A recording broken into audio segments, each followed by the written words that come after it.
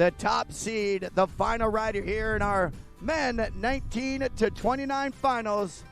We will be determining our first Strike That National Championship of the day in the next 9 minutes right here.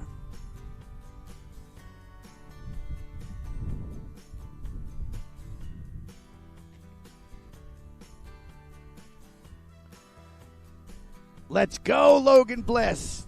Let's hit something big, Logan Bliss. Oh, he is able to power through right there. The roll to revert, casing that second wake, but he is still up and riding. Is it the 5? He gets it this time. Unfortunately, hits the hard deck of that second wake and goes down. Logan Bliss has gotten us started. And here comes a pair of Calvins. Up first, Aaron Calvin. He's next. Males 19 to 29. Checking out the replays right here. Well done right there. The roll to revert, again casing that wake, but powering on through. And again, just almost a little bit of an off-axis rotation.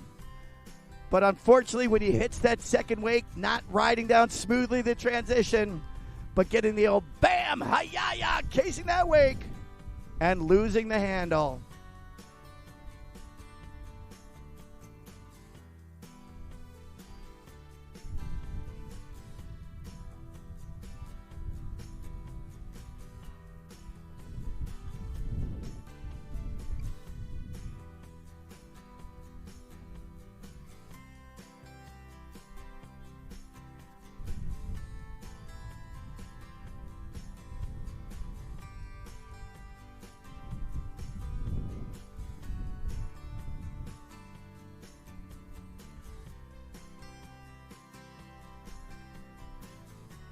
That dock manager down there, white socks, pink shorts, white cowboy hat, fabulous, and he has been doing solid work for the past 3, make this the 4th day. That dock master job, at times thankless, and that cat has been having this day, each of these days, flowing like a faucet. Thanks for what you're doing down there on the dock. And let's bring us now to the first of 2 Calvins. Aaron Calvin coming at you next. He's going to make his statement on why he should be hosting the trophy for the national champions. Later today, at the end of our wakeboarding, wake foiling, and wake surfing, we'll all be adjourning to the amphitheater for the next award celebration, where we'll be doling out the hardware. Aaron Calvin, here he comes.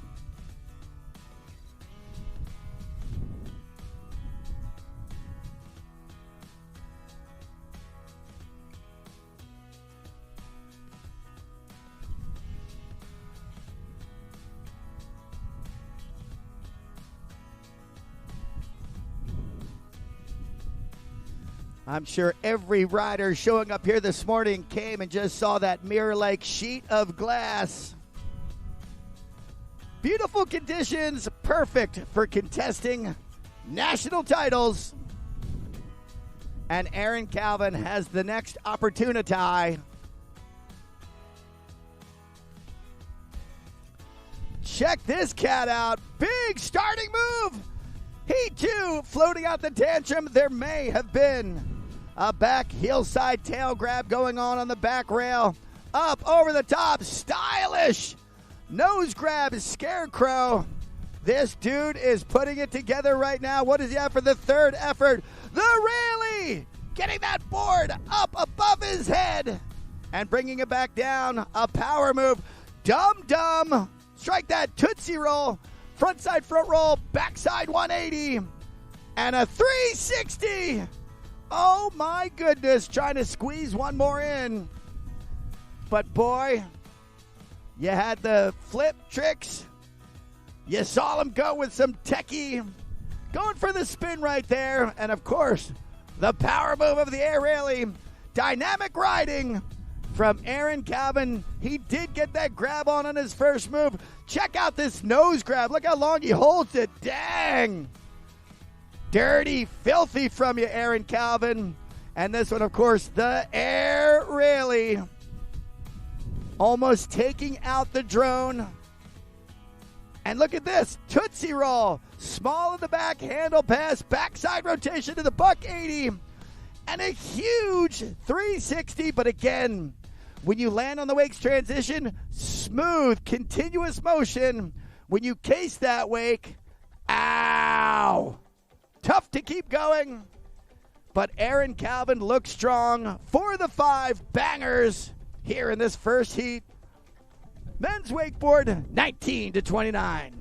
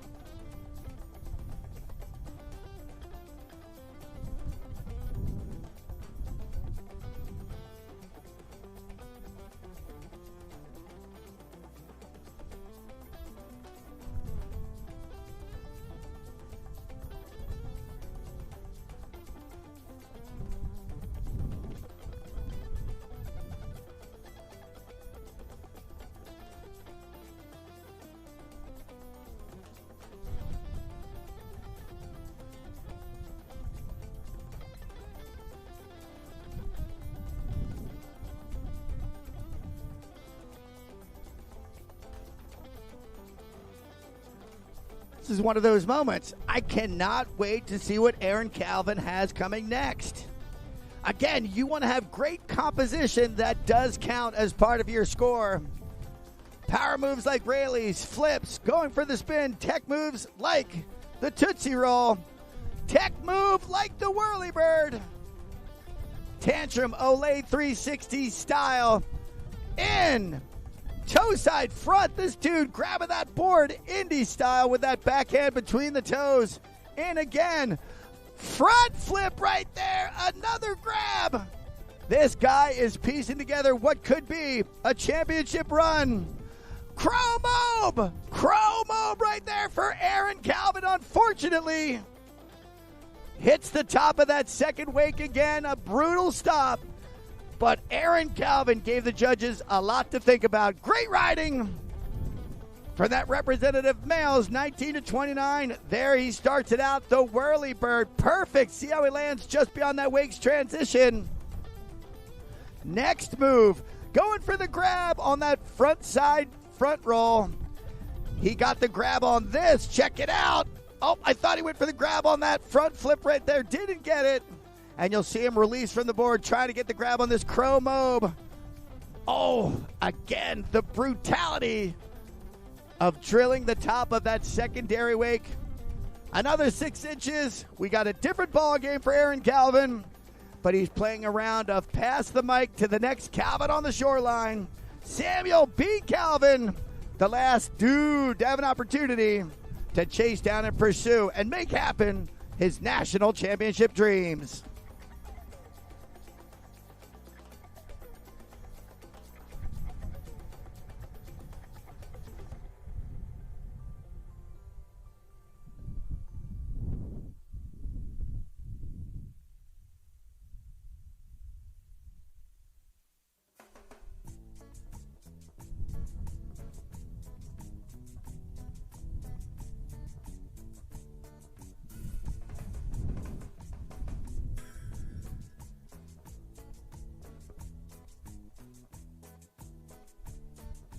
Let's go. Sammy B. Samuel B. Calvin. You've seen the rest. Now he's going to give it the best. A nice toe side approach. Scarecrow. Booyah. Game on. For his first of 4, possibly 5 moves on pass number 1. Nice, huge heel side back roll. The first 2 bangers. Super smooth, showing complete control.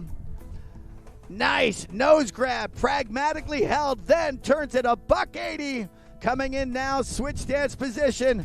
A switch 360. Or maybe that was the regular. Great stuff right there. 4 solid moves. the element of control in full effect. Straight airs, rotationals, and flippers like this where we got underway. Up, over the top, look at that. Nicely done. Scarecrow, check. Heelside back roll, check. And here's this dag nastiness.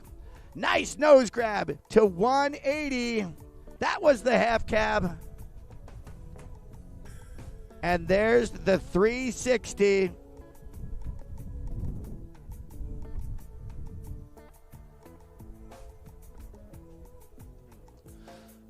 On deck, we've got the men 30 to 39 division. Jake Parrish, Aaron Howd, Blake Daniel.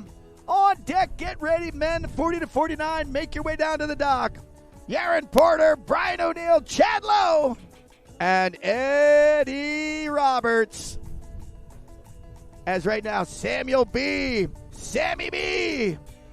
Oh, look at that. Lean grab on that tantrum. Backhand, back rail. Up, over the top, front side, front roll. Absolutely excellent execution. Great versatility to the riding. Whirlybird, another Calvin Whirlybird. This is an exceptionally strong ride going down right now. Oh! Went Indy to backside 180. My goodness, the judges coming out of the gate have a good one here for our first finals heat of the day. Males 19 to 29.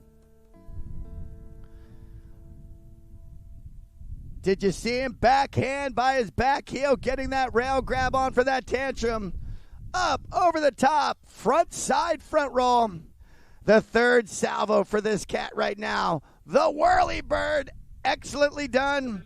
And here, it's the half cab to backside. Try to do that Indy grab to backside 180. Unfortunately, landing nose first. Rarely successful pulling that one off. Great stuff from those three athletes representing males 19 to 29. We now see the start list. The next category, males 30 to 39. Jake Parrish, Aaron Howd, Blake Daniel. It is hammer time for these next three athletes, men 30 to 39.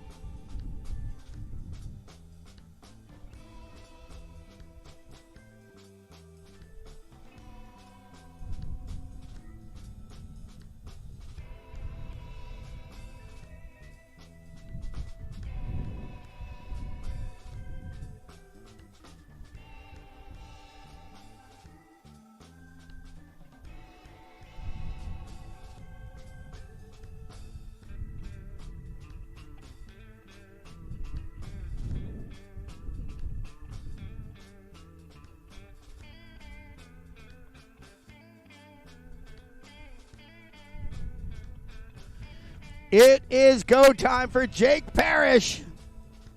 That Nautique G23 straightening out, and here we go. Whoa, definitely not on the game plan for sure. As that heaping wake gave him some boost. Oh, half cab air, got the grab. But again, hitting the secondary wakes. Top rock. That's about as firm as the territory is going to get. Here's where we got underway. A little mushy there on the wake, but he's able to power through it.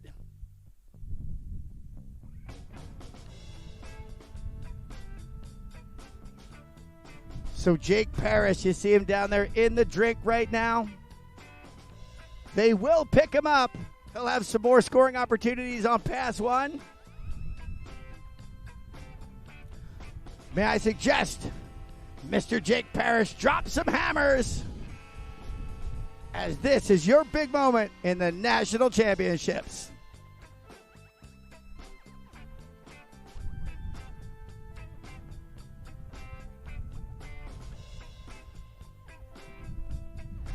You see him give that nod to the boat.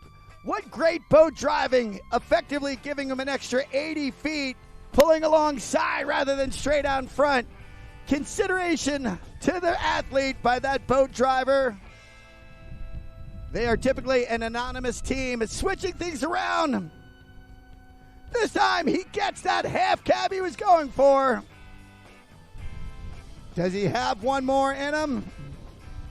A little fashion air. Getting some confidence. 2 successful moves. Wrapping up pass number 1 for Jake Parrish.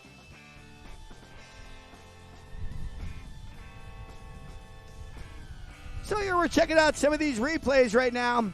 Surface sliding it back around, his unnatural right foot forward. He gets that grab on right there. Backhand, boning it out between the heels. And the fashion air to wrap up pass number 1.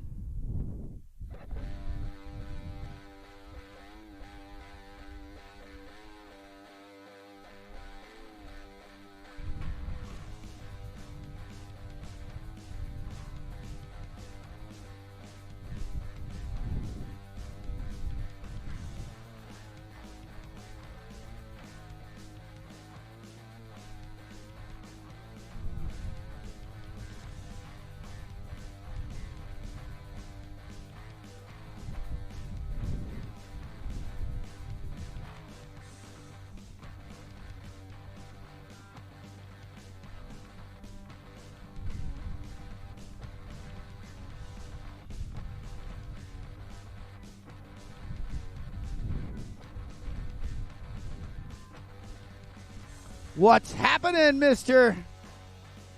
Jake Parrish?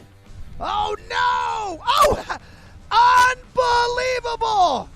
Unbelievable! About the lowest tantrum you're going to see in the entirety of all of our lives. He's riding out of it.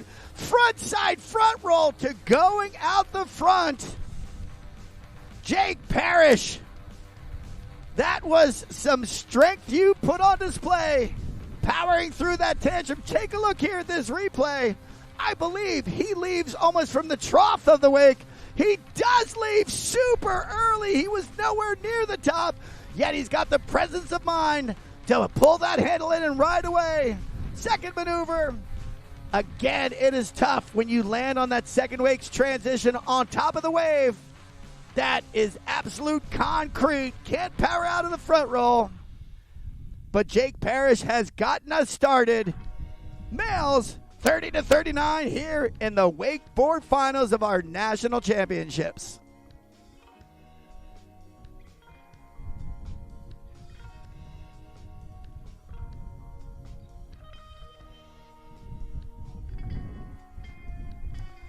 Not for nothing, that had to set a record for all-time lowest altitude on a tantrum pulled off. Aaron Howd coming at you next.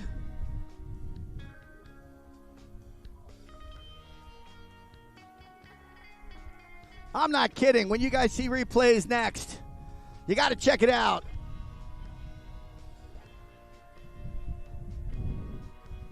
How that happened. My, oh my.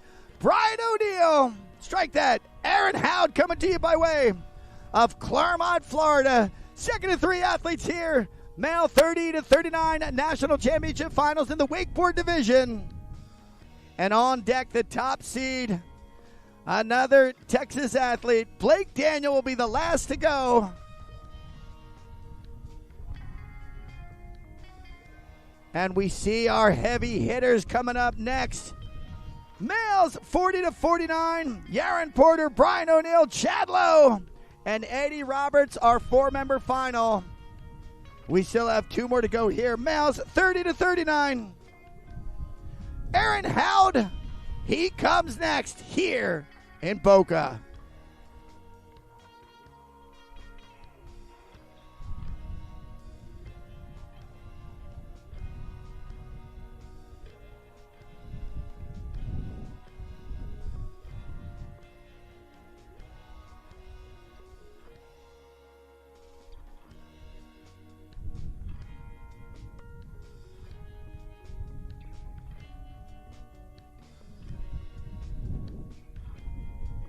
All right, we are underway. Methodically thrown tantrum initiates this run for Aaron Howd. And now Aaron back in. Nice. Scarecrow, the second move. What do we have here? Nicely done, 360. And a stand-up pass for Aaron Howd. That's how you get it done. That's how a national championship gets secured. Stand-up riding with great variety. And we should be seeing some replays momentarily.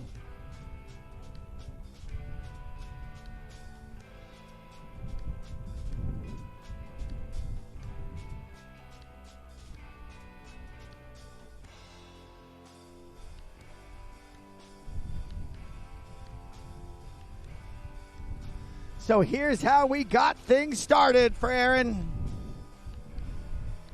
First move, tantrum. Nicely done at landing on the curvature downward of that wake. Nice scarecrow once again going beyond that secondary wake. Smooth landing. And this, a 360. Impeccably landed again. 3 solid hammers here, males. 30-39. National Championship Finals. With still one more pass to go for Aaron Howd and one more athlete to go in the form of Blake Daniel on the dock.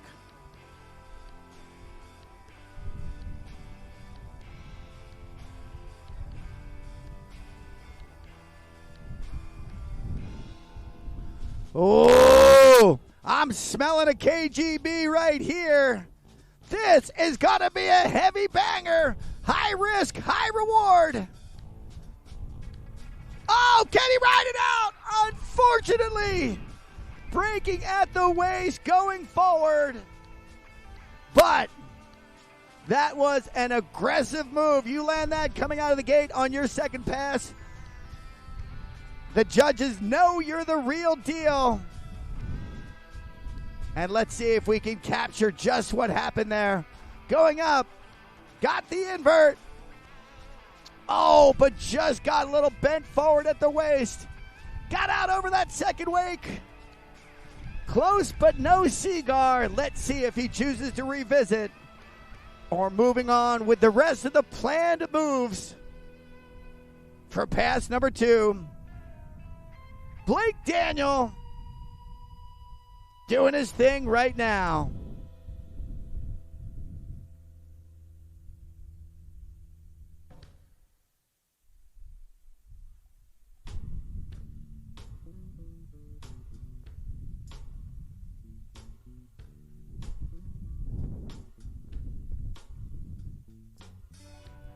Again, kudos to the boat driver.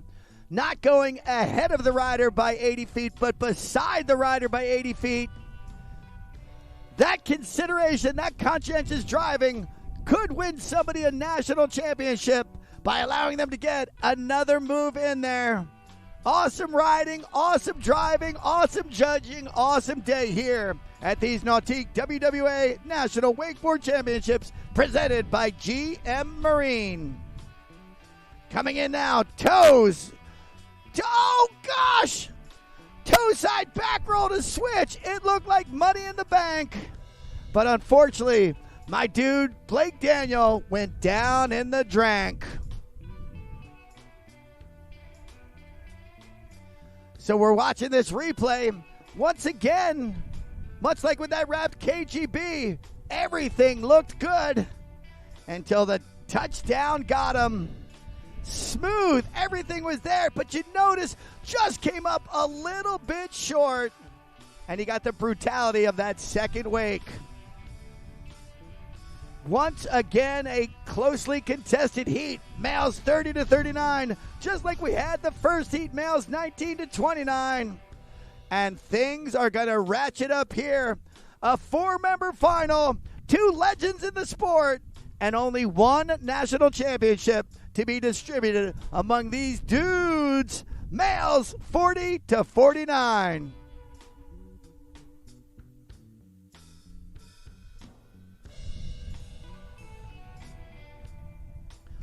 The division after this that I am shamefully absent from myself, males 50 plus.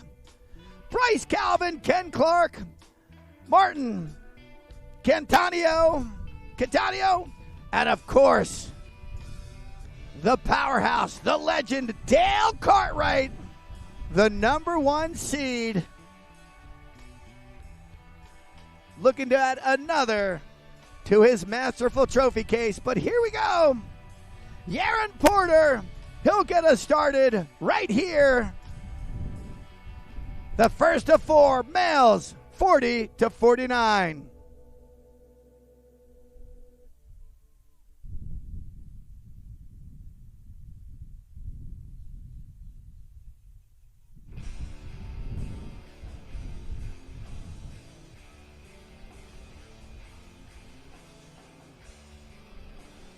A nice tantrum to get us started. Indy toe side back roll to switch. Excellently done. A nice 360 with a grab right there. Ladies and gentlemen, I got ahead of the ball game. Blake Daniel out there making things happen. 540. Blake Daniel absolutely hammering things. Thank goodness there's names on the jersey so I could recognize I blew it. Blake Daniel, the final athlete here. Another Texas-based rider, males 30 to 39. These replays, excellent. Toe side back roll going for the Indy grab before the buck 80. Toe side back roll to switch. Look at that, nicely done, even snuck in. A little grab at the tail end of that 3. And then a 540. Dude made it look easy. Blake Daniel getting turned back around behind that Nautique G23, the best in the business. And he's going to pursue pass number 2.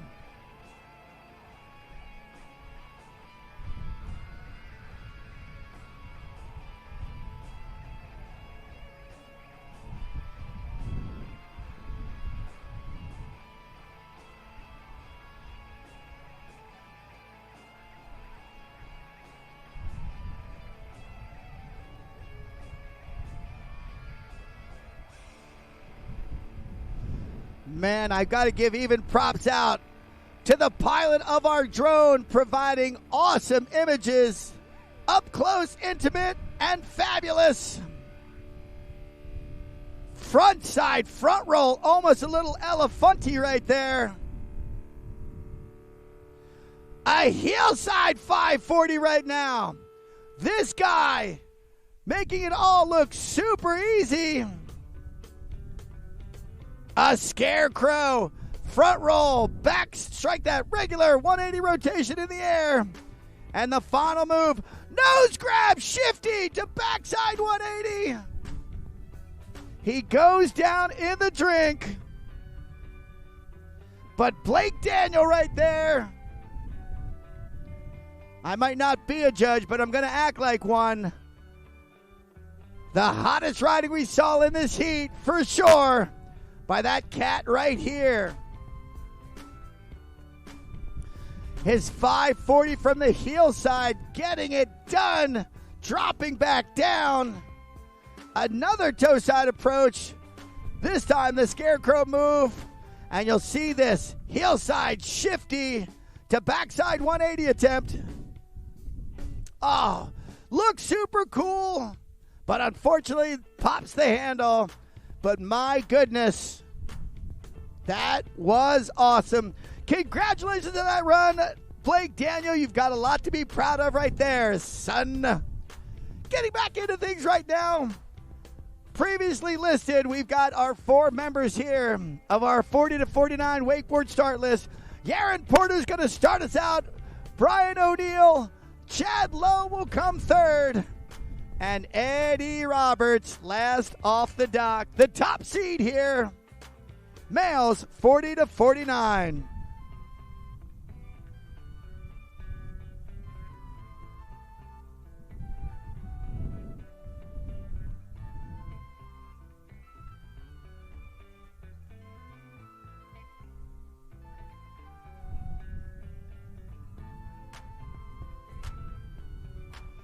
getting into the true OGs of this sport.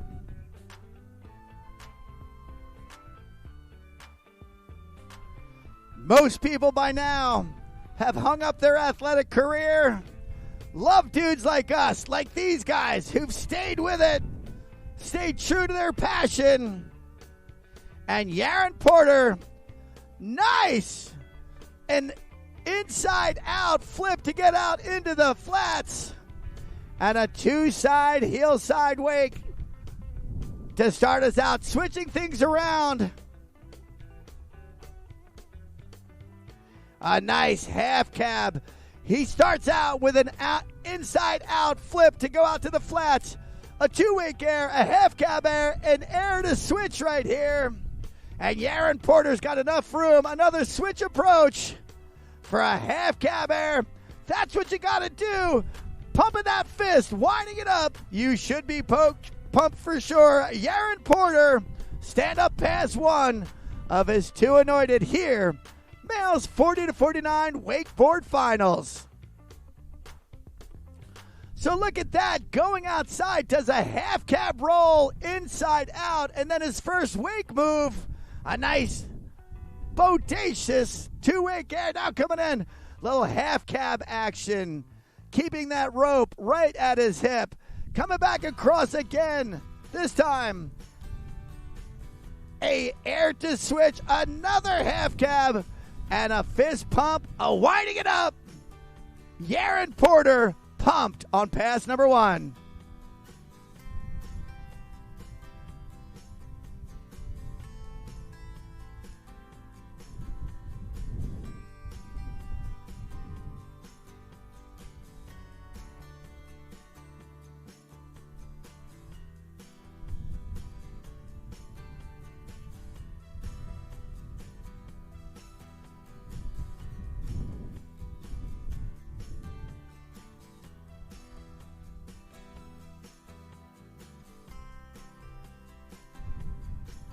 All right, back into it. Look at him starting immediatamente. Nice. Coming into it, a half cabber, I believe, to get us started. We'll see. Here he's coming in again. A straight air with a method grab. Now switching things back around. Switch dance approach. What's he bringing? A half cab roll. He went so big, you saw him stretching out his body, trying to slow down the rotation, but unfortunately ends up in the drink. All good, Yaron Porter, riding strong. And here we see the replays. A nice half cab, little indie grab there, a little something nice. And then this time, grabbing that front heel, front hand, the method grab. And here is unfortunately the half cab roll. You saw him go so big, he was trying to stretch things out to slow it down.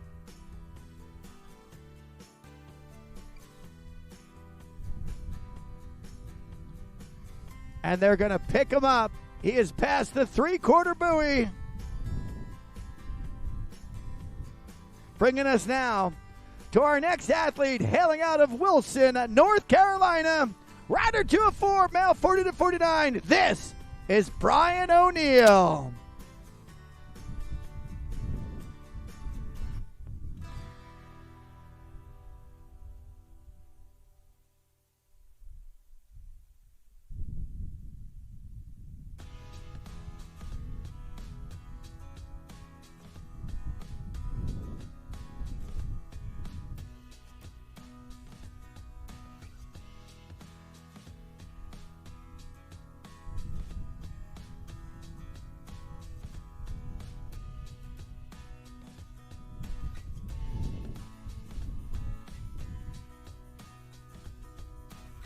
All right, my guy, Brian O'Neill,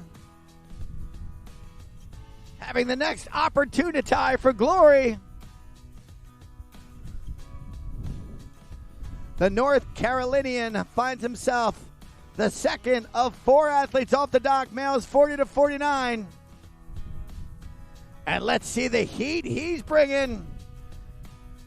Nice little surface, backside 180 to out 180.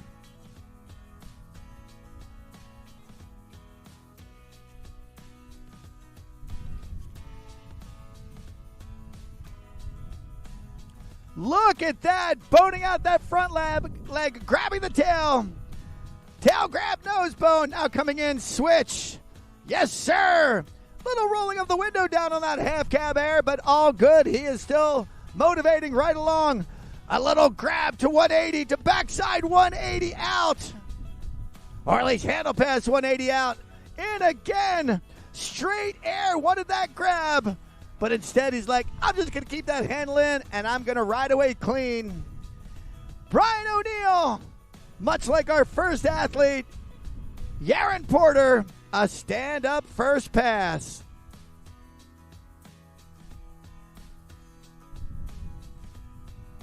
Looking at some of these highlights, started it out, boosting that air big, grabbing that tail, boating out that front leg. There you saw him with that half cab. This time coming back across, getting the grab, getting the 180. And then the handle pass surface 180 on out. And this time wrapping it up, boosting a 2-wake air.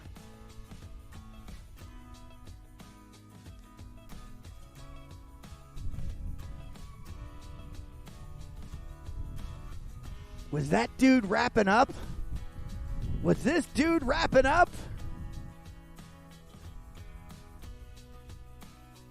Nope. We've got him coming in now. That left foot forward. That Nautique G23 about to make that banking 75-degree right-hand turn to bring this athlete back on course. Brian O'Neill. Moments from showcase pass number 2.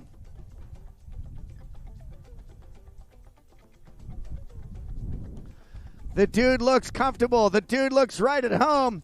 The dude is up. Little shifty air. Now coming in this time. Unnatural foot forward. You'll see a little 180. Backside 180. Half cab, backside 180. We got a style guru out there on the water. Oh, look at that. A little bit of a shift to that board on that 2-wake air. Switching it around one more time. A tail grab, half cab. And let's see how he wraps this bad mama jamma up. Going for the 360. Oh, nose heavy. Pelican diving it. But great stuff. Brian O'Neill stylishly getting through passes 1 and 2. Giving the judges a lot to look at. Here's where it started. A little shifty 2-wake air, powers himself through. Next up, half cab to backside 180, the first of those we've seen today. A huge shifty for his third salvo thrown out there. And then coming in on this, going for it, got the grab, bowed it out. Super cool looking move right there, Brian O'Neill ski. And then going for the 360. Oh my gosh, mouse trapping down when that nose hits first. This next guy, ladies and gentlemen, I met him over 30 years ago when I was running a wakeboard competition down in San Diego.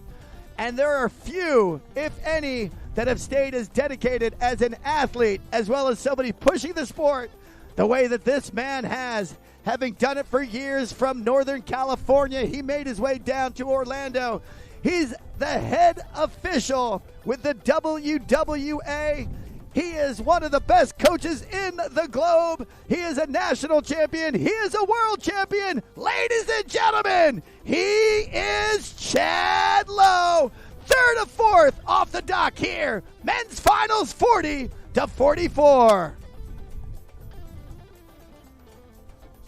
This guy has been completely motivated, not just to make himself a better wakeboarder, but truly dedicated to making it a better world for wakeboarding. Literally 3 decades under his belt, and the dude has sick game. Here he's coming in, all wrapped up. Oh, 540 to get things underway. He and Eddie Roberts had a battle yesterday. I hope they pick up where they left off. Second move, a little bit of a shifty. Was that what he wanted? Not sure. Let's see what this third effort is. Hillside back roll. Booyah shaka. Now, toe side approach. What's he bringing? A toe side back roll to switch. But again, hitting the top of that second wake has done no one any favors all day.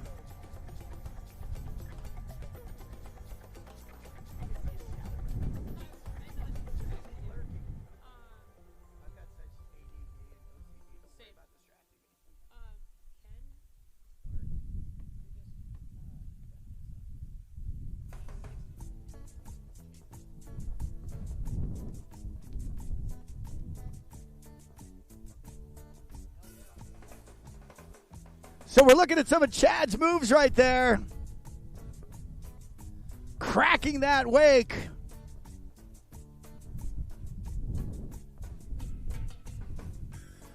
This guy, again, a veteran of competing for the better part of 30 years. Between being on that side, being on the judging side, Chad will have an idea of just what he has to do. And you know what he has to do? He has to throw every hammer, every banger he's got in his arsenal on the dock. Another legendary veteran rider, Eddie Roberts, will drop his knowledge here shortly. But right now, the spotlight is on Chad Lowe, who's going to get turned around and prepared for pass number 2.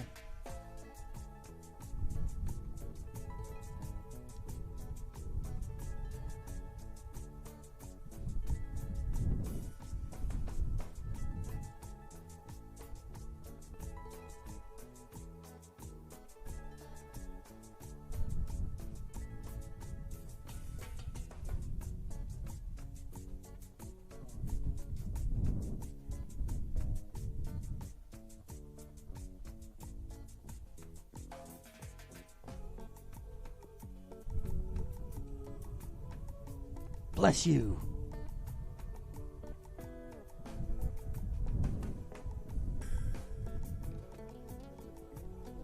Bless you a second time.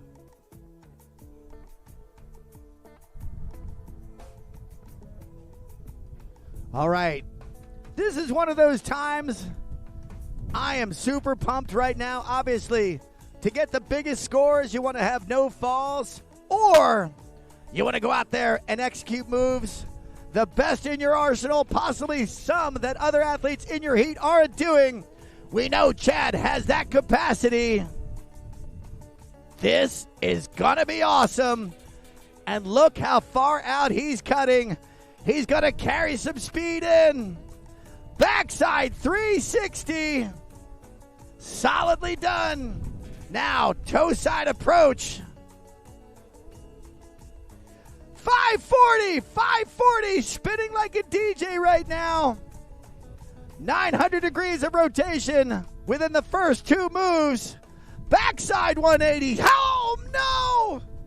You just saw him leaning away from it, popping that handle. But Chad Lowe, a tip of the cap. The sport of wakeboarding wouldn't be where it is now without your efforts over the last 3 decades. As you're going to see, the first move coming in. Backside 360. Handle pass stylishly behind the knees. 540. Booyah and the shaka. And here comes his third move. Stylish backside 180. Chad, unfortunately, dropping that handle, but has always paid keen attention to making his riding not only look solid, but stylish as well. And ladies and gentlemen, coming at you next, a legendary dude from a legendary family. Whereas Chad Lowe individually has 30 plus years under his belt, Eddie Robert has a similar lineage, but he also has a father, Eddie Roberts, who is an absolute legend in the world of towed water sports. This cat has been around it the entirety of his life. A top competitor, a coach, a solid dude. And is he going to be the 2026 national champion? We're going to find out now. The final rider off the dock coming at you. Formerly from just outside of Seattle, Washington, now living down here in the dirty South. This is the number 1 seed. This is Eddie Roberts.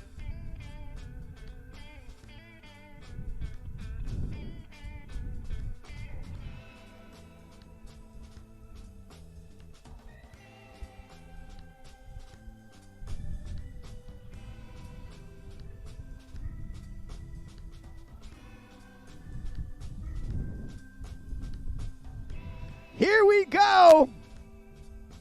He's seen the rest, and this cat can tailor a run under any circumstance to get the job done. But this dude has never been one to play it safe. Eddie Roberts in backside 360. Shades of gator right there. Tucked down behind the knees. Up over the top. Hang on, Eddie! Hang on, Eddie! Oh my goodness! So much slack in that line. Eddie is still up. Another 360.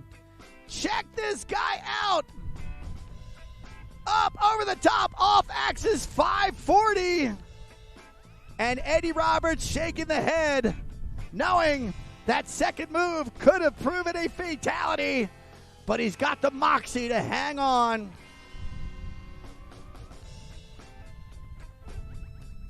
Style throughout. Eddie Roberts laying it down. Check out where he grabs. Check out the tuck or where he passes it. Look at that nasty tuck passing under his knees. Oh, and then a front side 360 bouncing out of it. The rope dragging in the water. Then another 360. And coming in for this, the off-axis 540. Good stuff from Eddie Roberts.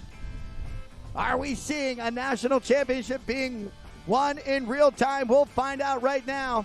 Chad Lowe gave the judges a lot of good-looking moves as well. These dudes have been battling for decades, and here they find themselves in the pit one more time.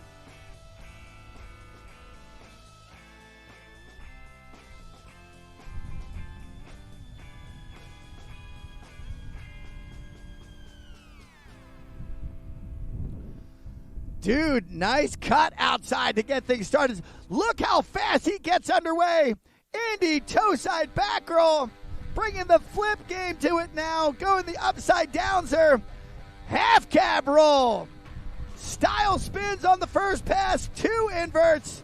Eddie taking some time. What's he got? Up over the top. Front side front row. Get up, Eddie. He's shaking it off. He's got one more, maybe 2. What is this? A nice heel side. Oh, man! He almost got dealt with severely. As he does that grab to backside 180, he perilously does catch that front edge. He is able to slow things down before it totally drilled him. Indy toe side back roll to start. Half cab roll coming in for number 2. Or roll to revert, I should say. Front side front roll for number 3. Touches down on that water. And then watch at the tail end of this, that front edge of the board. Oh, he almost got it. But unfortunately, while it wasn't painful, it had the emotional infliction of harm as he lost the handle. Great stuff from all the athletes right there. Males 40 to 49. And that gives way to this next heat right now. Males 50 and above. Bryce Calvin, Ken Clark, Martin Cattaneo, and Dale Cartwright coming at you.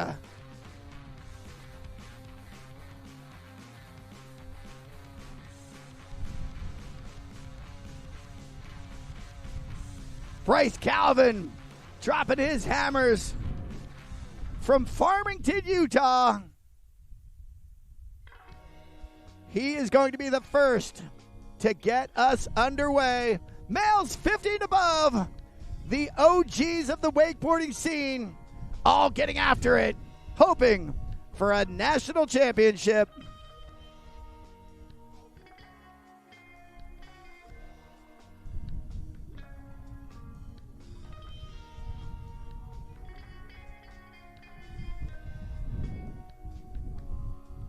We are underway with our 4th finals of the day. Our first pursuit of a national championship and the first athlete to get that opportunity, Bryce Calvin, Farmington, Utah. What does this dude have? All right. Half cabbing it, grabbing it, 180 it on out. Lost him in our view. A nice back roll there, I believe. It came out of our sight like Dolomite. Toe side approach. Scarecrowing it. Hang on there. Hang on. He does indeed. Bryce Calvin. My dude is putting the pressure on the next three athletes to come.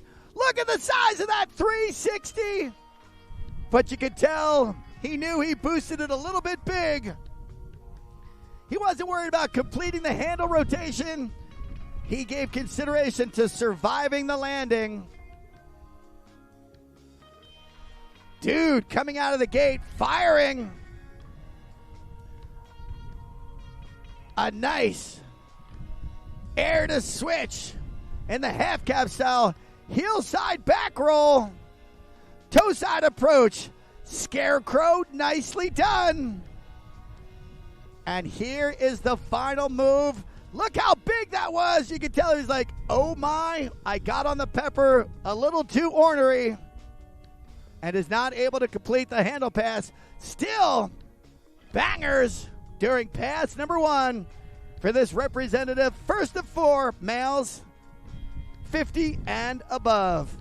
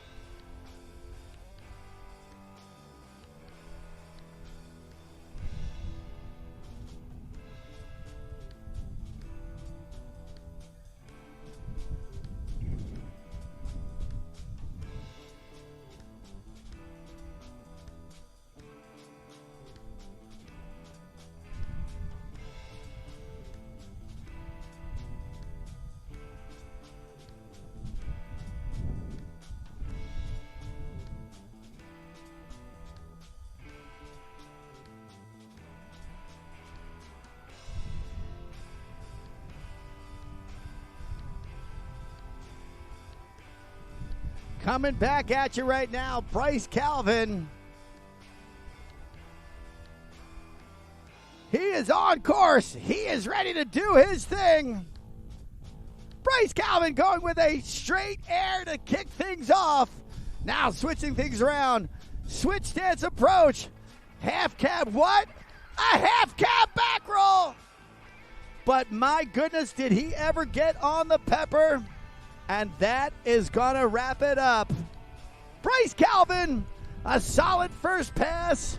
Unfortunately, pass number two. One move, well done, a two-wake air from the heel side.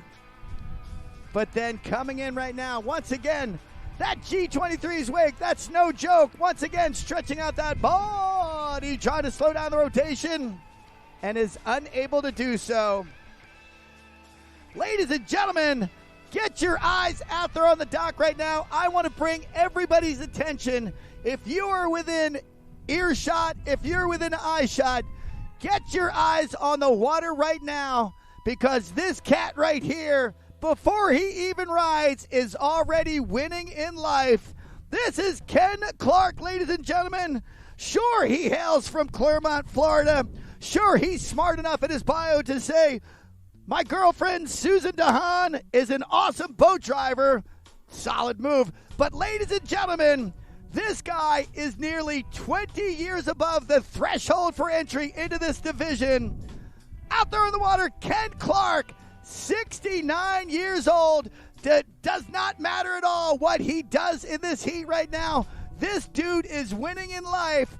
To have the athleticism, to have the fortitude, to have That drive, we should all be hoping to do this. Let's all set a goal for ourselves to get out there and enter a competition when we're 69, because we're seeing a guy who is doing it right now, providing inspiration by just being at the end of that line. Can't wait to see what you have. Ken Clark, 69 years old, comes next here in our men's 50 and above final in Boca Raton, Florida, at these Nautique WWA Wakeboard National Championships presented by GM Marine.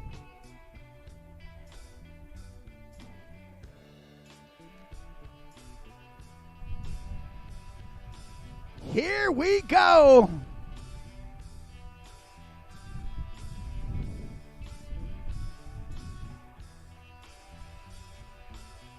Look at this dude, a physical specimen. Again, you see it in some of the greats. Kelly Slater's, Sean Murray's, people who've kept their bodies in great shape. Brian Grubb. Well, so is this guy right here. A huge tail grab air. Starting us off for Ken Clark. Our second of four competitors. Males, 50 and above. Toe side air with a 180 thrown in. And now coming in, heel side approach. A nice heel side 180. And then finishing off, grab it behind his back. And let's see, bringing it fakie style for a half cab air. Look at this cat. Backside 180. Dude, the dude is legit. 69-year-old Ken Clark. Solid effort on pass number one.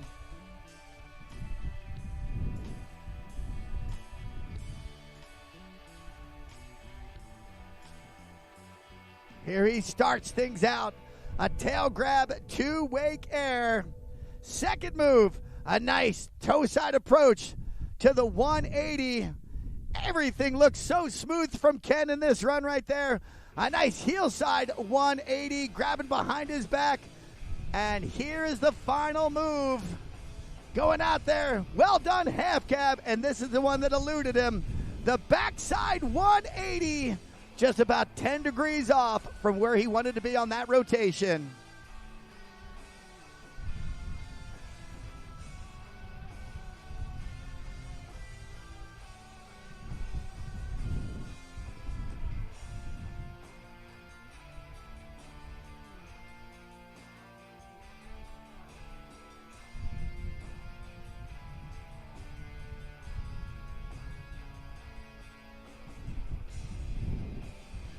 If I see this guy in the bar later, I'm definitely buying him a drink. That is absolutely phenomenal. Although a dude in that kind of physical shape, maybe that's not his vibe. Whatever it is, we should all draw inspiration from what we're seeing right now. It's not just his age, but his physical presence out there. Riding super strong. And again, that G23's wake. It's doing no one any favors. It'll take on all comers. That wake doesn't care how old you are. It's been dishing out some lickings all day long. But in this situation, Ken Clark looking good and is on the cusp of pass number two.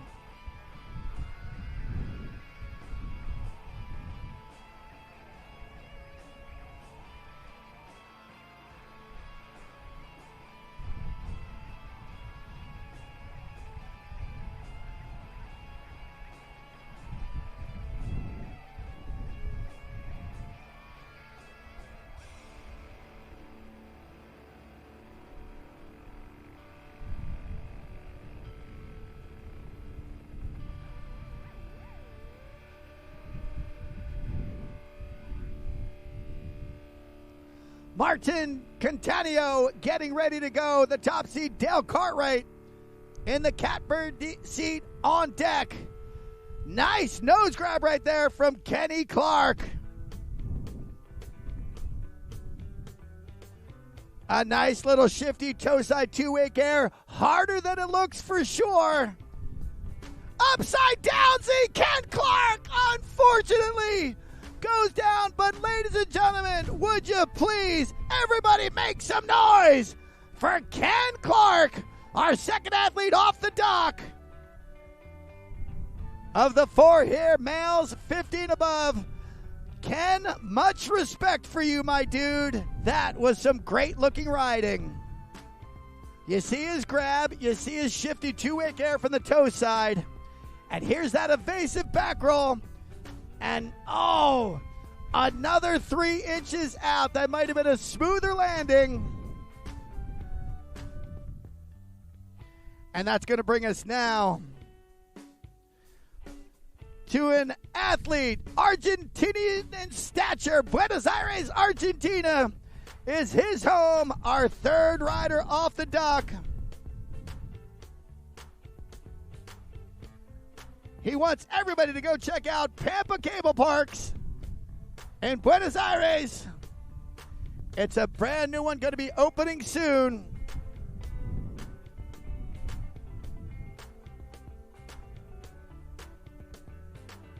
Martin Cantanio, he is up next. And the perennial powerhouse, Dale Cartwright, in the on-deck circle and getting ready to ride like a timeless wonder.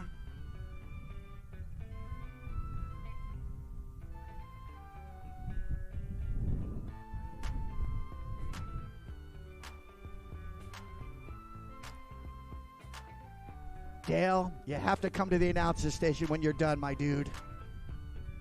But go out there and show this crowd what you can do. These two had a battle for the top spot yesterday coming out of the semifinals. Martin Cantanio right now.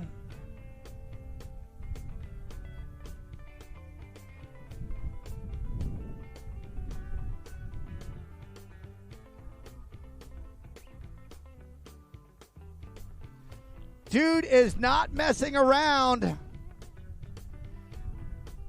Tantrum to start out pass number 1. Oh my gosh. That drone so close he could almost be mining for earwax. Frontside front roll with the 180 touching down but executing the scarecrow. Look at this perspective. So awesome. Oh no. Almost does a back scratcher 360. But touches down. Martin Cantanio knows one of the best in this division's behind him. You know he's going to come out firing in pass number 2. But look at this start. A great job from Martin here, edging in. Nice big old tantrum. And now the second one. Up, over the top, frontside front roll, beyond the wake to the flats.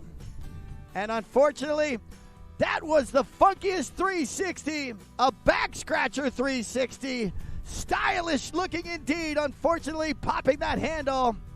But you know the best is still ahead for this Argentinian, Martin Cantanio, 3rd of 4 here at our over 50 and above men's finals, wakeboard style here in FLA.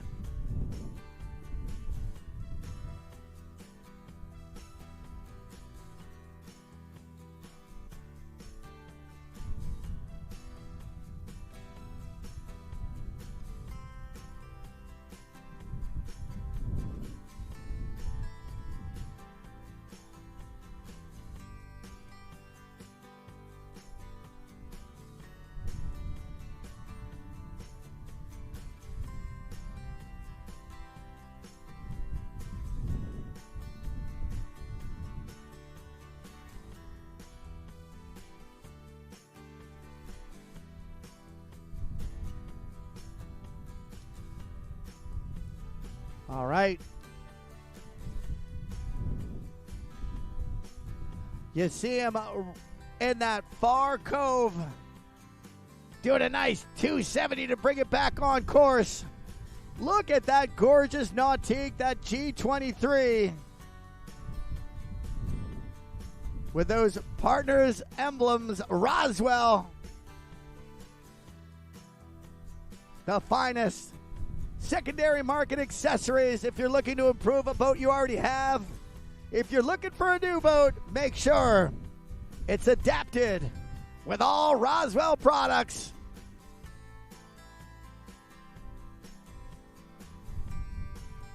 Nautique, the company to first introduce the tower with their flight control tower some 30 years ago. One of the greatest innovations in the world of wakeboarding. And here we go. Martine is in. Martine not feeling it. Martine sinking that nose. That looked brutal.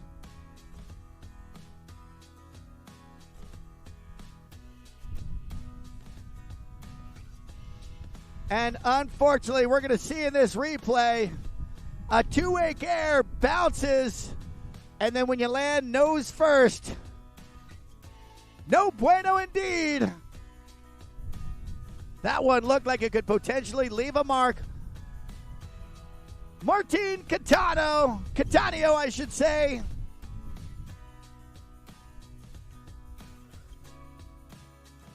Done far too quickly in pass number 2.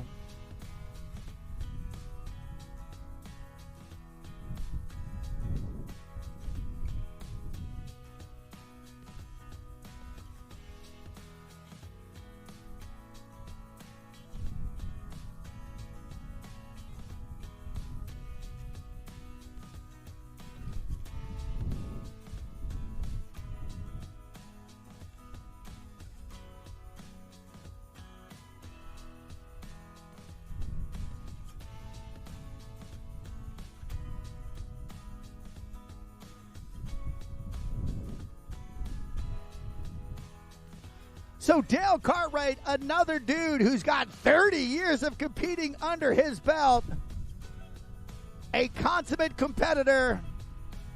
He's seen the rest, and now he'll tailor the best. He'll do what he needs to secure a national championship.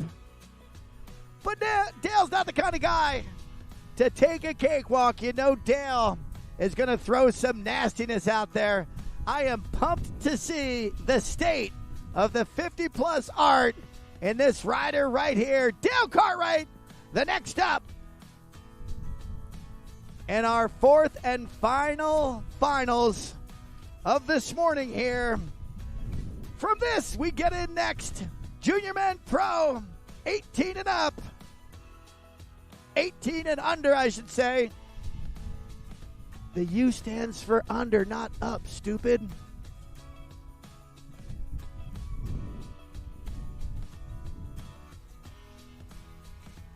So pumped right now. Not just for a friend, but to see this great level of riding as he's truly represented well for many decades. Dale Cartwright.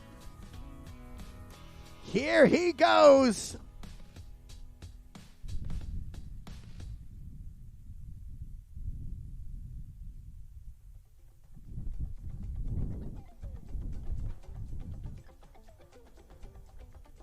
Two-wake air nose grab for Dale to start things out. Now switching things around.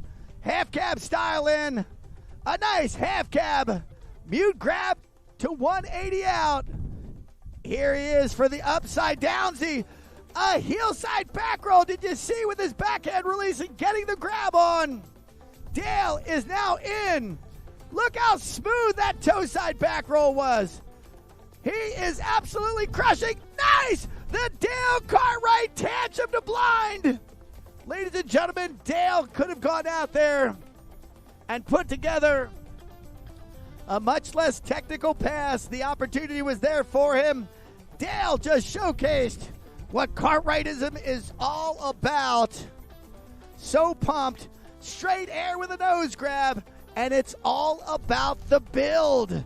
Second, a nice Indy two-wake air. Guess that would be mute, actually, going with the half cab. Third move, the upside downsy, backhand heel side rail grab. And this right here, the fourth move, toe side back roll, super smooth. And then look at this. Didn't need to do it. It's just because he could. The tantrum to blind. Dale Cartwright is going to have the opportunity to drink from a victor's chalice later today, but he still has some more spotlight activity here in pass number 2.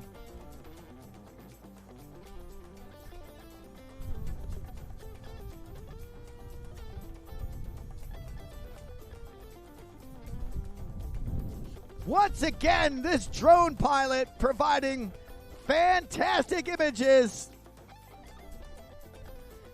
Look at Dale already in. Air, grab, backside 180. A grab, 360 to landing it wrapped. But unfortunately, he goes down.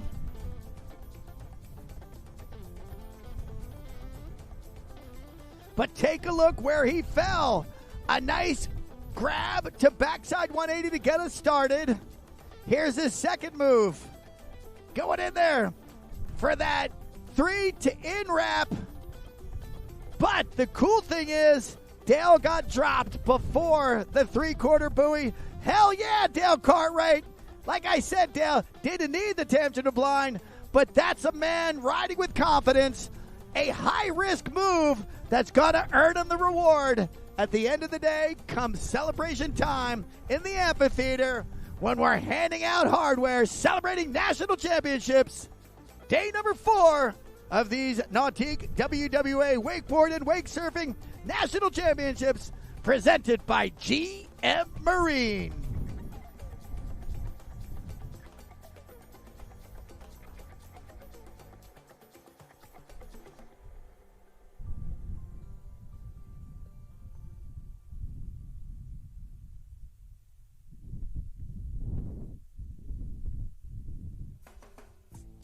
All right, so here's Dale Cartwright. He's going to show you something just because he can. You know he's going to bring some heat right here. Toe side back roll to switch with the grab. Beautifully done. And now coming in, switch. A switch crow move, skeezering it on up. But he goes down. Dale, nicely done, my dude. Great riding for the 4th and final athlete. Males 50 and above. Dale Cartwright showing us the state of the art for this division. Toe side back roll to switch right there. And now skeezing it up, going for that front side front roll with a backside wrap 3 in. Unbelievable riding. Congratulations to all of our athletes in the first 4 heats. We'll find out shortly just who our brand new national champions are. And we'll have a momentary break in the action, ladies and gentlemen. We are getting in to a semifinal heat and talk about the heat getting turned up. We've got the Junior Pro Men 18 and under. Parker Edwards, Spencer Trice, Rex Abbott, Tyler Byrne. They'll get us started here in these semifinals. The first of 2, the first of 3 in the Junior Pro Men Wakeboard 18 and under division.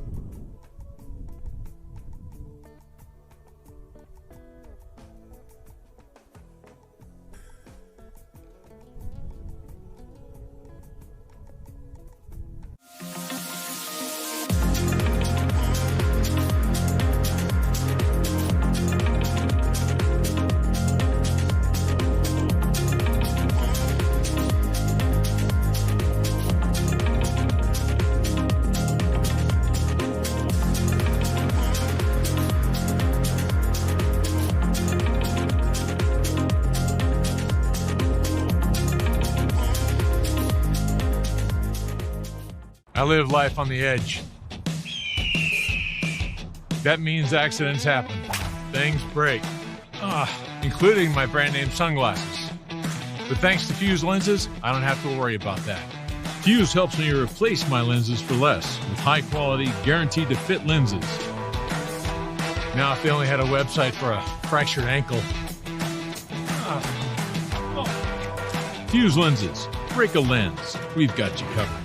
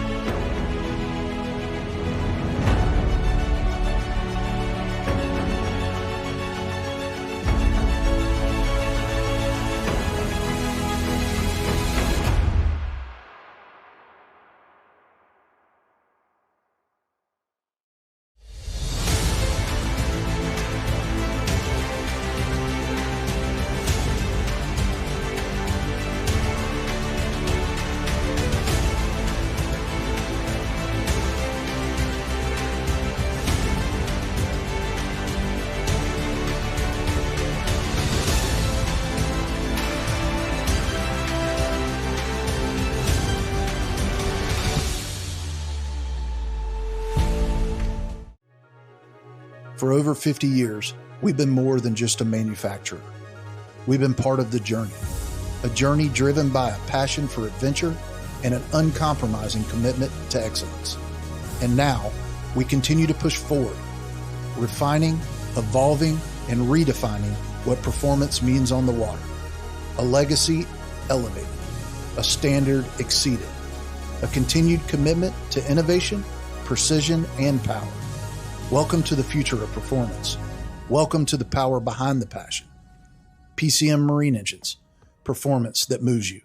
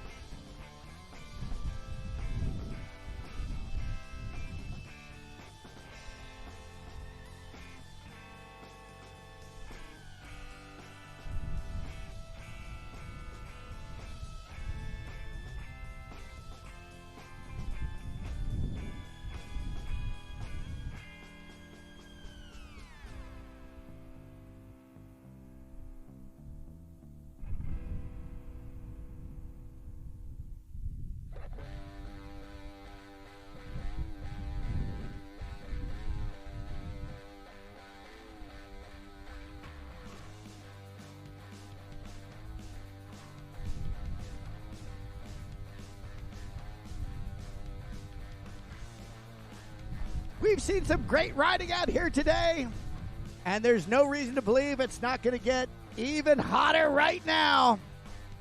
We've got the Junior Pro Men Wakeboard, 18 and under, heat number 1 of 3.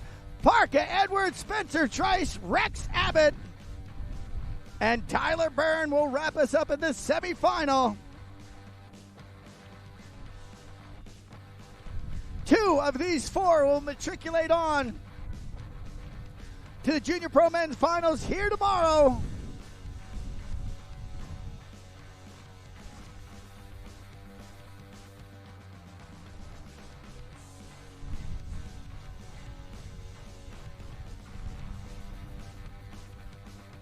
This is gonna be fabulous. The pros of tomorrow in the Junior Pros today. And it is on Parka Edwards.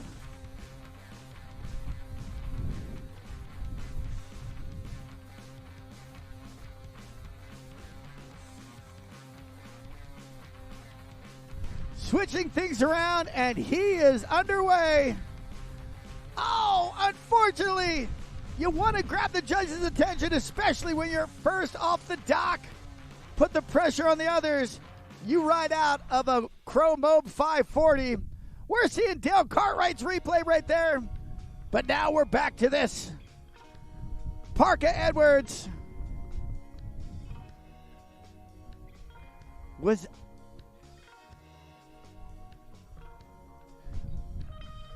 going for that whirly 540. You ride that out, and you've got the front end of a set of bangers that will put the heat on.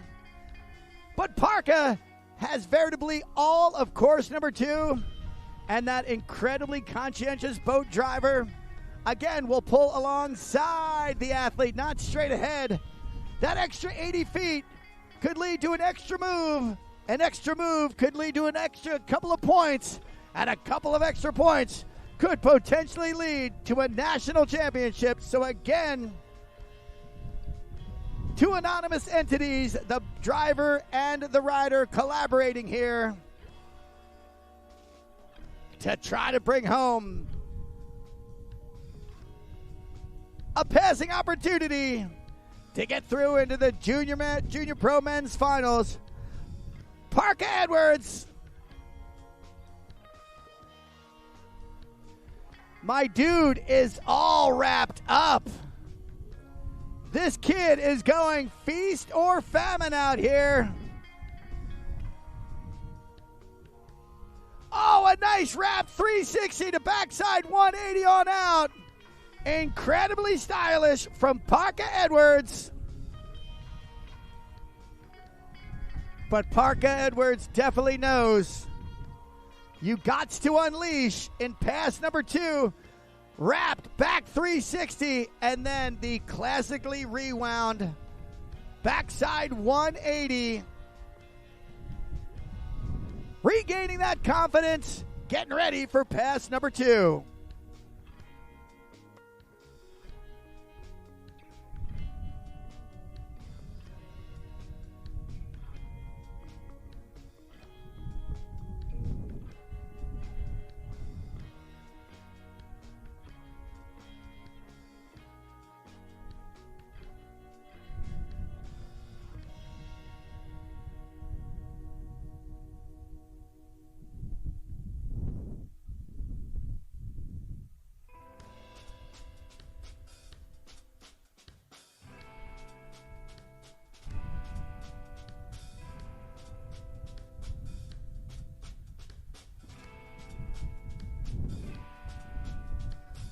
Parka is coming back in right now. Parka Edwards, the first of 4 junior pro men. Hammerfest up over the top. You saw that wake just slightly crumble. Was probably going for something bigger than a scarecrow right there. This is going to be a monster. Stylish tail grab to backside 180 on that back roll. Back roll to blind with a tail grab. In one more time. 720 landing, wrapped up and going back out. Parka Edwards has hit his groove. Parka Edwards, 900. He is absolutely picking up the pieces and applying the pressure, and a back roll mob. Great riding, Parka Edwards. Getting it done just when he needed to. That was some fabulous riding from the first of 4 athletes. Junior Pro Men 18 and under, heat number 1. So here's his toe side approach, left foot forward, up, over the top. Scarecrow that initiated pass number 1. Heel side approach, look at that nose grab, and then a backside 180 on out to blind. 720 coming in from the heel side. If that wasn't enough, 1, 2.5, the 900 from Parka. Mr. Parka. And going in to that wrapped in switch mode right there. Great stuff from Parka Edwards. And that passes the mic to this next cat right here. This is going to be Spencer Trice. The next athlete of 4, getting after those 2 transfer spots into the Junior Pro Men's Finals here tomorrow, getting after a national title.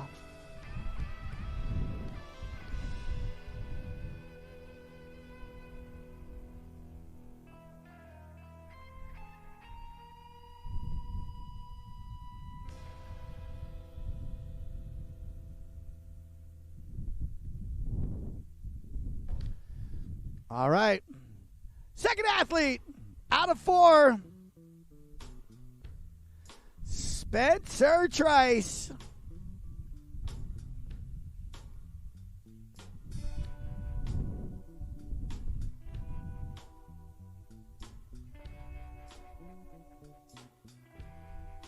Up over the top, starting it out. A well-boosted Scarecrow. Natural left foot forward. Funky, fresh Moby Dick right there. With the grab, mind you. Nice. And a crail roll to switch from the toe side. A stylish lean grab right there. Backhand between the heels. A good stand-up pass from that athlete right there, Spencer Trice.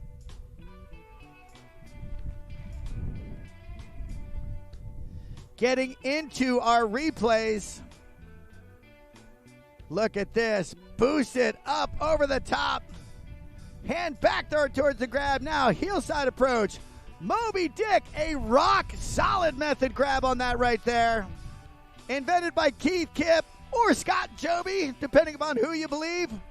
Toe side back roll to switch, and then a stylish lean grab. You could tell, though, with the expression of that hand, he wanted a little more hi-ya-ya on that last move. That notwithstanding, Spencer Trice, a stand-up pass number one, and a critical moment for this young athlete.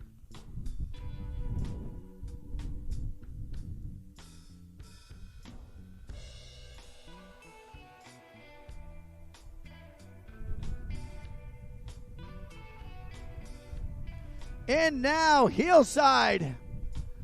Oh, yeah, backside roll to blind. K to the G to the bizzle. Toe side in. Up over the top. Tootsie rolling it to a dead stop, unfortunately.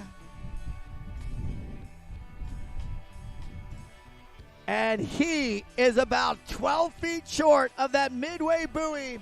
Spencer Trice will get picked back up. Damn, that KGB was filthy. Toe side approach.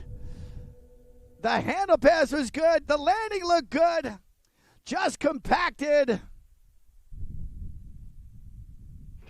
Unfortunately, Spencer Trice, for the moment, going no miles an hour, but that G23 with that GM power plant, that PCM, he will be back up at competition speed within 3 seconds of the boat's acceleration, giving him enough territory for 2 solid, maybe 3 moves.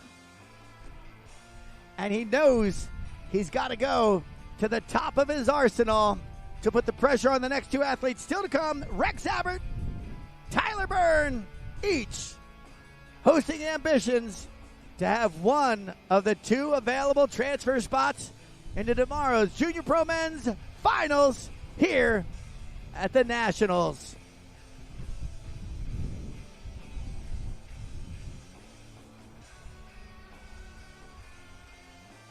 Heel in, heel 540, splashing down. Oh no, not part of the game plan. A great first pass from Spencer Trice. Great effort with 2 athletes still to go. And semifinal heat number 1. As you're seeing the replay right here, we'll check this thing out. Definitely a big move. Man, once again, he looked like he was there, but the air was so big. Compacted on touchdown and can't keep the handle at his hip.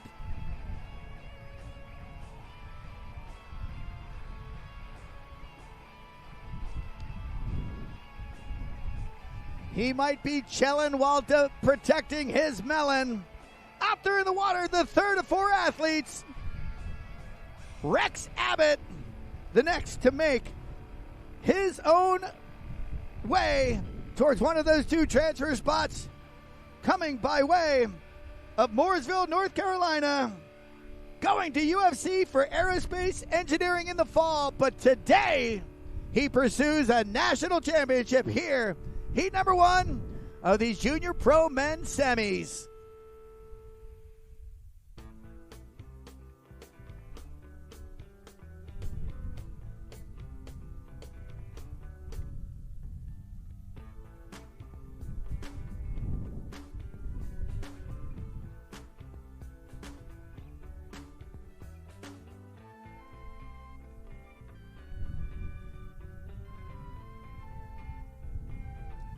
All right, we've got our third athlete here in this first Junior Men's Pro Semis out of the water right now.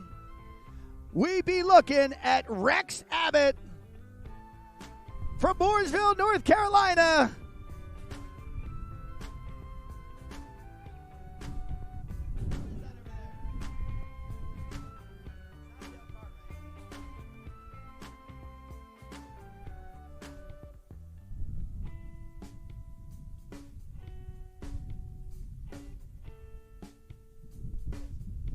Wow. Look at the spinning going on out here. This cat is back into it. A nice crow coming the other side with that grab. This guy is getting a lot of moves done. Oh, going for that 9. but the handle decides to take off without him.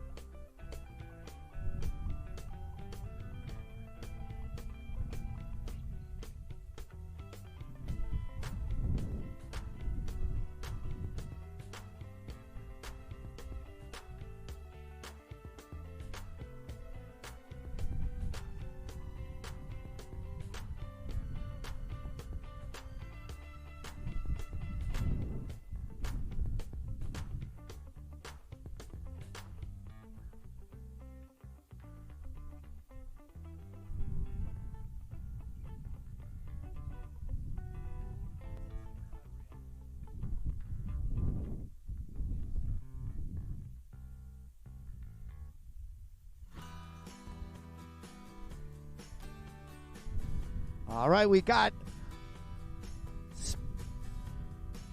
Spencer Trace coming back right now.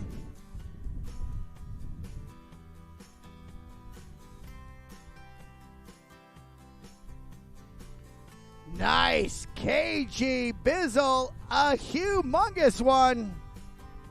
Had me thinking Mark Kenny there for a second. It was so big. Look at this guy. Toe side, backside, 3. Switching things back around. Oh, going for the, he pulls it off the Tootsie Roll. Front roll, backside 360. And now coming in, another toe side approach. What's he bringing? A 900. Wow, talk about linking some Hamars.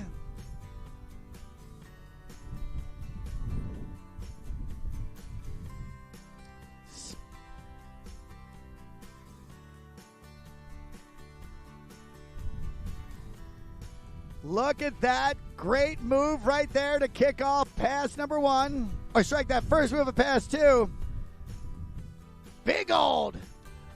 The Mo backside rotation. Going again for another front. Strike that front side, backside 360.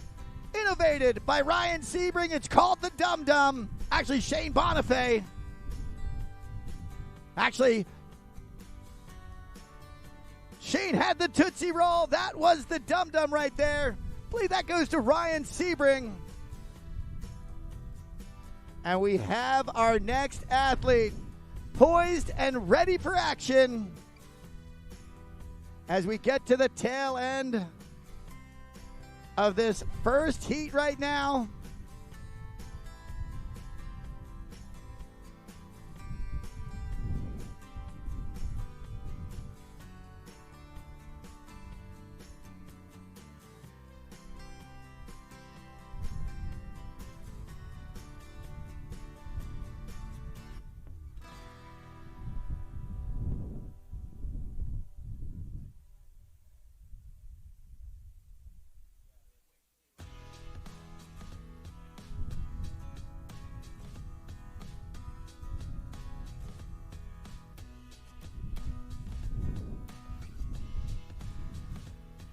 Rex Abbott just got done his last heat right there. We are now on to Tyler Byrne.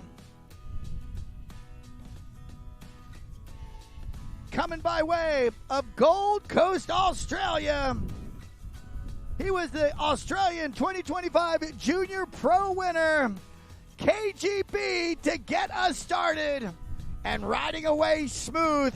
Toe side in. Up over the top. Another front side, backside 360. This guy has some serious game. Double back roll. Double back roll right there. Spinning it around 2 times on that heel side roll. And look at that huge half cab roll right there. Showing us just why he was the Australian Junior Pro Men's Champion in 2025. That dude made that look entirely too easy for the entirety of pass number 1.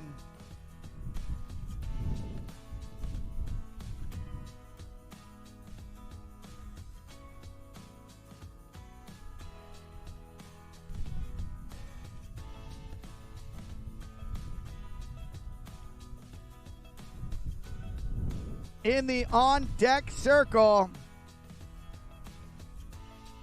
Heat number 2. Preston Persichetti, Charlie Tenbroke, Kane Ward. And wrapping it up with Max Saya. Man, that double back roll. Coming down hard. But it was no problem. Putting that hand behind his back knee. And that huge Brett Eisenhower-esque laid out half cab roll well out into the flats.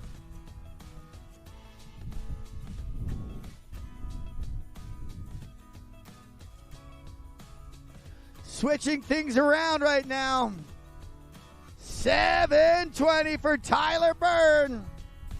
Gotta like this dude's chances for advancement. A huge toe side back roll. Mark Heger, how you doing, my dude? Voice of pro wakeboarding for the better part of the last decade. As we see a backside 360. And the final move coming at you for Tyler Byrne. Oh, a double toe side Indy back roll. Hell yeah, you should pump your fist. Exceptionally strong riding from Tyler Byrne. You'll see him tomorrow for sure in the Junior Men Pros Finals with riding like that.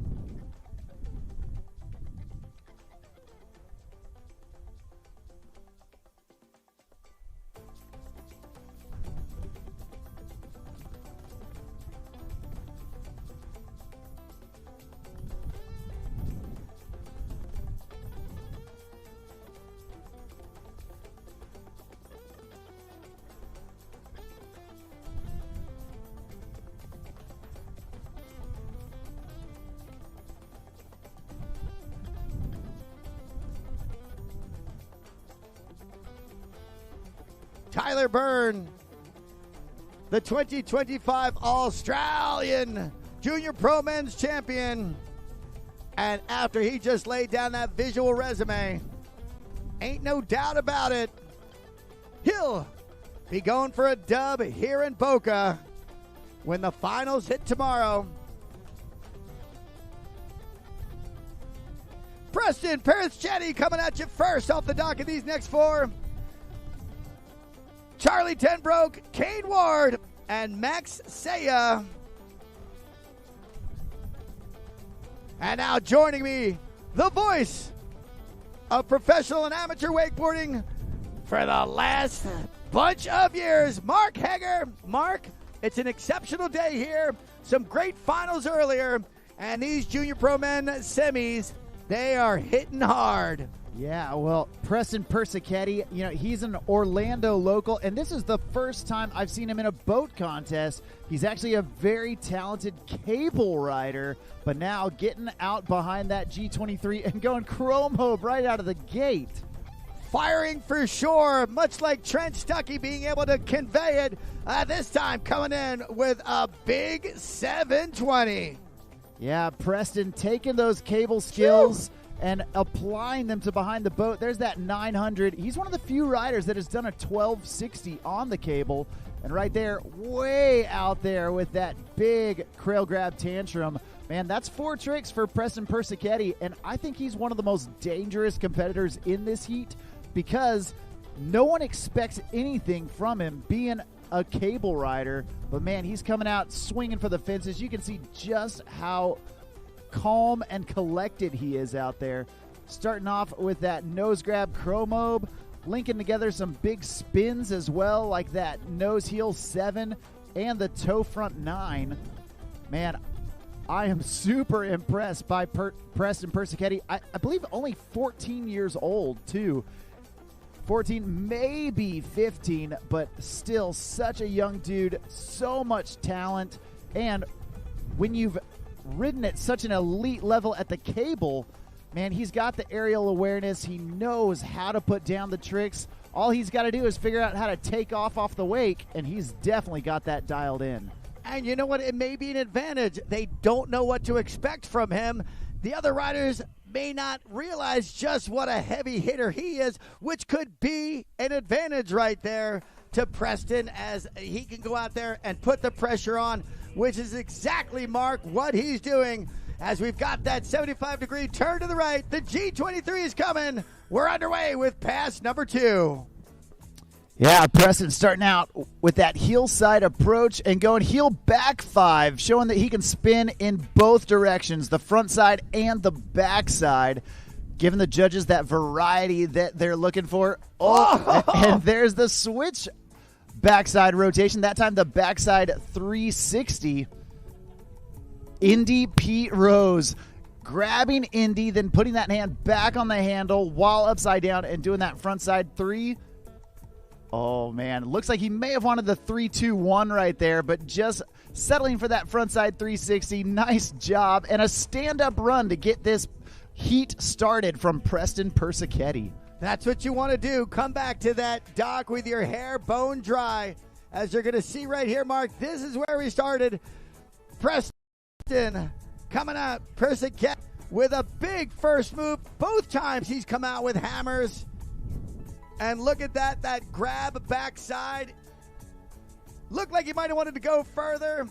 And then look at that there, the PD Rose, toe side back roll, backside 180 with the grab. And here's the culmination.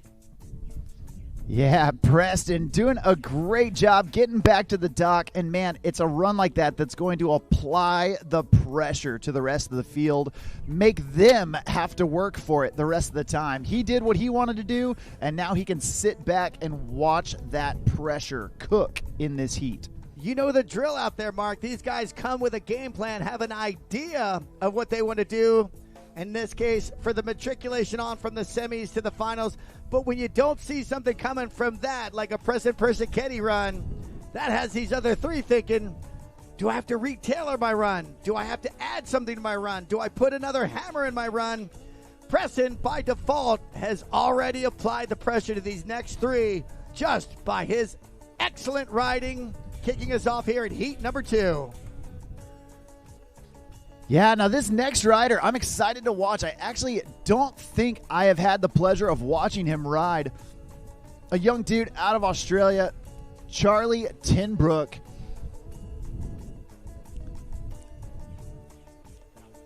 And, yeah, I'm super excited to watch him. I don't know much about him, but, man, you never know. When the talent comes out to the U.S. National Championships, man, you know you're going to be in for a treat. And right here, Charlie popping that board around to start off with a heel side approach.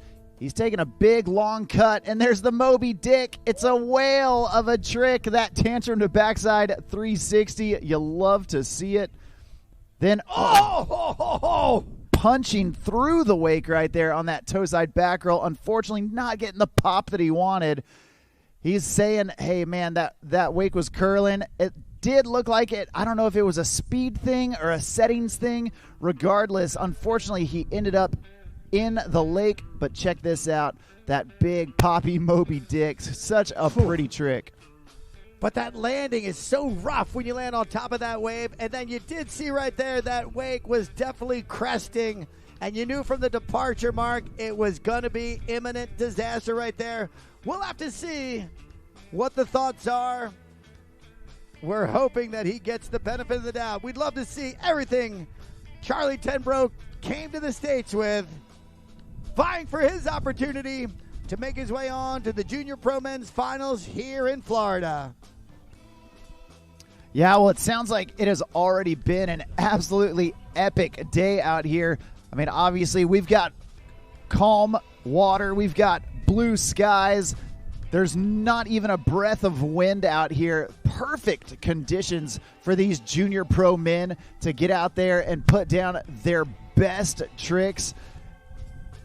And obviously, we want that to happen here in heat number 2. We're getting Charlie back up, back at it, and taking him down. Looks like he might be able to get one last trick down here at the end of the course. We'll see if he goes for it. Well, going for it would be the name of the game when you've got to score points and you had somebody come out there like Preston Persichetti did. I mean, he definitely laid it down. There is no room for anybody else, no margin of error. So right now, Charlie's going to have to really get everything in his hammer toolbox and drop it right here to put the pressure on these next 2 riders, Kane Ward and Max Saya, as we are getting to the midway point of this Junior Pro Men's semifinals. 2 heats of 4, a third heat of 3, before we get into our Pro Women's semifinal, leading to the Pro Men's semi before our midday switch over to the wake surfing and wake foiling semifinals. Action is going to be great out here, Mark, all day long. Absolutely cannot wait for these semifinal rounds of action. Man, those are going to be absolutely electric on the water. Right now, these junior pro men, man, this is one of my favorite divisions to watch because these are the kids that want to come out and prove themselves. They want to lay it all down. They want to show that they have earned the spot to be under that heading of pro, even though they're all under the age of 18. And man, this is where the fun happens, right here in this junior pro division. Charlie Tenbrook getting ready for pass number 2, and he is starting off a big hillside cut, going 2 times around, going hillside double back roll, and just getting swallowed up on the landing. He was conscientious of the moment for sure, Mark, knowing that after that first effort from Preston, he really had to bring out the bangers right there.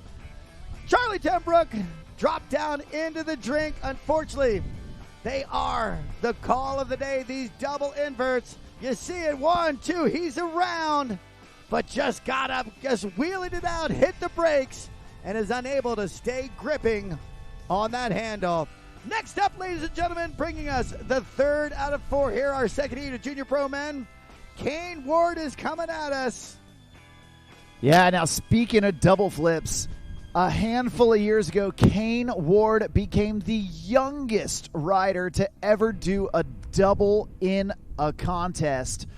Doing it behind a boat. It was at Callaway Gardens at the World Championships, and he landed that hillside double back roll for the first time in a contest.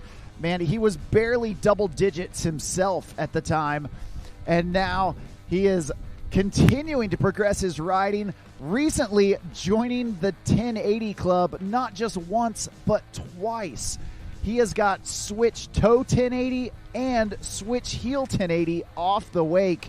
Now here in the semifinals, I don't think he's going to need it, but man, oh man, you can only imagine with these young riders the amount of talent they have at this age, where the sport will be headed in just a few years. Once they start moving up to pro and applying the pressure to the rest of those riders, oh my gosh, you know the level is going to continue to elevate year after year. And Kane Ward, a young dude out of Alabama, man, he is absolutely unbelievable on the water. He's been riding so strong this year, and I'm excited to watch him kick off his nationals run right here, trying to get himself into the finals Right here, right now. They call him Volcano. This is Kane Ward.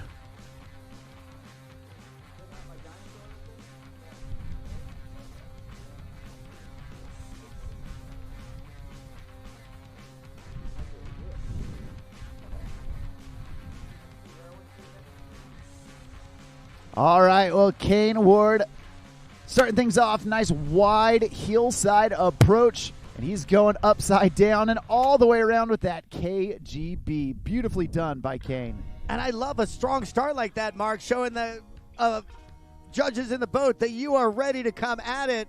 Yeah, there's that dum-dum back-to-back backside mobe maneuvers. Then he's going right back in with a backside 7. Loving that backside rotation right now. And then one last trick down here at the end. It's going to be front side. 9. The toe front 9. I knew he wanted to switch it up because you saw 3 backside rotations to kick off that pass. You know he wants to go front side towards the end and trying to get that toe front 9 under wraps. Unfortunately, coming up just a hair short. Fortunately for him, only his first fall. And as we've talked about time and time again, having good course management. Throwing your hard, high-risk tricks down there at the end of pass number 1, it gives you the best opportunity, if you do fall, to get back up, to clear your mind, and to come out swinging for the fences. Man, after he threw that, the dum-dum right there, he was heel edge strong, but managed to ride it out, coming in with that backside 7. And here's the 9. And once again, a little bit tail heavy, hitting the brakes, applying the pressure to the handle, and the handle keeps going while he decelerated. Yeah, Kane Ward, a strong rider, a smart rider, and now you know he's doing some calculations in his head about what he wants to get done here in pass number 2. Thankfully, he's got this full turnaround to be thinking through it, to take a deep breath, to get wet and reset. We're going to hope that he can do that as we get Kane Ward back on the water to get turned around for pass number 2.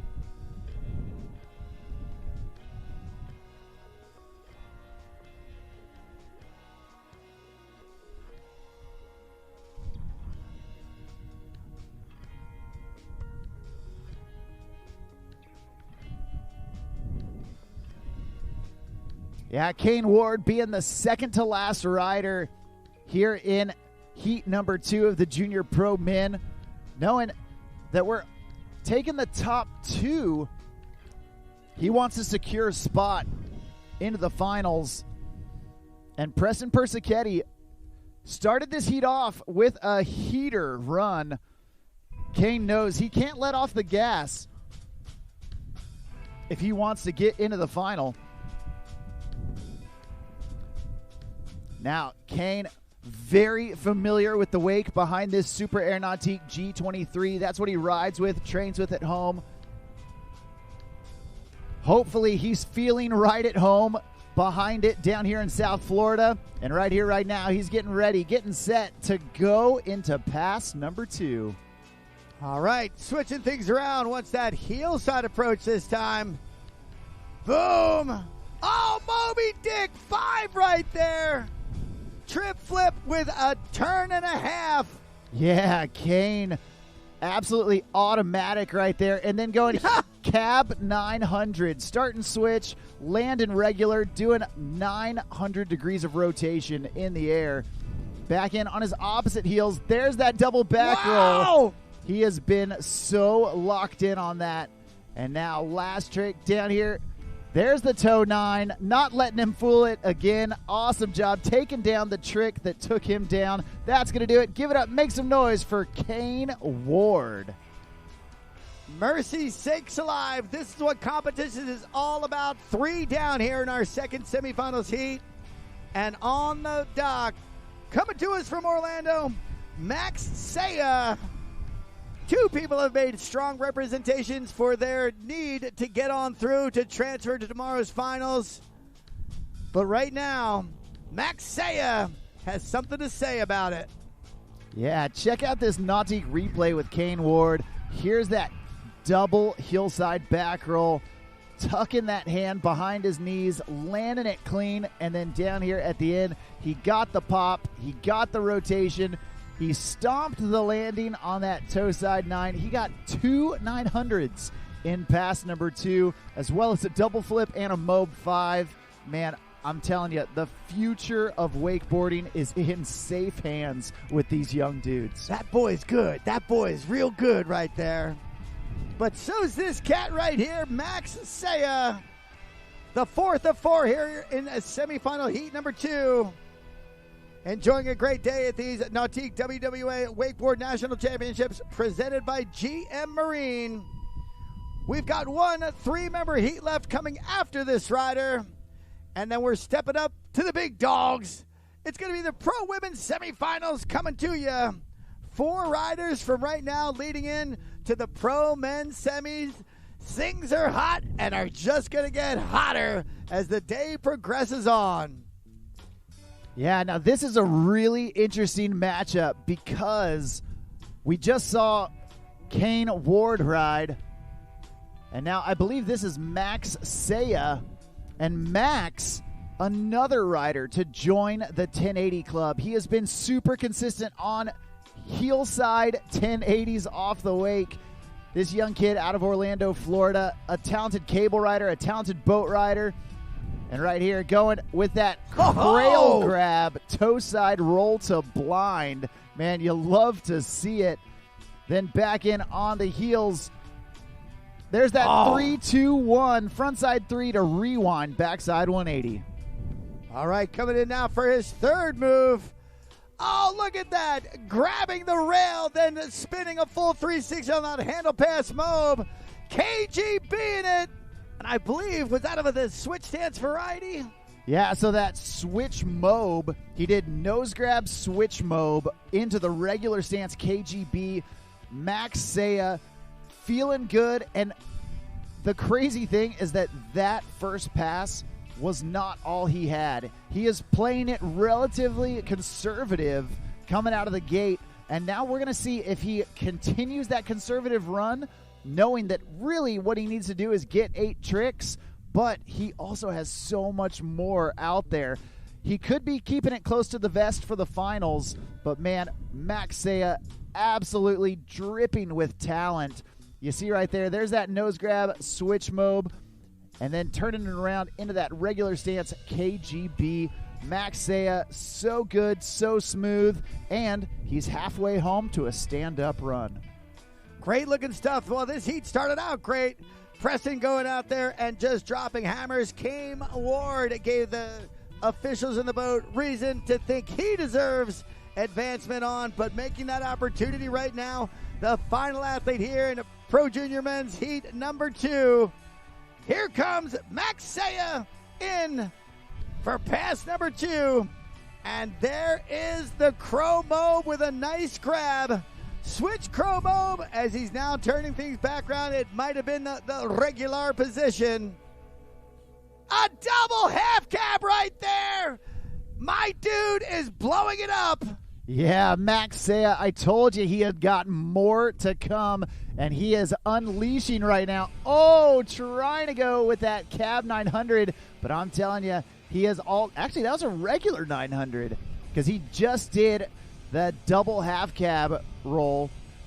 So check this out. He's going in with that nose grab Crow Mob. That was the skeezer. And there's the move right there. And then the mute half cab double back roll.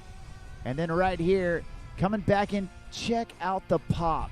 Going so big, just couldn't sync up his hands with his body. Unfortunately, got a little discombobulated out there, but a great job nevertheless from Orlando, Florida's own Max Saya. That's going to bring us now to the first athlete here in heat number 3. Seth Kalpar, Ezra O'Neill, Matteo Molinari is going to wrap us up here. The last of our junior pro man before we get into the Wake Pros in about 20 minutes from right now. Yeah, at this time we do need pro women heat number 1. Start making your way down to the dock. That's Charlie Lauren, Ashley, Huge, and Nasha. Start making your way down to the start dock. You ladies are on deck. But right now, we have got our final heat of Junior Pro Men. And, man, this is going to be a really interesting one.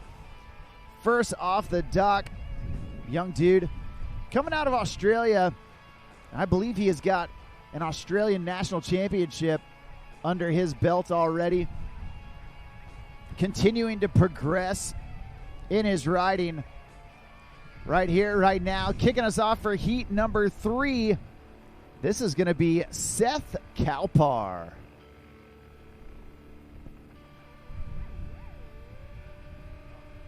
Oh, excuse me.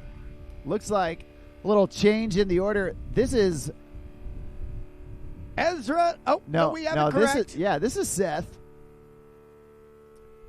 We're getting faked out left and right, but hey, the riders know what they're doing, and that's what's important. Right here, we got Seth Kalpar coming in, heel side, up and over. There's that tantrum getting things started. He's laying it out, feeling out the wake, and now back in on the toes, going toe side, Indy front roll, keeping it easy, getting things going. But I'll tell you what, he has got some big tricks that he's leading up to. There's that backside 3. At times it's about the build, stepping things up. Went from one side 3 to this, a 540 rotation right there. A lot of real estate he's leaving out there. However, those points are ever so valuable, although this heat, one man down, only 3 athletes vying for 2 transfer positions. Yeah, it's been really interesting watching the quarterfinals of the pro men yesterday. A lot of riders were having falls, presumably because they were having to rush. This is a little bit shorter court than maybe some of them are used to. And so you see Seth Kalpar going out there, getting into a rhythm, making his tricks count, getting the 4 tricks down in pass number 1. A great job, being smart, being really calculated. And now we're going to see how he steps it up here in pass number 2.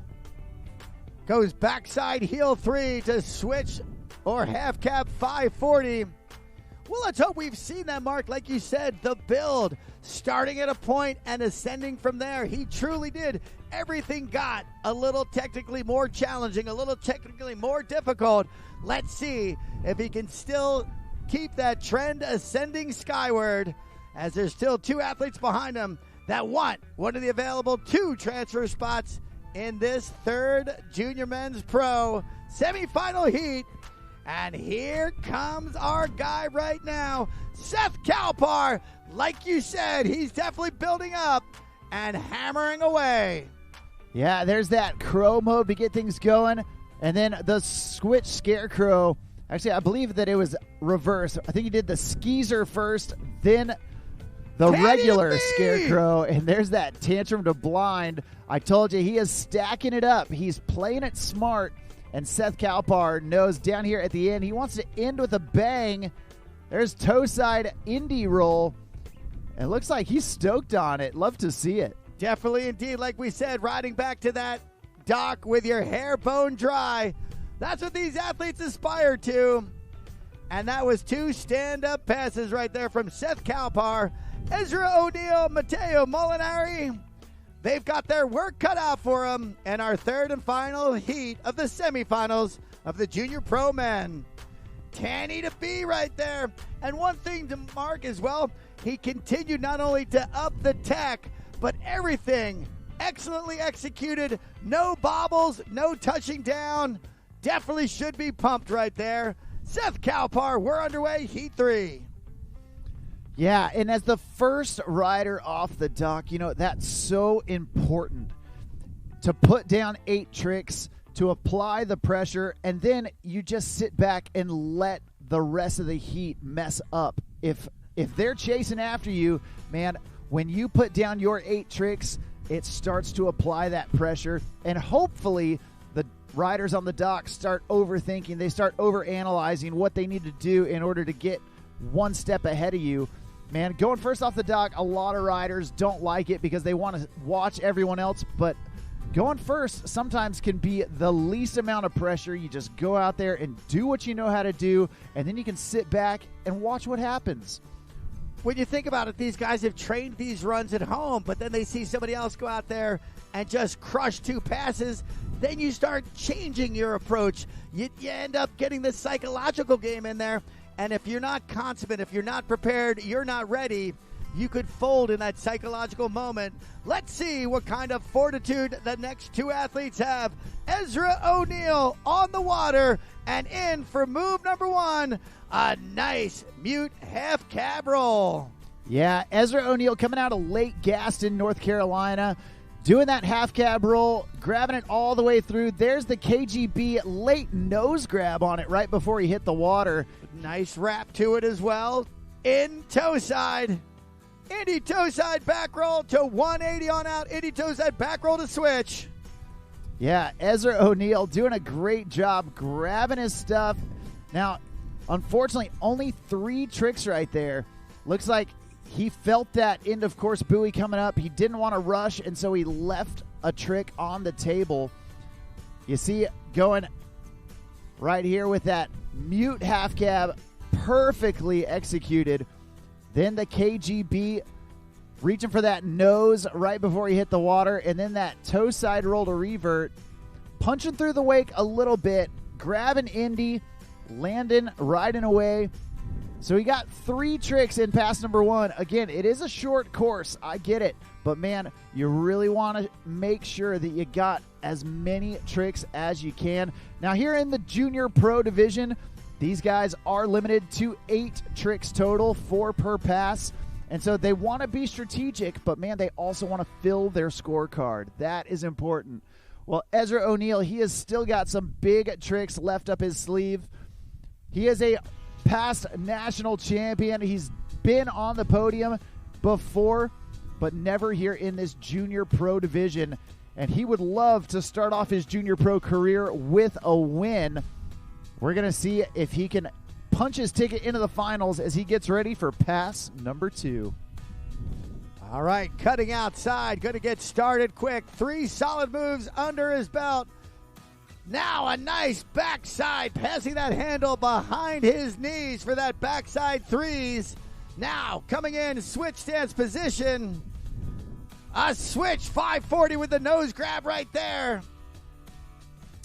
Yeah, Ezra doing that spin to win mentality, coming out of the gate in pass number 2, then going over the top with that chromobe, stomping it down, the toe side front roll, front side 180, now on his opposite Big toes. Spin. Nope. Going back to back chromobes, 1 switch, 1 regular, showing the judges that he can mirror those tricks when he puts them back to back. Unfortunately going down on the last one, but hey, I think he still did a great job getting some big tricks in there in pass number 2. The Ebenezer Skeezer, 540s right there. Now here comes the first mob. Up over that top. Boom, a handle behind him, got it done. And as you said, Mark, he's trying to mirror that here. And he comes back over the other side. And unfortunately, just his angle of deflection did not work to his advantage. 1 rider left, still to go. Matteo Molinari, our last athlete here at heat number 3. The last we'll see of the junior men here.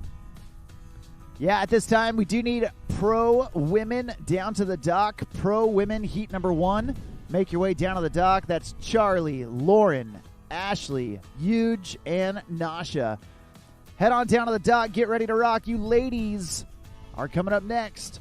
But right now, your final rider, we've got Matteo Molinari about ready to take to the water. I believe Matteo, coming out of Italy, one of those young Italian riders. So much style, so much steez. And we're going to see what Matteo has for us. Dancing around right there, getting his legs warmed up. And now he is coming in for pass number 1, a heel side approach to get things started.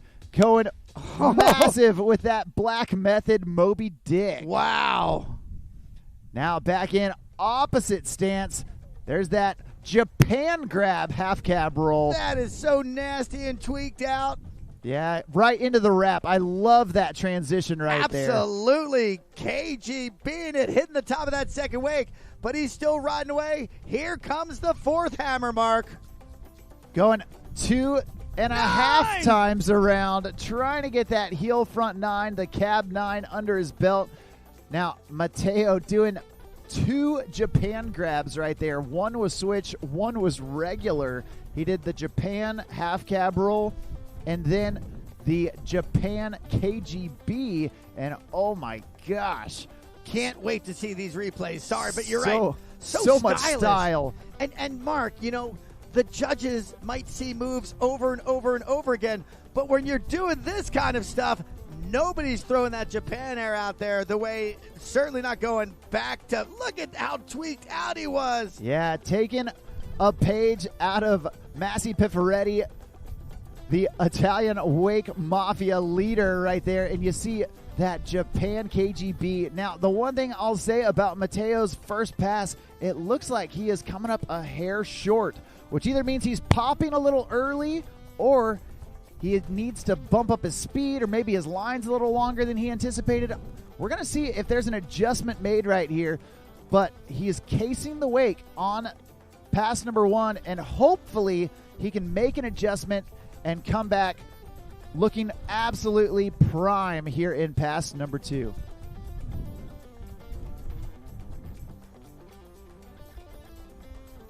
Well, Ezra O'Neill has a lot to be proud of with his efforts coming out of the second position, getting us started with 2 stand-up passes, Seth Kalpar. And here we've got, turning around behind that beautiful Nautique G23, adorned with all those Roswell logos. We're 30 seconds out from seeing Mateo make his own fortune here in these semifinals of the Junior Pro Men. Yeah, Matteo Molinari already showing that he has got the tricks, he's got the style, he's got the steez, but can he make it happen when it matters most? Right here in the semifinals, trying to punch his ticket on through, and in this heat of 3 riders where we're taking the top 2, man, it is a run out your friend scenario. When that bear is chasing you, you just don't want to be last. Right here, we got Mateo coming in, toe side, up and in for that Skeezer 540, the Switch Chrome Hope 5. Nice job. Well executed, sent it out to the flats as well, so showing that commitment. Double half cab, hell yeah! Unbelievable stuff. Yeah, Mateo doing 2 flips with a half twist. There's the 3-2-1 blast off from Matteo Molinari. Down here at the end, plenty of time. And you see, he is not casing a single trick in pass number 2. He got the cab 9. He got everything. You know, when he fell in the end of pass number 1, he made the adjustment. Whatever it was, maybe it was just sending a little further. Maybe it was bumping up the speed. But pass number 2 was perfection for Matteo Molinari, landing on the downside of the wake, putting in the big tricks, getting the pop that he needed. That's exactly what he wanted to do. Absolutely awesome. Andiamo, let's go from Matteo Molinari. He's going to be our last rider here in the Junior Pro Men's Division. Coming up next, we have got Pro Women Heat number 1. Let's check out this replay from pass number 2 of Mateo's run. And this is where you saw him start to step it up. Mob 540 right there, showing that he is completely confident. Second move coming in. Oh, the double half cab. Look how long, Mark, how long he held that nasty grab. Then a 360 grab, and then wrapping it back out, backside 180. And a 9 all across the board, showing full comprehension. The junior fairly there at the end, but it was the 5th move. Didn't count, just bringing him back in. Yeah, nice job from Mateo. And now you can see the start list for this heat number 1 of the pro women's division. Man, oh man, we have got some Australians, we've got some Argentinians, we've got a Chilean, and we've got one rider from the USA. This is a international heat right here, and we are excited to watch these ladies get out there and shred.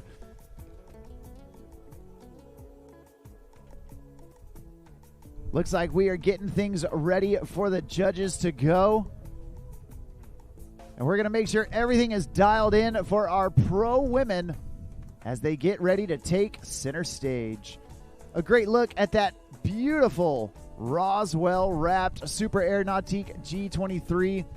Roswell, long been an innovator in marine products, from biminis and board racks to tower speakers and the tower itself. You can see that telescoping flight control tower on that Super Air Nautique G23. That thing is absolutely amazing, allowing the tower to go up and down, to be ridden at any height. And it looks like the judges taking a quick swim, cooling off.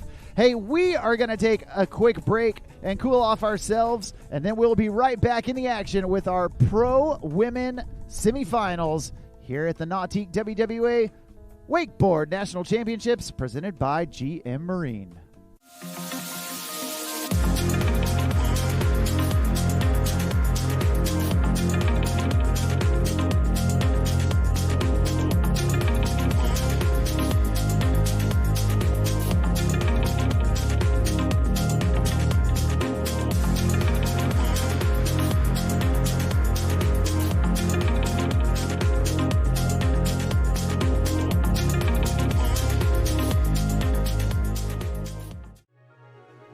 For over 50 years, we've been more than just a manufacturer.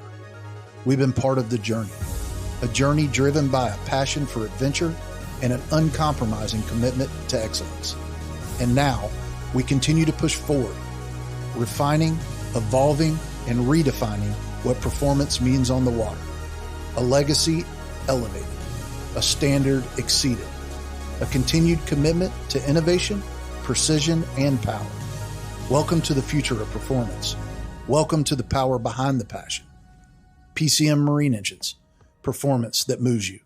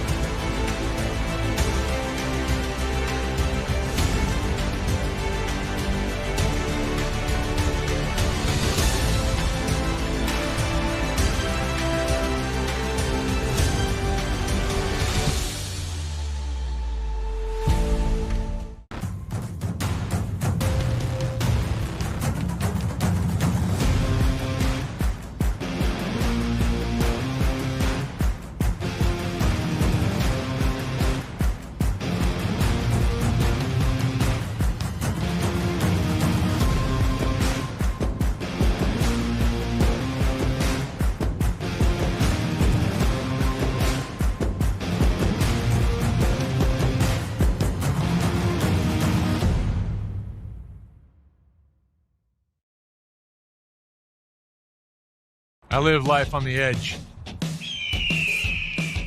That means accidents happen. Things break. Including my brand name sunglasses.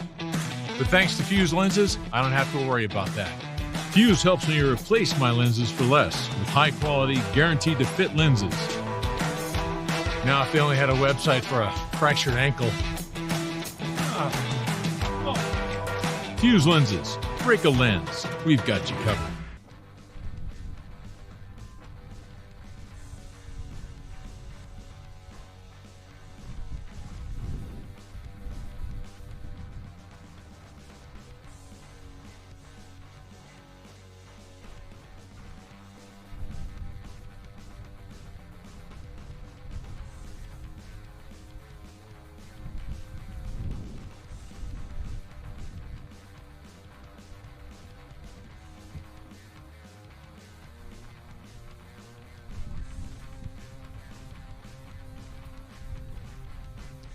Well, right there, you see the pro women, their first look at this course. And they are about to take center stage. We've got 3 heats of 4 riders, and we are taking the top 2 out of each of them. Actually, this first heat has 5 riders. It is definitely going to be a battle out there. And hey, we're excited to watch it. I'm marking the mic up here with my good buddy Jeff Barton. And man, it has been an amazing contest so far. And you know that with the pros taking the water here in the semifinal rounds of action, it's only going to get that much better. And you know, Mark, it's always fun to watch a competition advance throughout the day.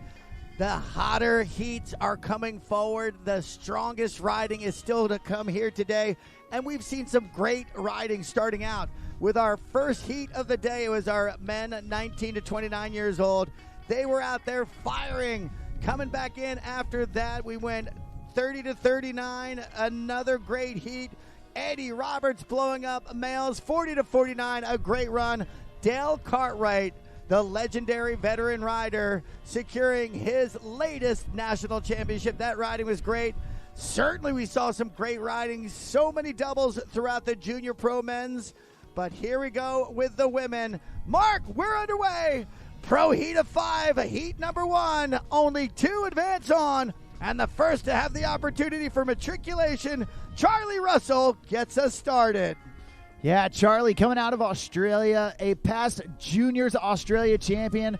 And man, ever since she moved up into this pro division, she has been focused. She has had her eye on the prize. And you see, starting off with that laid out tantrum, then back in with the toe side front roll. Nicely done. Basically reversing herself right there from tantrum to front roll. Both trip flips from opposite sides of the wake. And there's that backside 360. Again, you want to show that in your toolbox you've got the array of moves. Flip tricks, you want to do spins, you want to do straight airs. You see a scarecrow right there. Showed some very consummate execution, looking strong. Charlie Russell has us underway. 4 solid hammers right there. Yeah, Charlie doing a great job. You know, like we've talked about with going first off the dock, it can often be such a difficult spot to be in. But you know what? When you can go out and just lay down your 8 tricks, man, that is what is going to put the pressure on the rest of the heat. We want to see Charlie continue this run. You know, she's got a great mixture of inverts and spins already, and I know that she's got more in her quiver of tricks as we get her turned around and brought back down for pass number 2. We want her to continue that momentum that she set in this first pass right into this second pass, and hopefully really apply the pressure to the rest of this first heat. I mean, it's gone from a 50% matriculation rate. In this case, it's only 40%. 2 go on, 3 become spectators. So again, you've got to balance your runs. You've got to strategize, being able to step up as the competition goes on. But when you have this, the extra athlete in your heat, you got to bring the hammers out right now. You got to get it done. And Charlie Russell is in, ready for pass number 2. Let's see if she can continue to apply this pressure. Yeah, well, she's starting out wrapped up right there. The KGB. You'll see a lot of riders get wrapped up during that turnaround, not having to waste any course time, and then getting wrapped up again. Super wrapped. A wrapped 540. Great stuff right here from Charlie Russell. Yeah, now wrapping mid-course, that is going to take up more time than she had hoped for. There's the regular stance 540. Nicely done. And right there, you see her just running out of room. So while it is a stand-up pass and a great job from Charlie Russell, there's still a little bit left on the table. Only getting 7 tricks, but man, especially this second pass filled with bangers. And indeed, she came out of the gate showing confidence. Super wrapped right here for this wrapped 540 after the wrapped KGB to start things out. The third approach, 540 degrees of handle passing rotation. Absolutely stomped. Will it cost her leaving points on the board? We're going to find out right now as we still have 4 athletes left. And the next one is Lauren Schwartz. She'll have the next opportunity to make her impressions with our WWA judging panel. Yeah, now Lauren Schwartz, I am so glad that she is riding. I've been giving her a hard time for a couple years of like, hey, why aren't you competing in the nationals and in the worlds with us? And man, because she rips. She is such a good rider. She's super humble about it, and she just wasn't into the competition side of things for a little while, which I get. Sometimes you need to take a break from the contest, but man, I am super excited. She has got some bangers of tricks out there, and Lauren Schwartz, an incredible athlete. She's got great aerial awareness, and man, I know she has been training behind this Nautique G23 a lot.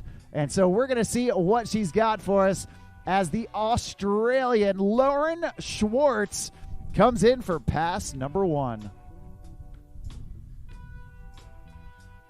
So cutting outside, it looks like she's going to let that thing rip with a toe side approach. Lauren Schwartz is in. A nice front side front roll, throwing in the 180. The Scarecrow starting off pass number 1. Switching around now, got the heels. Oh, going with that trip flip. It is the tantrum up and over the top. And Mark, she is sending things large. She is definitely committing to that edge. Yeah, she's got great pop. Like I said, she's got great aerial awareness, and she's got the practice behind the G. There's that Indy toe side front roll. Down here at the end, going with the melon grab, front side 360. Unfortunately going down. I think she was scared that she had to rush it, and then she started thinking about riding away before she even hit the water. And unfortunately, a mistake right there at the end of the course. But like we've said many times before, good course management. If you're going to take a fall, that is the place to do it, right there at the end of pass 1.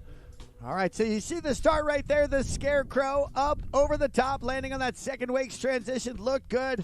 This time, it was the heel side approach and going out beyond that second wake, building that power, building that steez, catching that second wake on that front side front roll, but still riding away clean. Method grab 360, but you see that front knee buckle, and down she went. 3 solid moves, but she'll want to drop 4 bangers here on the way back to really apply that pressure to the 2 riders still to come. Strike that, 3 still to come. Ashley Kasmer will have that next opportunity, 1 pass from right now.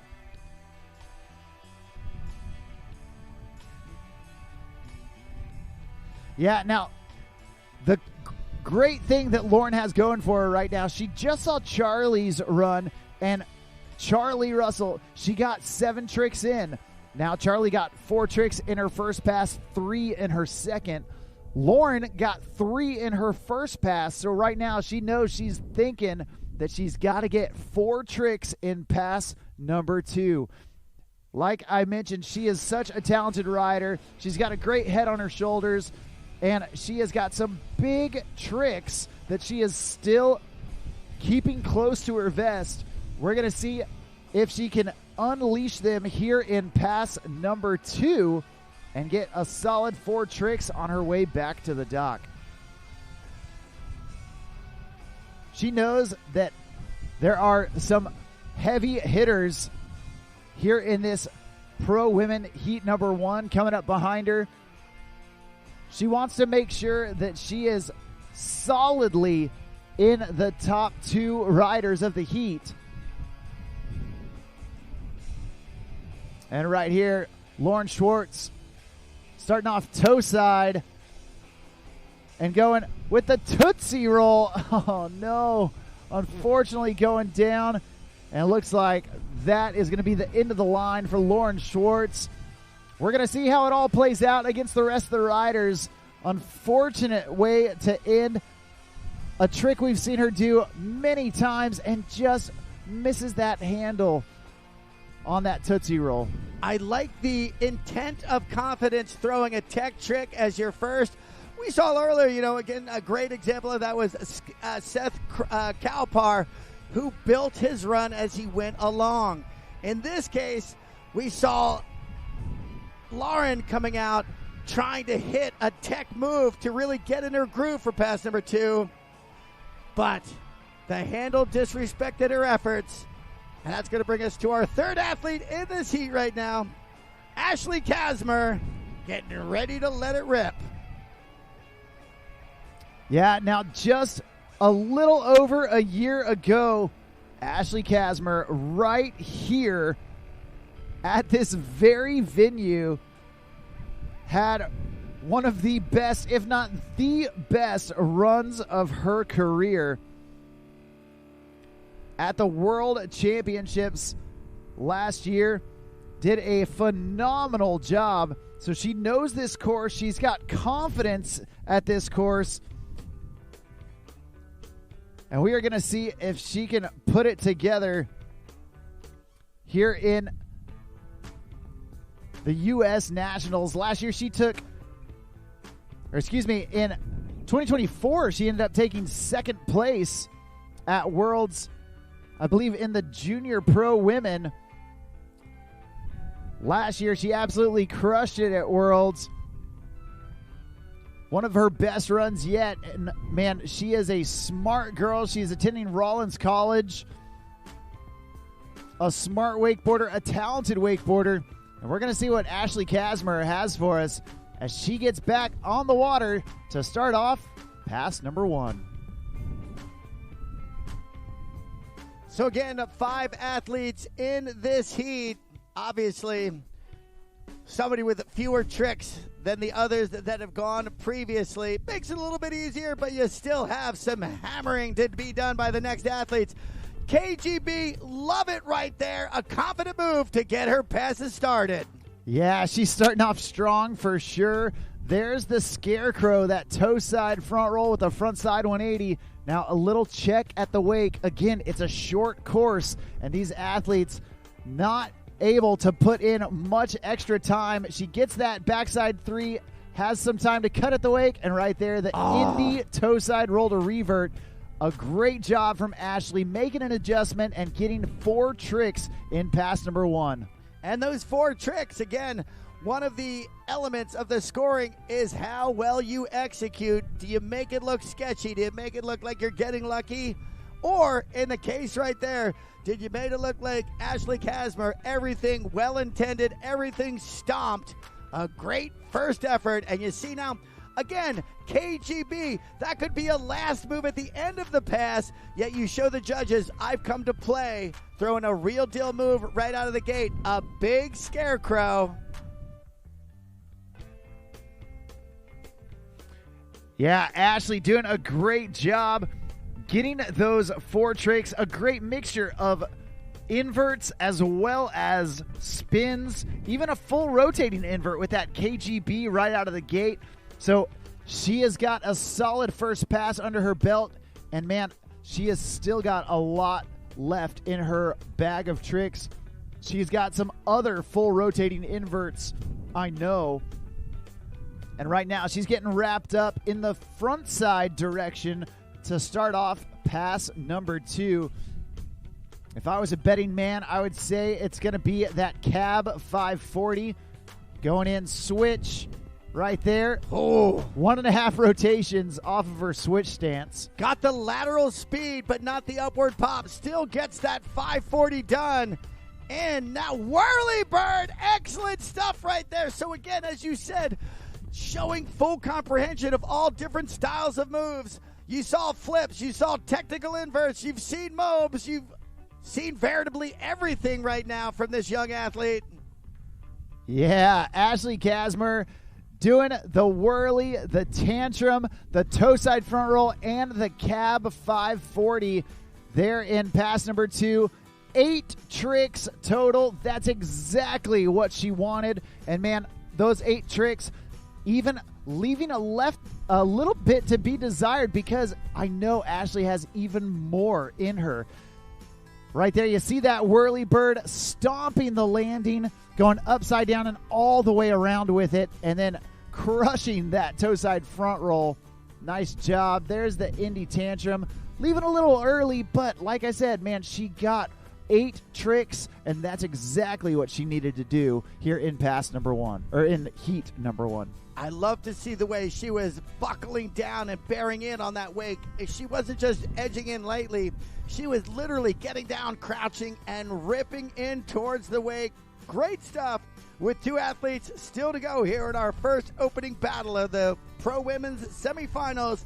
Next up, Eugenia de Amas, athlete 4 of 5, Pro Women's semifinal heat number 1.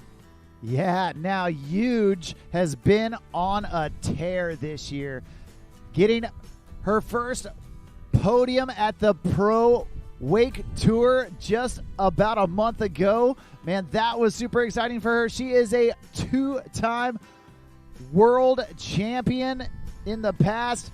She is a many-time Argentinian national champion. She is the first and only female to ever do a double flip behind the boat. Coming out of Buenos Aires, Argentina, Eugenia de Armas, taken to the water. They call her Huge for a reason, because right here, she's going to start out with that KGB going huge right there. Dialed in and committed. Move number 2. 540 degrees, late grab in between those heels. Huge, definitely living up to that moniker. Yeah, there's the Moby Dick. It's a whale of a trick, that tantrum to backside 360. And down here at the end, going up and over the top with that Tootsie Roll. She is stoked. I love to see it. Again, you see multiple rotating inverts. She got the KGB. She got the Tootsie Roll, and then even put in the spins. I am really happy with how Huge is riding here in pass number 1. I think she's feeling good, and man, so far, it's all coming together for her. Look at that humongous KGB showing the judges I am not messing around. This one, look at that big, almost off-axis 540. Got the late grab, the third move right there. It is the Moby Dick. And coming back across, 2 backside rotations. The first one at 360. This one, a $180. The Tootsie Roll. Great riding with one more pass still to go.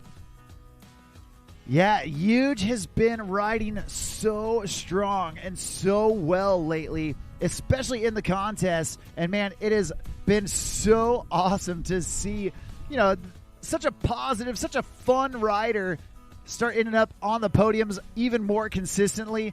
And man, she has been so strong all along, but now, man, it seems like she is riding on another level right there. That mute half cab roll way out there, and now back in on her dominant heels. Huge going with that mute frontside 540, stomping it down, riding away clean. 6 moves done, all extremely well. 2 more to come.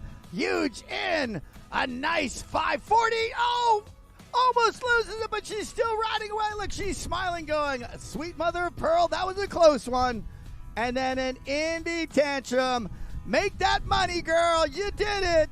What a great effort right there from Huge. Yeah, a a pretty serious scare right there on trick number 7.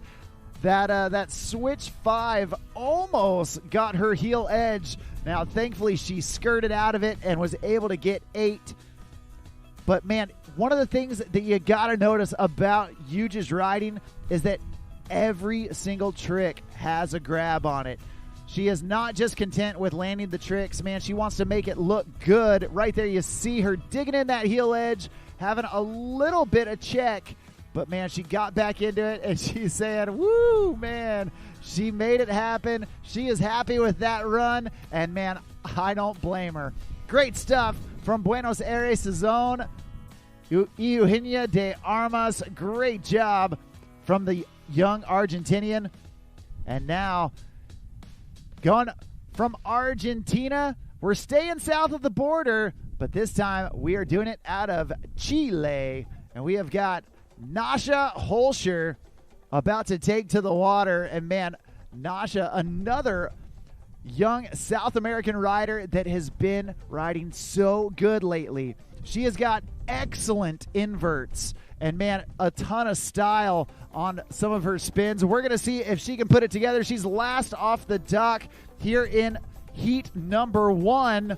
Right here, right now, this is Nasha Holscher. So you got to think, Hughes has got a great opportunity for advancement. It's going to come down to this effort here from the top seed in this heat. Nicely done. Little grab on that front side front roll as she's getting her flowetry on right now. Up. A nice nose grab. Oh, no. A backside 180, but you can see the nose of the board was way higher than the tail. And unfortunately loses that handle on SmackDown. Yeah, the amount of pop that Nasha gets, check out how high she is. And she's a tall rider. She is getting so much amplitude, tons of style, tons of steez on that backside 180, but it looks like she just landed a little deeper than she anticipated, getting into the trough of the wake instead of riding that transition down with an easy landing. Just was not prepared for the jolt that landing was going to give her, and unfortunately fallen back on her heels. Now that is her first fall, so she is going to get a pickup, and thankfully it looks like she will probably have enough room here in the rest of pass number 1 to get 2 tricks in. It would be really tight to try and get 3, but I think she'll be able to get 2 if she is smart about it. And we're going to get her back on the water as the throttles go down. Nasha gets up, and we are continuing her down towards the end of the course. And that boat driver doing her a solid there, Mark, again, picking her 80 feet to the side and not 80 feet to the front, as territory is at a premium right now. Here she's coming in. Nasha over the top. There's the Tootsie Roll. Does she try to get one more done? No, she doesn't. She'll stand on business. 2 moves under her belt for pass number 1.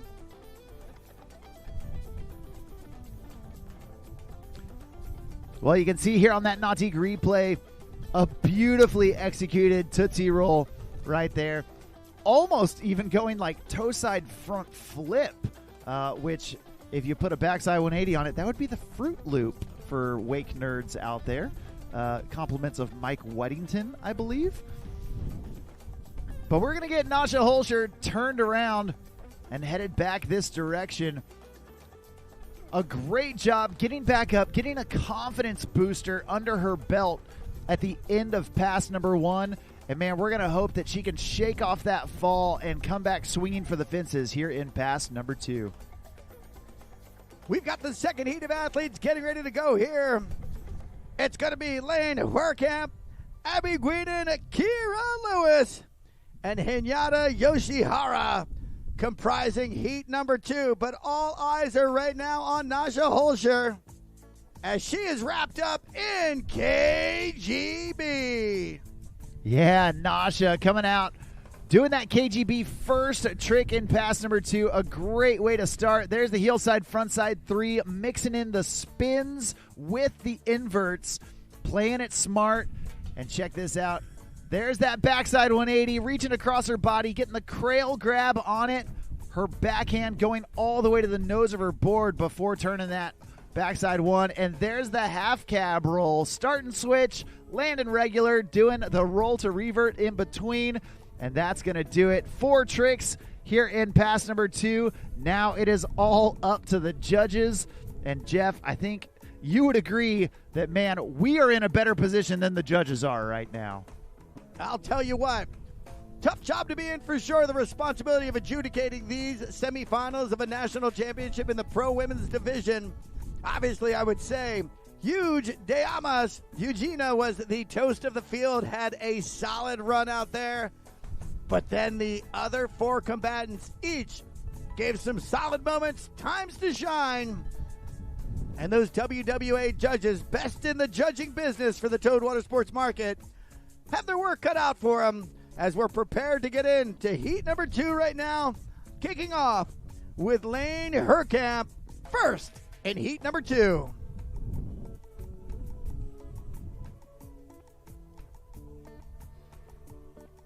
Yeah, here in this second heat, we've got 2 Americans, we've got an Australian, and we've got a Japanese rider all getting ready to battle it out.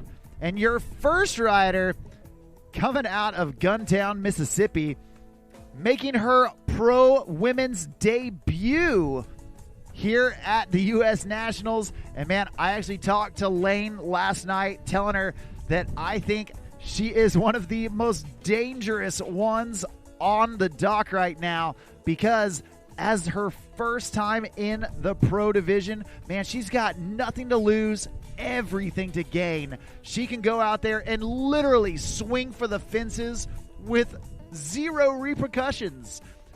If she can do what she knows how to do, man, she is going to make some riders sweat. That is for sure. Lane Herkamp coming in for pass number 1, going up and over the top with that scarecrow. Nicely done from Lane. The edge is so committed to as well. I mean, she was on it. She was down low. She was popping. Heel side back roll again, going out, not landing on the smooth transition awake, but taking it to the flats. Third move coming in. Up over the top. Hit him high, hit him low. Let me see you Tootsie Roll. And here comes the 4th move. A backside 3. Oh, casing but cruising. That is how you apply the pressure to 3 riders coming after you. Yeah, Lane Herkamp doing a great job in pass number 1. Her pro debut going well so far. You see the pop that she gets. Now, Lane definitely specializes in the inverts. She has got all of her inverts absolutely locked in. You see that Tootsie Roll, landing it so clean, and then leaving a little early on that backside 3, not getting the pop that she wanted, but staying on her feet. That trick is going to add to her total, and with 4 tricks in pass number 1, all she's got to do is get 4 more on her way back to the dock, and she is going to be dangerous in this heat number 2. And she made that body adjustment, as you saw. She knew she was about to case that wake, so she got her weight back right there, kept that nose up. Talk about having presence of mid-air mind right there. Here we go now. Lane Herkamp is going to get a 75-degree turn to the left, and we see her all wrapped up with only 1 place to go, and that's screaming towards that G23's wake. Yeah, you know, you'll see so many of these riders utilize that turn to get wrapped up so they're not wasting course space. Oh, man. Oh. And just going too big on that KGB. Had a little bit too much room. And unfortunately going down. Let's check out that replay. She got the pop. She got the rotation. And just, oh, man, looks like she even clipped a little bit. Thought she was going to land and still had about 6 inches left to go. Unfortunately, just couldn't quite make the adjustment. But now, here at the beginning of pass number 2, she wants to get back up on the water, and she needs some hammers to come back towards the dock to really keep the pressure applied here in pass number 2. And while the fall is never good, this one came, as you had mentioned earlier, either fall late or in this case, fall early. So she's got plenty of territory left. And again, that GM power plant, that PCM engine is going to be able to get them up to speed. All of our athletes, but in this case, we've got Lane Werekamp, who's going to get picked back up. And if she does things properly, she'll be able to squeeze 4 in.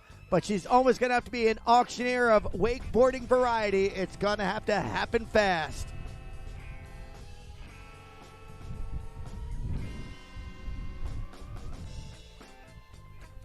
Well, as the throttles go down, Lane gets up. And like you said, Jeff, she is going to need to hustle. She's not wasting any time starting out of the wake, and she wants that KGB one more time. Get to it, kid. Get to it, kid. Get to it, kid. She's getting to it right now. Let's see it. Show these judges, I got this thing. See, I've got this thing. Great stuff right there. 1 down. Hopefully she's got 2, maybe 3 left. Here's the second of 540 over the front. This young athlete has great body awareness. And here's the third one. Going for the tantrum. She got 3 done. Yeah, awesome job. A great recovery from Lane. Getting back up, landing the trick that took her down. You love to see the confidence. Going after that trick, showing the judges, hey, falling on that thing was just a fluke. I've got it every time. And she got 3 tricks back in towards the dock. That is going to keep the pressure applied in this heat to where now everyone behind her knows they gotta be perfect and get their 8 tricks, or else this run from Lane is going to be knocking at the door. With only top 2 coming out of this heat of 4 riders, man, they are cutting the field in half, and it is going to be a brawl to get back to the dock with the best run possible. Man, I got to give it credit right there. Everybody's got great awareness, but Lane definitely had good air awareness. I saw her make some critical movements of her body to make sure she was riding away from all those moves successfully. Great stuff right there as we're now coming into our next athlete here in this second heat of pro women. Abby Guinan is about to go out there and make her luck here at Boca Raton at these Wakeboard National Championships here in the women's semifinal heat number 2. 2 people have the opportunity to move on out of this second heat of 3 in the pro women's division. Yeah, well, Abby Guinan, a young lady out of Australia, and man, she has been so strong lately. She has got some very unique moves. One of the most talented switch riders out there in the pro women's division. She has got Tootsie. She's got Switch Tootsie, a move that you would rarely see from any rider. She's even got, I think, Switch Whirlybird, which is crazy. She's starting out with that Indy Tantrum, and now going back in on the toes. Up and over the top with that Indy toe side front roll. Keeping it easy out of the gate. Now she's going to be stacking those tricks up on top. There's the Whirlybird, so laid out, so smooth and strong. And now Abby getting wrapped up for a switch frontside 540, taking it way off axis. And that is 4 tricks in the bag for Abby Guinan, making it look easy so far. She's not even breathing hard. She's not breaking a sweat. Abby Guinan doing a fantastic job in pass number 1. Getting those grabs on as well. Indy Tantrum, Indy front roll. Here you see the Whirlybird, and look at that pop mark. I mean, she was definitely skyward of about 7 feet. And then a tweaky, trippy off-axis 540 from the Uber-wrapped variety. Great stuff right there. She's looking not only to supersede the efforts from Lane right before her. She knows she's got 2 of the best in the business right behind her, and she's got to have 4 more to really put the heat on the next 2 in heat number 2 of pro women's semifinals. Yeah, well, that off-axis cab 540, a little reminiscent of a fellow Australian rider from the past, Amber Wing, used to do those, and man, so good looking out there. When you land that trick, just so smooth, going from off axis back onto your feet. And now Abby Guinan going toe side with the wrapped Tootsie Roll, a very unique maneuver. Not many riders doing that trick wrapped. It's put a unique look on it. And right there, it was a switch wrap Tootsie Roll, then going with the regular stance Dum Dum, and then going KGB. Holy smokes. My goodness. Hammers are just falling out of the sky right now. Here is the fourth of 540. And unfortunately, dropping that handle. But tremendous riding right there from Abby Guinan. That was awesome. Well, I told you, Jeff. Abby Guinan separates herself from the rest of the riders with her unique switch riding. How often have you ever seen a switch wrapped Tootsie Roll? I would venture to say rarely, if ever. But then going 2 full rotating backside inverts back to back, the Dum Dum, the KGB, and then just a little tail heavy on that toe side, front side 5. Not able to put it down, but Abby Guinan putting in 7 solid tricks in this second heat. Well, this next rider is one rider who I'm most familiar with. I used to ride with her back in New Jersey some 10 years ago. She was just a young wakeboarder dedicated to the sport. I wouldn't say I was coaching her as much because she got together with Glenn Fletcher, who really elevated her game. But the passion has been there for 10 years. She used to be about a diminutive 60-pound young athlete. She could hardly get out to that heel side edge. She'd almost have to put the forehead all the way down to get it done. But this girl has been absolutely dedicated, focused, passionate about wakeboarding, and I love what she's done with her career. Kira Lewis coming up next, doing the Garden State proud, now living down here in Florida, becoming one of the best pro women's wakeboarders in the world.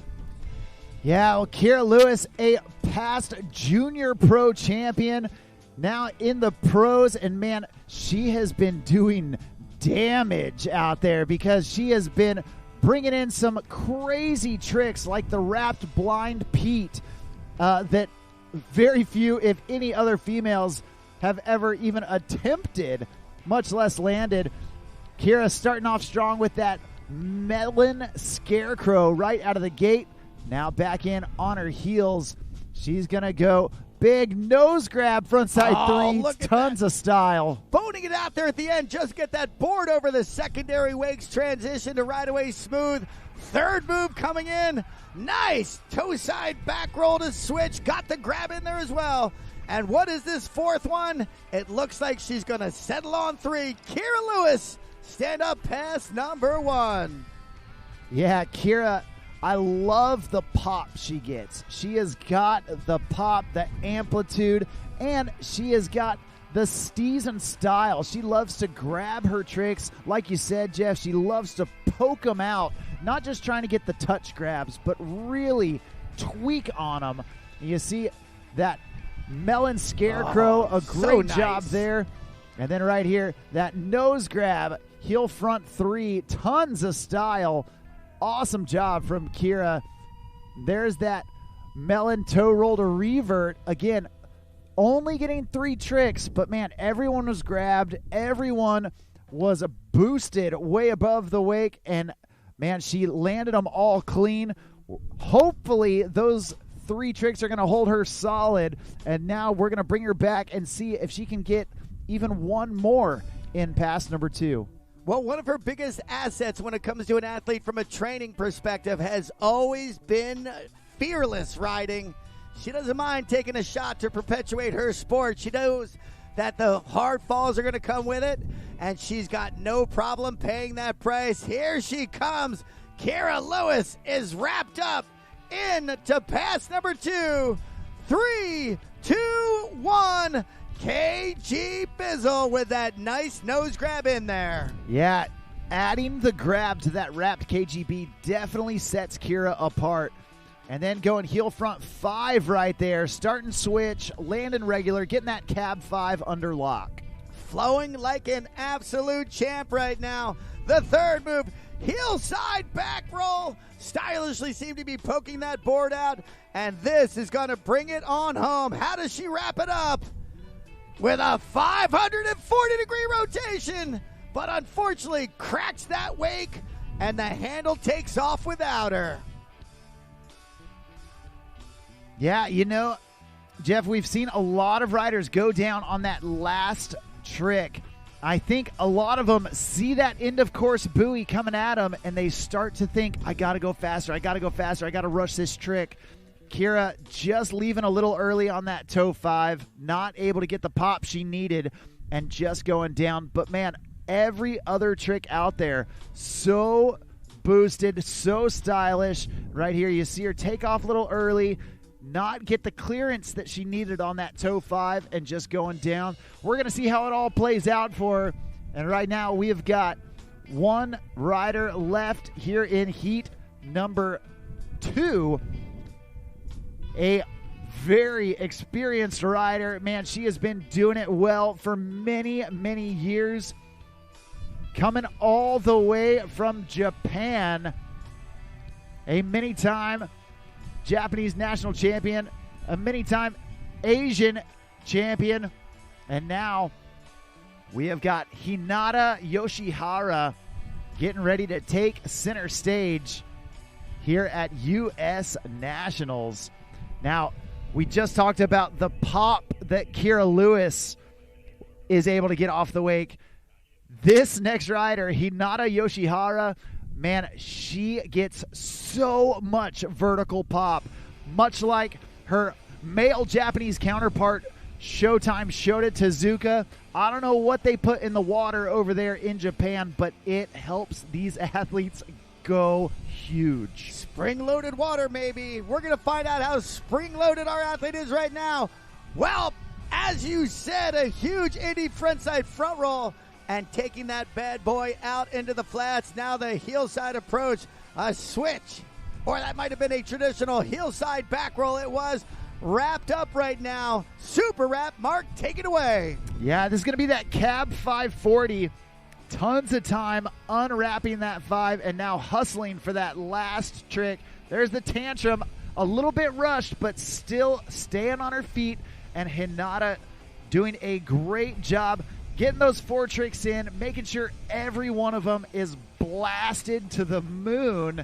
She has got so much vertical pop, a ton of style. Check out the height on this front roll. I mean, definitely 6-7 feet up there in the air. Again, it tells the judges, I'm confident. I am ready to go. I'm going to blast this thing. Great way to start. Great stand-up first pass for this Japanese wakeboarder, Hinata Yoshihara. Let's see if she can mirror that effort and give us 4 more bangers to wrap up heat number 2. Yeah, you can see Hina right there on that back roll, and then the wrapped cab 540. So smooth. And then that tantrum to round it out.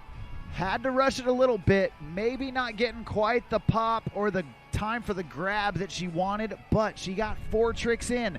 And at this point in the heat where other riders are failing to get all 8, Hinata doing exactly what she needs to do. Now, pass number 2, starting off with that KGB. Oh, tons of time on that KGB. And tons of style on it as well. That board tweaking out behind her.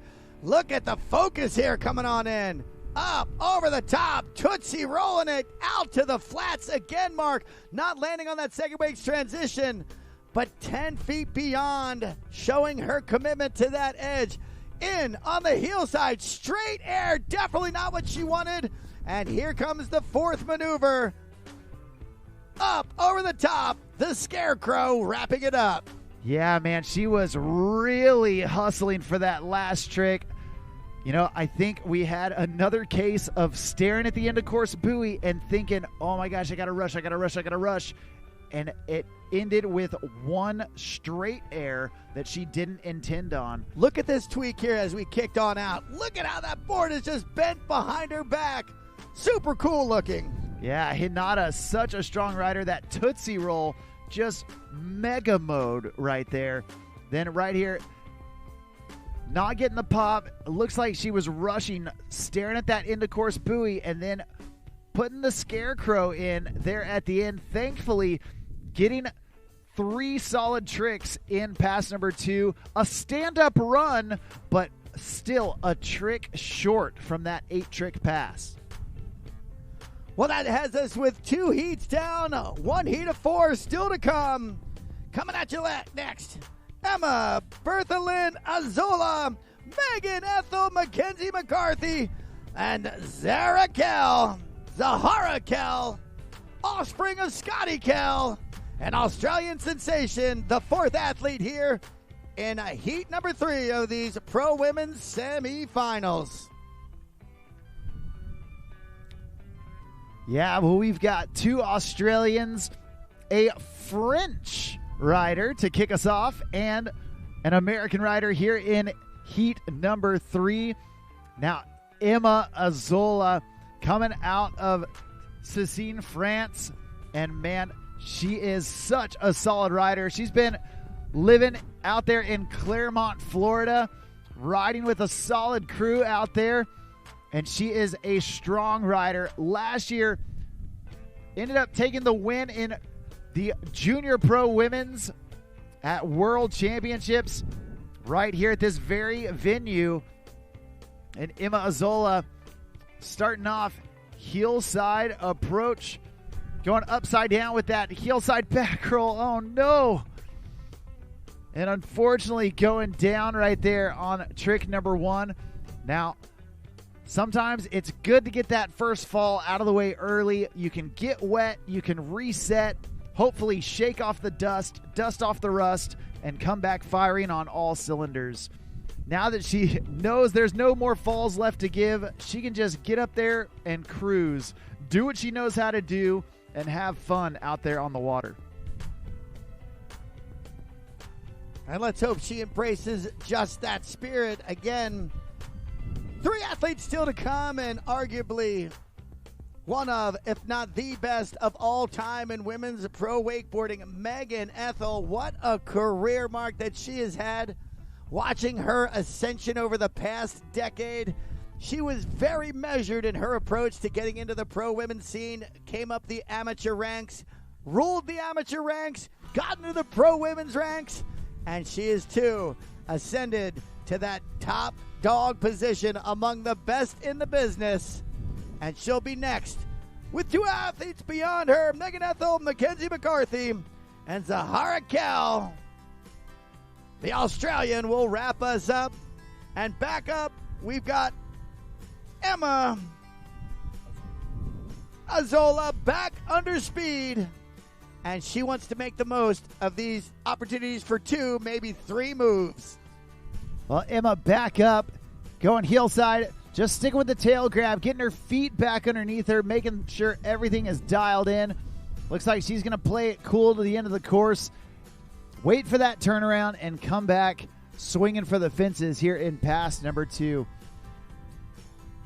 Now, Jeff, like you said, here in this 3rd heat, holy moly, we have some heavy hitters with Megan Ethel, Mackenzie McCarthy, and Zahara Kell all in one heat where we're only taking 2 riders. Man, it is going to be really interesting watching these 4 ladies battle it out there for the top 2 spots.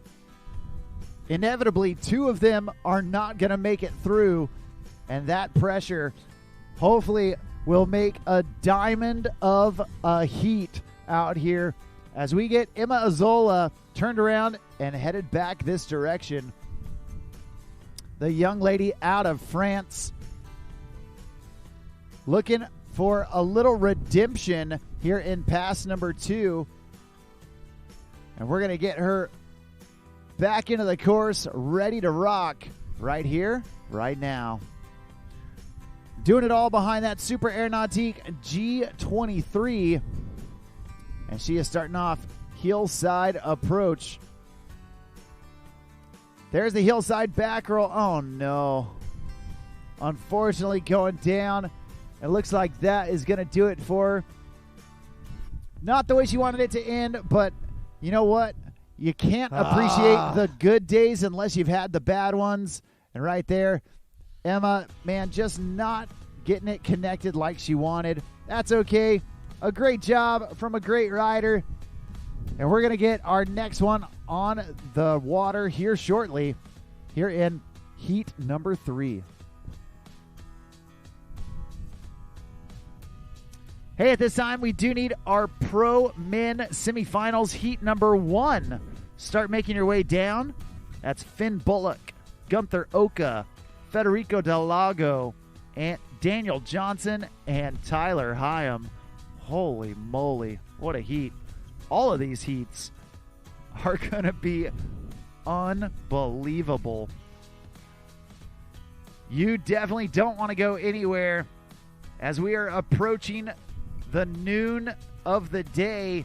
Man, it would be a great time to go grab some food, grab a drink, and then grab a seat, even though you're only going to need the edge of it.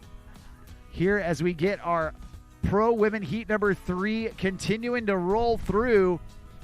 And Jeff, like you said earlier, right here we have the most decorated competitive pro woman of all time. Man, she has been so strong for so long. And sorry to interrupt, and just seems to still get better and better and better. She's all about that life for sure. Yeah, well, Megan Ethel, like you said, man, she continues to push women's riding forward with bigger and better tricks, more opportunities for the girls to get out there and ride. Man, she's always giving back to young riders as well, getting out and doing some of the all women's events. But man, even excluding how great she is off the water, she is still so deadly on the water. And right here, right now, coming out of Orlando, Florida, this is Megan Ethel Oka. There's Gunther on the dock right there, bidding her a fond adieu as the missus heads on out there. Gunther, will be seeing you in a few weeks up there at the Jersey Wake Off, but right now it's the time to shine for this legend, not just of women's wakeboarding, but she's made an impact in the sport overall, and it keeps to write the story, gets better all the time. Megan Ethel, wrapped up, KGB gets the grab, and she is underway.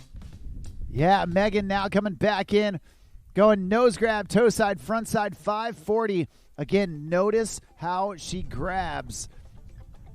Every trick getting linked up right there. Back-to-back toe side 540s, different grabs on each of them, and then going with the wrapped Tootsie Roll, grabbing it nose all the way through. Megan, one of the few riders to do that trick, and man, she makes it look so good, putting a different spin. You know, you rarely see, when riders are doing a Tootsie Roll with a traditional handle pass, they rarely are able to get a grab on it unless they're doing it super late rotation like some of the men have been doing lately. But Megan saying, I want to grab every trick. How do I grab this Tootsie Roll? Well, problem solved. You just get into it wrapped and then grab it all the way through, allowing you to put even more style into a trick like that. Great job from Megan Ethel. Definitely chock full of tech moves right there. Here's the first one, the 540 with the grab. Boosted it too, humongous. The second move coming in, the switch toe strike that. The switch mob right there, getting that grab on as she'll now, just a half mob, the Tootsie Roll right there. But again, stylish riding, dynamic, versatile. And here she comes in for number 2. Right there, that nose grab scarecrow, poking it out. She's got style for miles. Now back in on the heels. The whirly bird up and over the top. Man, call her butter because she's on a roll right now. Talk about looking like cruising. 540, nicely done. And where others were rushing, we see Mark, she's got plenty of time left. What is she setting up for? A nice heel side back roll. Maybe had that indie grab on there as well. Megan Ethel, solid performance. 2 athletes still to come here in semifinal heat number 3. Well, Jeff, dare I say that Megan, man, she was just on cruise control there. And I'm not saying that is a bad thing. No. She was crushing it, not stressing in the least. You know, Megan put together a solid 8 tricks, 4 down, 4 back, everyone with a grab. She got a great mixture of inverts and spins. And, man, I think Megan feeling so good, just classic Megan Ethel right there, getting back to the dock with no worries, no stress. And, man, now she can sit back and hopefully take a deep breath as she watches the last 2 riders get off the dock.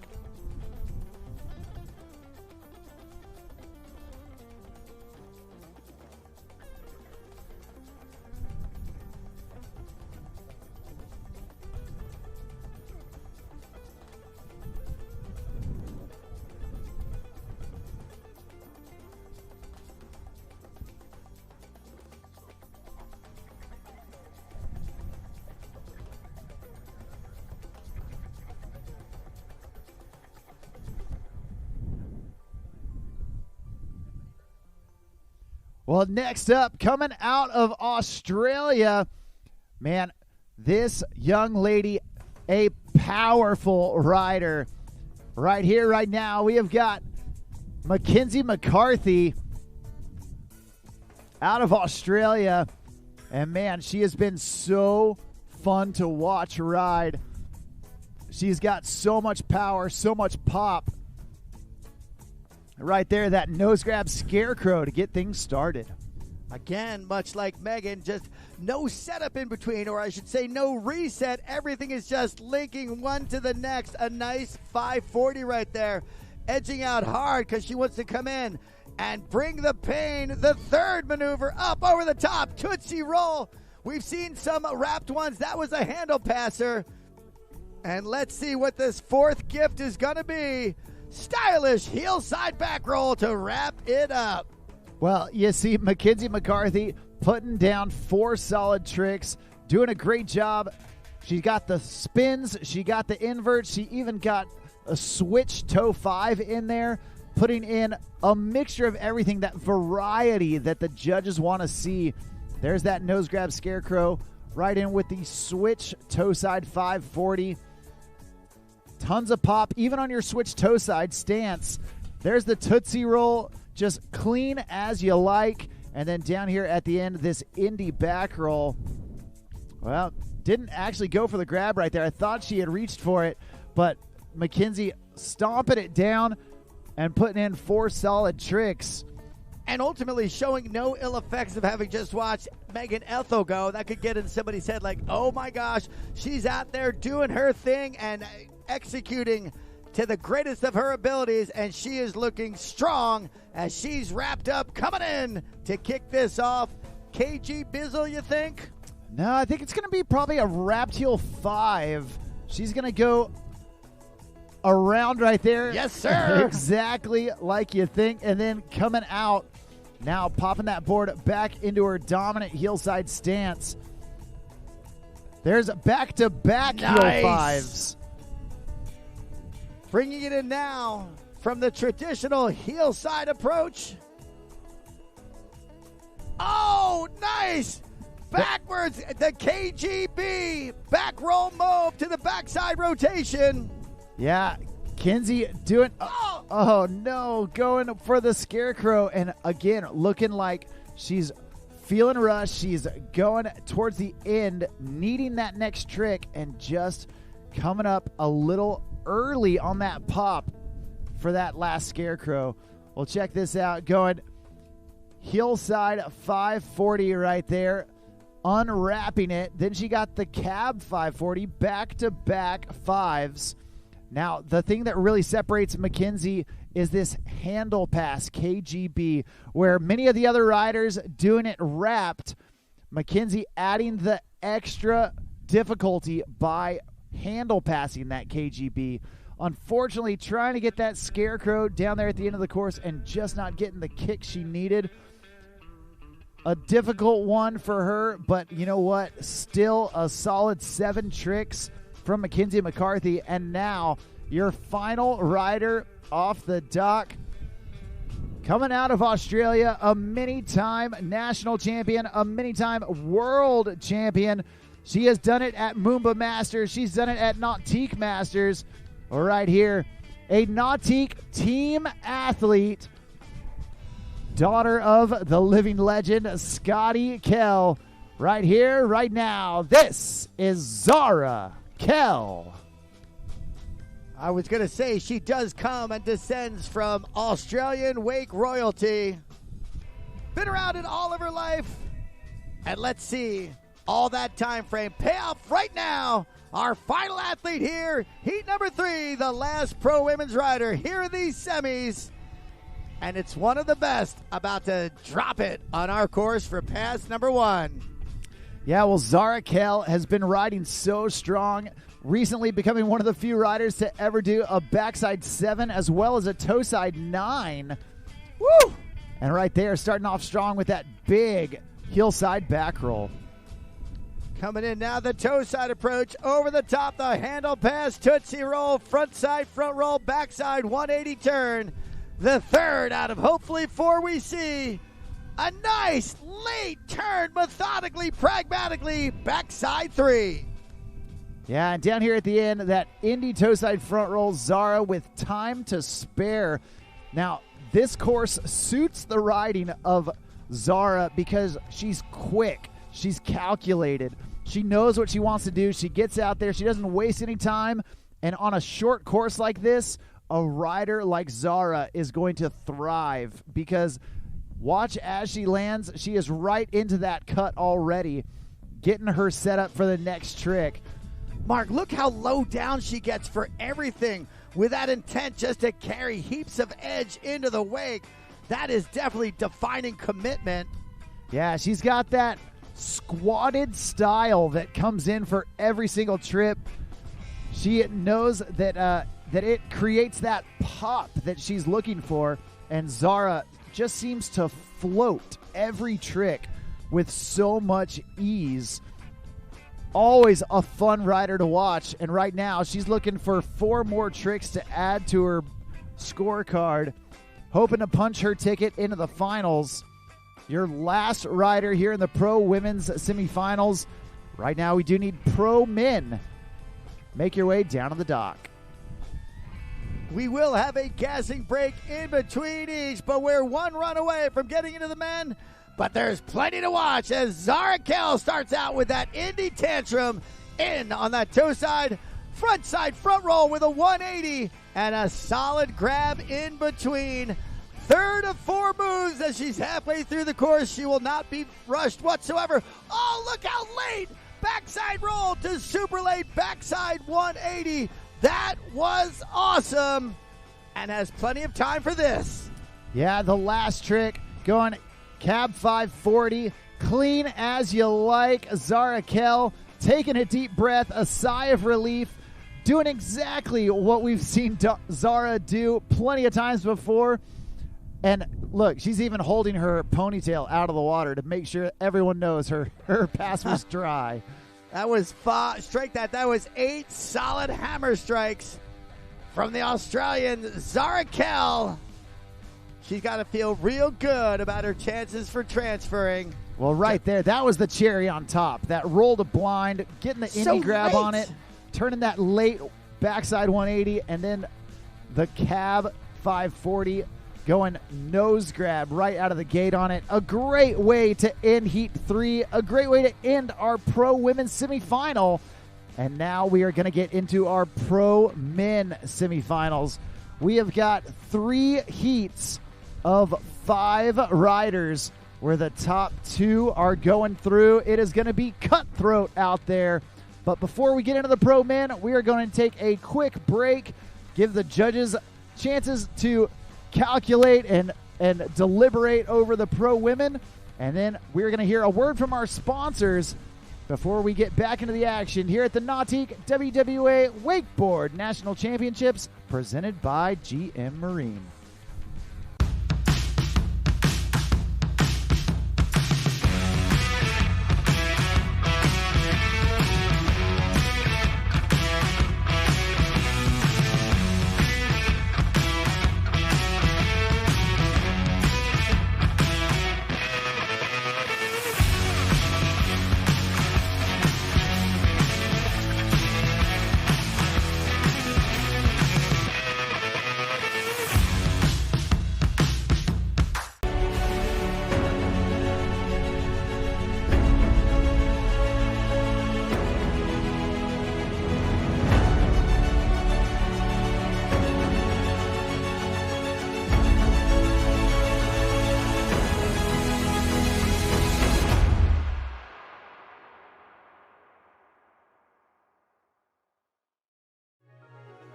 For over 50 years, we've been more than just a manufacturer. We've been part of the journey, a journey driven by a passion for adventure and an uncompromising commitment to excellence. And now, we continue to push forward, refining, evolving, and redefining what performance means on the water. A legacy elevated, a standard exceeded, a continued commitment to innovation, precision, and power. Welcome to the future of performance. Welcome to the power behind the passion. PCM Marine Engines, performance that moves you.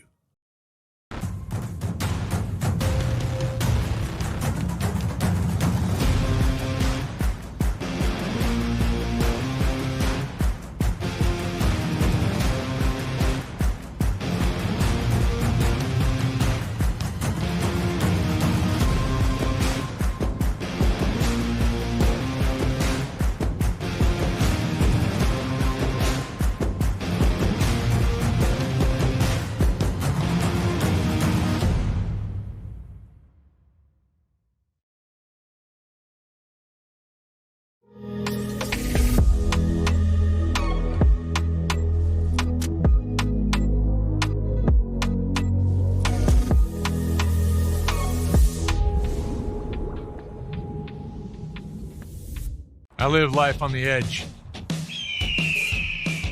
That means accidents happen. Things break. Including my brand name sunglasses. But thanks to Fuse lenses, I don't have to worry about that. Fuse helps me replace my lenses for less with high quality, guaranteed to fit lenses. Now if they only had a website for a fractured ankle. Fuse lenses. Break a lens. We've got you covered.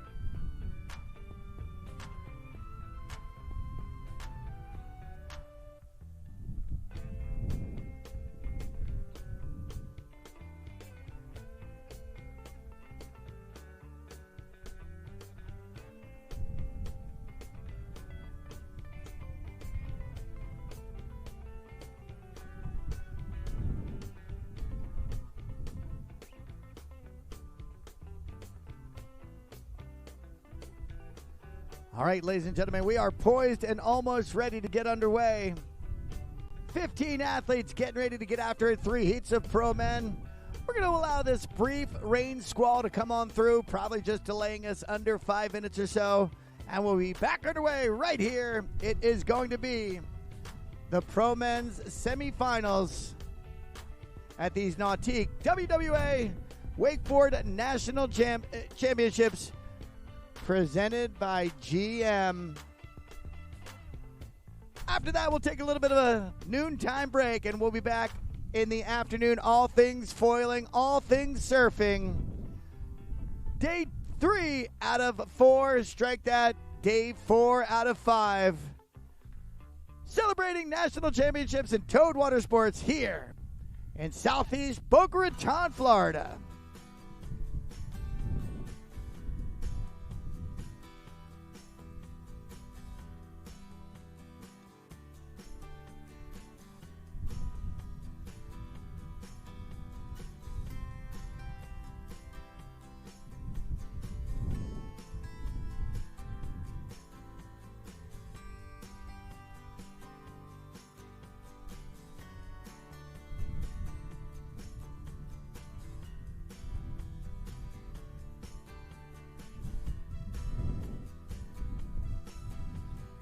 Hey, we do want to remind everybody that tomorrow, Sunday, the finals day, that while we have our pro finals going on, both in surfing and wakeboarding, we also have our friends from Wakewell hosting Wake Church during the boat change between surf and wakeboard.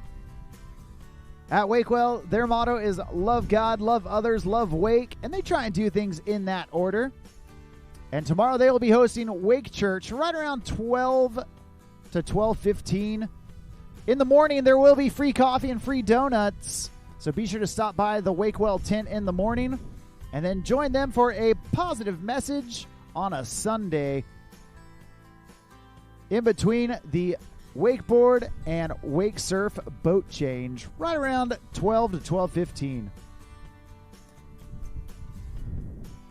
Also, while you're out here, be sure to check out all the vendors that have got stuff set up. We got Sway Hats in the building. We got Shreddy in the building. We got JL Audio. We got Roswell Marine. Be sure to support the companies that support the sport. And while you're here, also check out the WWA merch store. From shirts and towels to even event customized hats.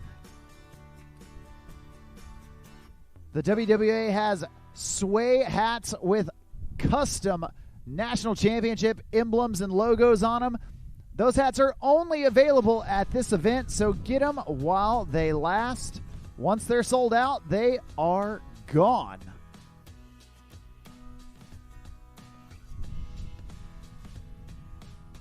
And here in just a bit, we're going to get our pro men semifinals underway. Heat number 1, we've got 5 riders, 4 from the USA and 1 out of Italy. That's Finn, Gunther, Nano, Daniel, and Tyler. And man, that is going to be anyone's game with only the top 2 out of 5 going through. Heat number 2 going to be Alex Albin, Luca Kidd, Noah Bullard, Trent Stuckey, and Sam Brown. And then heat number 3, Brett Powell, Jet Gibson, Maxime Rooks, Corey Tunison, and Nick Rappa. An all-out heater here in the Pro Men semifinals. Right here at the Nautique WWA Wakeboard National Championships presented by GM Marine. I'm Mark on the mic, up here with Jeff Barton. We are calling the shots for the Pro Wakeboard. And the Pro Women just finished up. They did not disappoint in the least. So many big tricks. And we're going to wait and see who punched their ticket into the finals before we get into our pro men's division here in just a bit.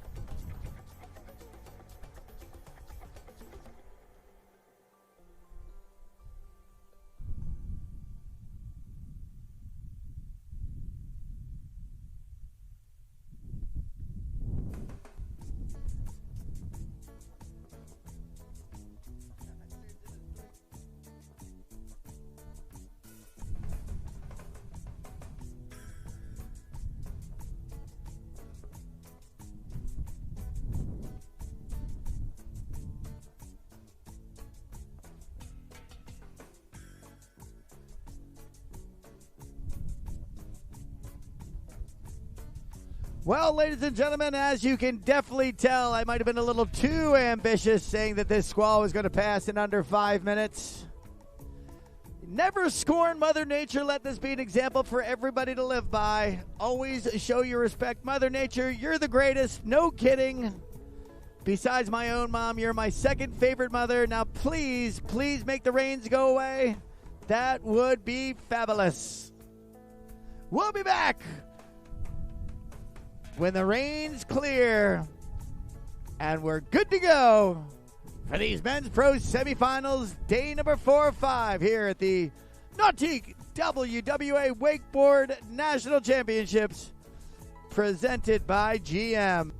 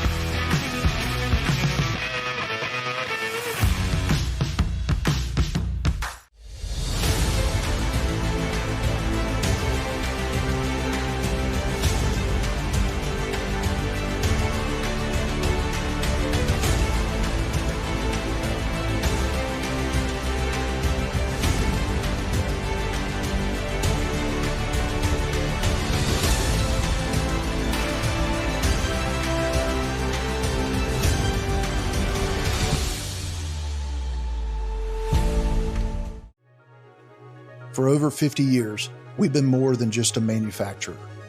We've been part of the journey, a journey driven by a passion for adventure and an uncompromising commitment to excellence. And now, we continue to push forward, refining, evolving, and redefining what performance means on the water. A legacy elevated, a standard exceeded, a continued commitment to innovation, precision, and power. Welcome to the future of performance. Welcome to the power behind the passion. PCM Marine Engines, performance that moves you.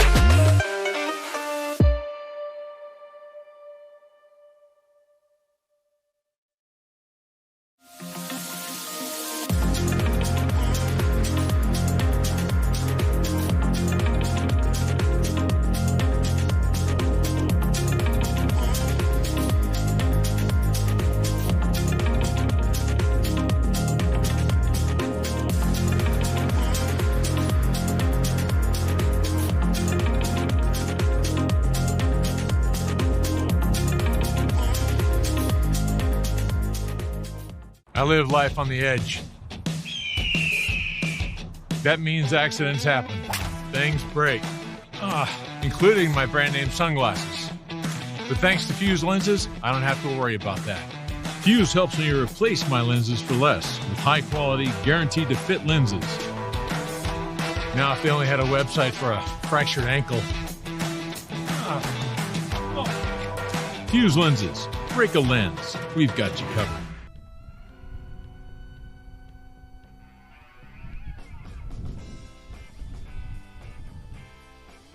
I live life on the edge. That means accidents happen. Things break. Including my brand name sunglasses. But thanks to Fuse lenses, I don't have to worry about that. Fuse helps me replace my lenses for less with high quality, guaranteed to fit lenses. Now, if they only had a website for a fractured ankle. Fuse lenses. Break a lens. We've got you covered. I live life on the edge. That means accidents happen. Things break. Including my brand name sunglasses. But thanks to Fuse lenses, I don't have to worry about that. Fuse helps me replace my lenses for less with high quality, guaranteed to fit lenses. Now, if they only had a website for a fractured ankle. Fuse lenses. Break a lens. We've got you covered.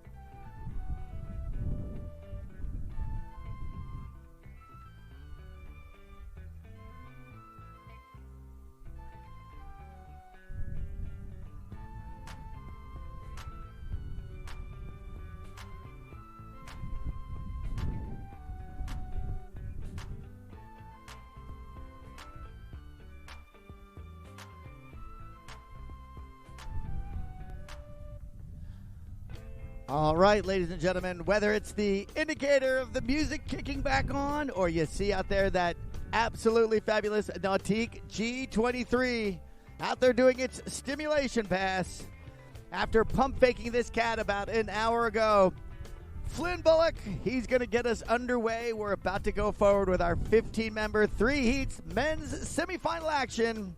3 heats, 5 athletes in it in each situation. The top 2 will advance on to battle for a national championship here tomorrow. We're back at it in just a moment. Pro men's semifinals next here in Boca.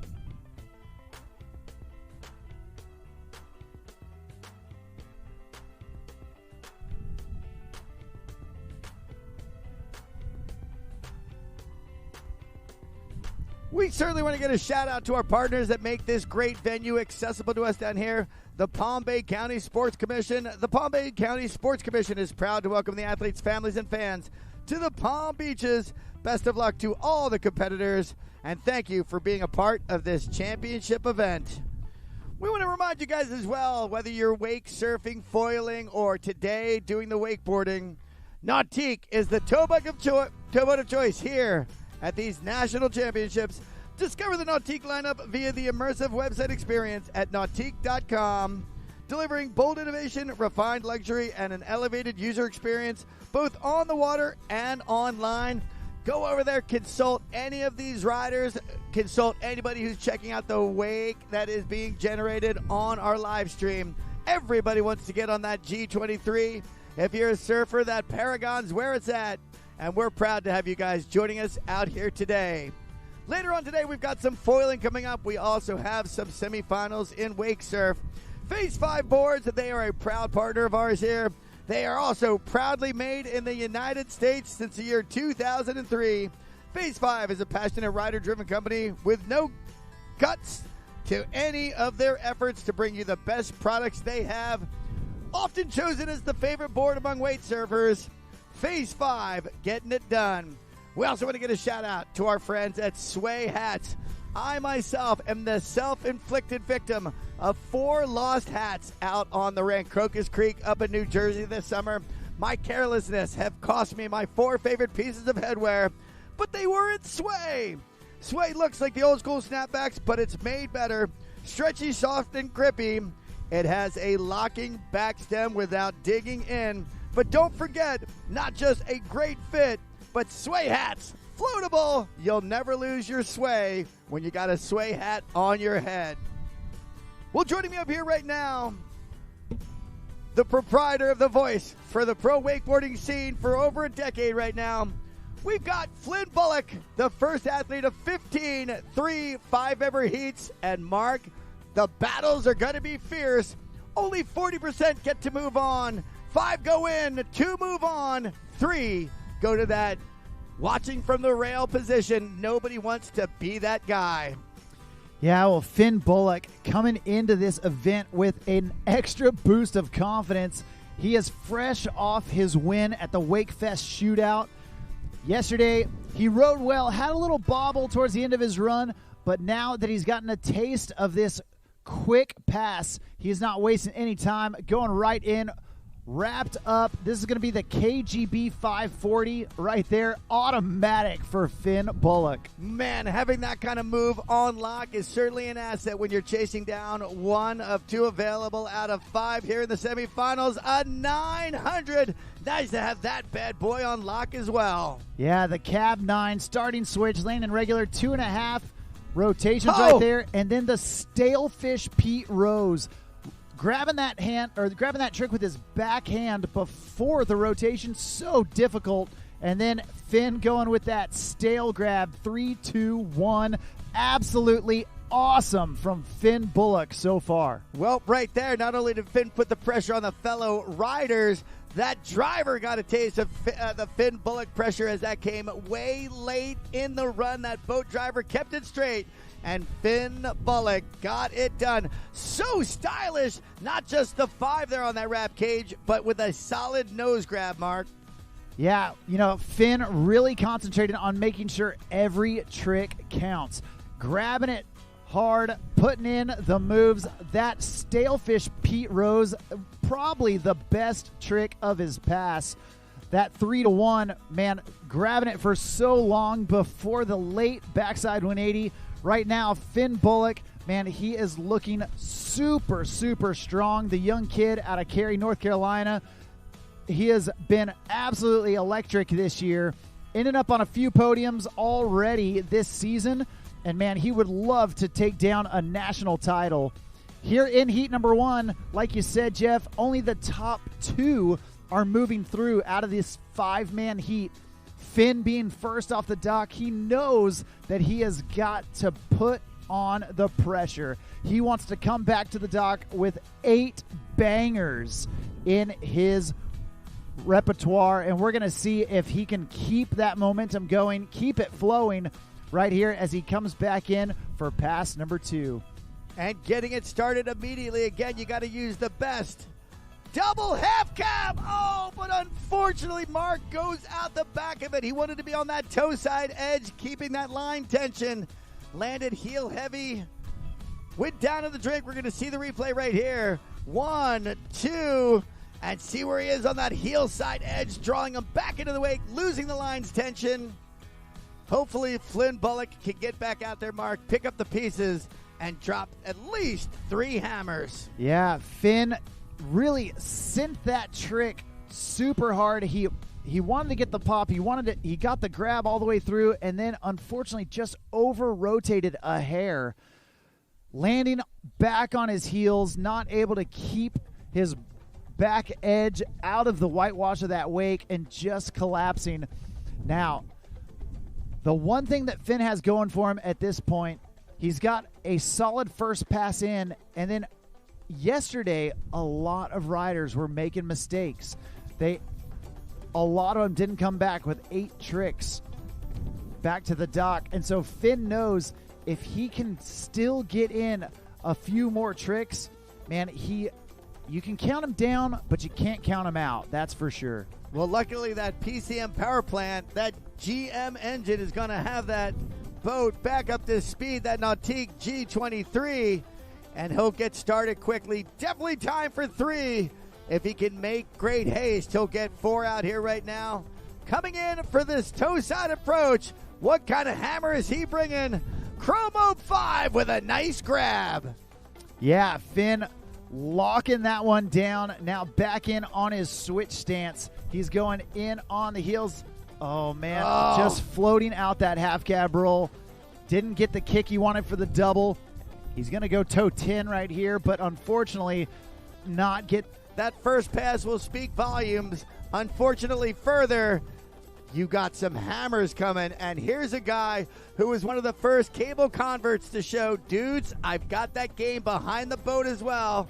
Gunther Oka coming to us next, a product of Wake Nation, now considered one of the best boat riders in the game as well.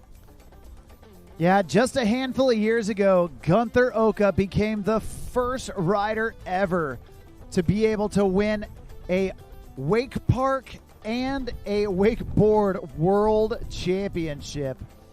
No other rider has done it. He is truly the all-terrain vehicle of wakeboarding. Doesn't matter what you put him behind, man, he can shred it with the best of him.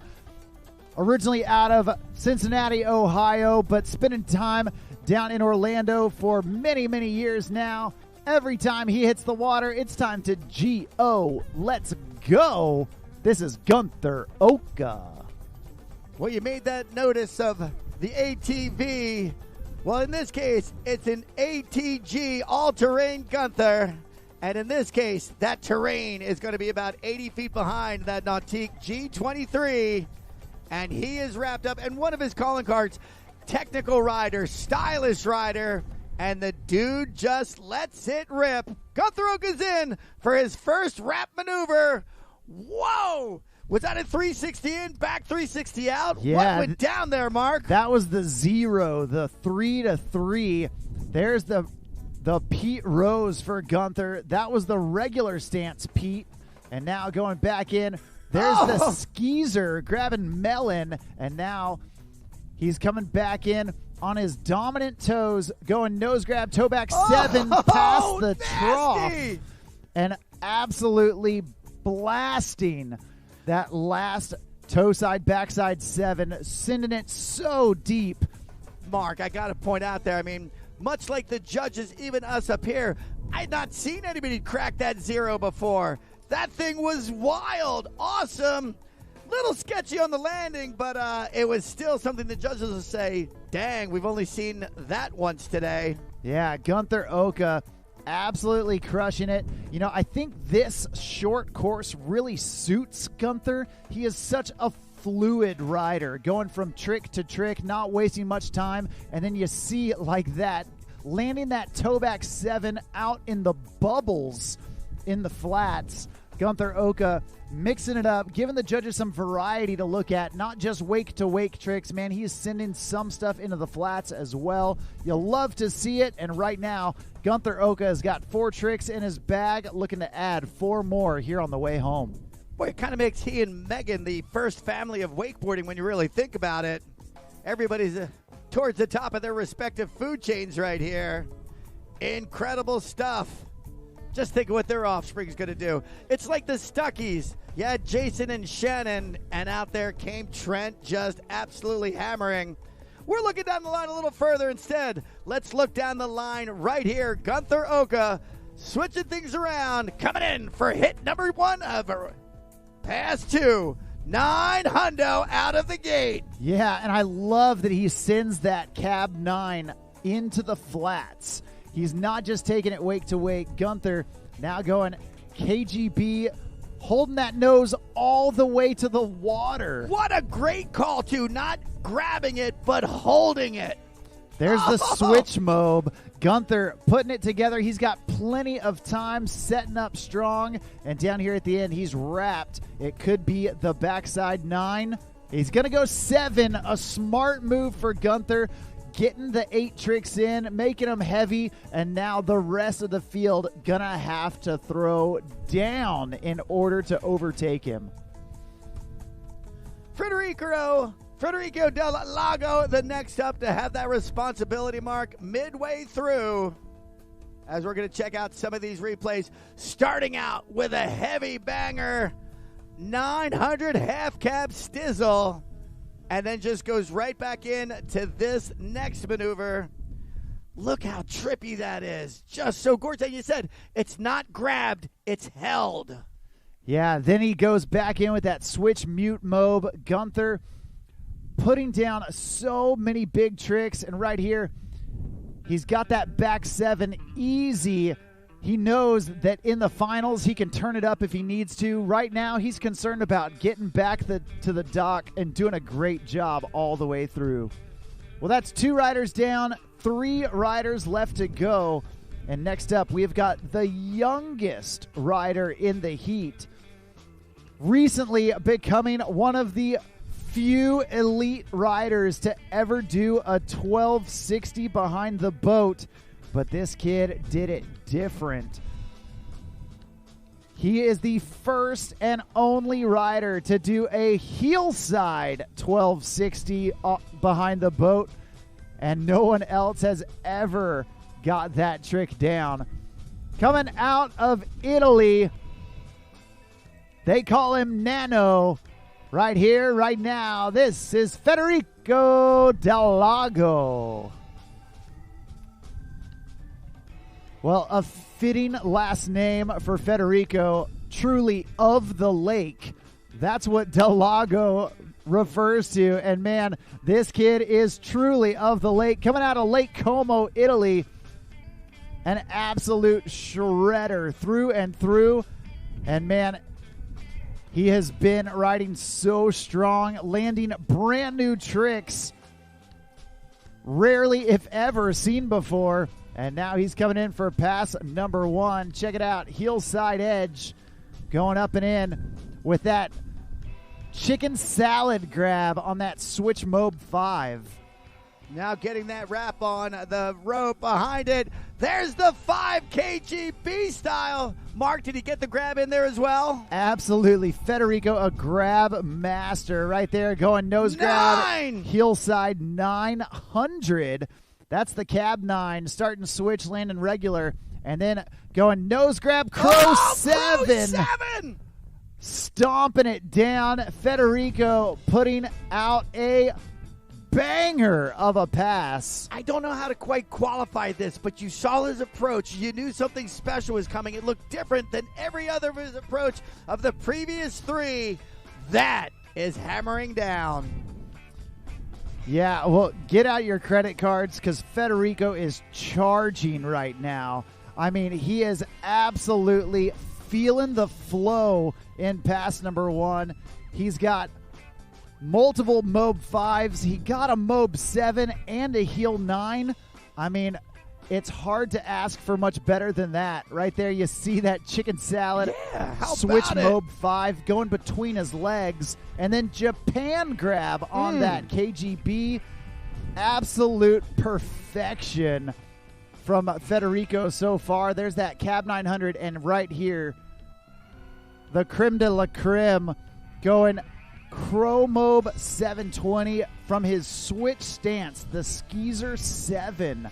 Grabbing it nose. Unbelievable. Spinning 2 times around while upside down. Man, I don't know how these boys do it without getting dizzy. But right now, Federico coming in for pass number 2. He does not want to leave anything to chance. And so far, he has not disappointed. Right now, coming in heel side, up and in, going 2 times around with the half cab double back roll. Beautifully executed as well. Solid grab, mute style in there. Now a regular heel side approach. This time doing the Moby Dick, but just keeps it to the 360 variety. There's that super late steezed out Tootsie Roll. We were talking about how Megan has adapted to grab the Tootsie. Well, that's how Federico has adapted to grab it. And then a 3-to-1 right there. Again, double grab on that 3-to-1. Federico putting down 8 solid tricks. He is stoked. Let's get stoked with him. Put your hands together. Make some noise for Italy's own Federico Del Lago. I can't wait to see this in a replay, Mark. Obviously, that move right there is solid. But then I think it's this next move right here. Sorry about that. That's the Moby Dick right there. This one, it's almost like 2 distinct motions. And look at that big nasty grab before the backside rotation. Yeah, all the way across his body and then sneaking that last 180 in. Oh my gosh, he was inches above the water when he went to blind after that nose to stale 3-2-1. Holy Moses. Nano absolutely crushing it right there. Well, we've got 2 riders left. And I'll tell you, in this heat, man, it is anyone's game. Coming up next, we've got a young dude originally out of North Carolina, but, man, he has been calling Claremont, Florida his home for many years. And he has been riding at an all-time high as well. Getting on the podium this year at Moomba Masters, and as well as the Pro Wakeboard Tour. He has been absolutely electric. And right now we got DJ himself, Daniel Johnson, about to take center stage.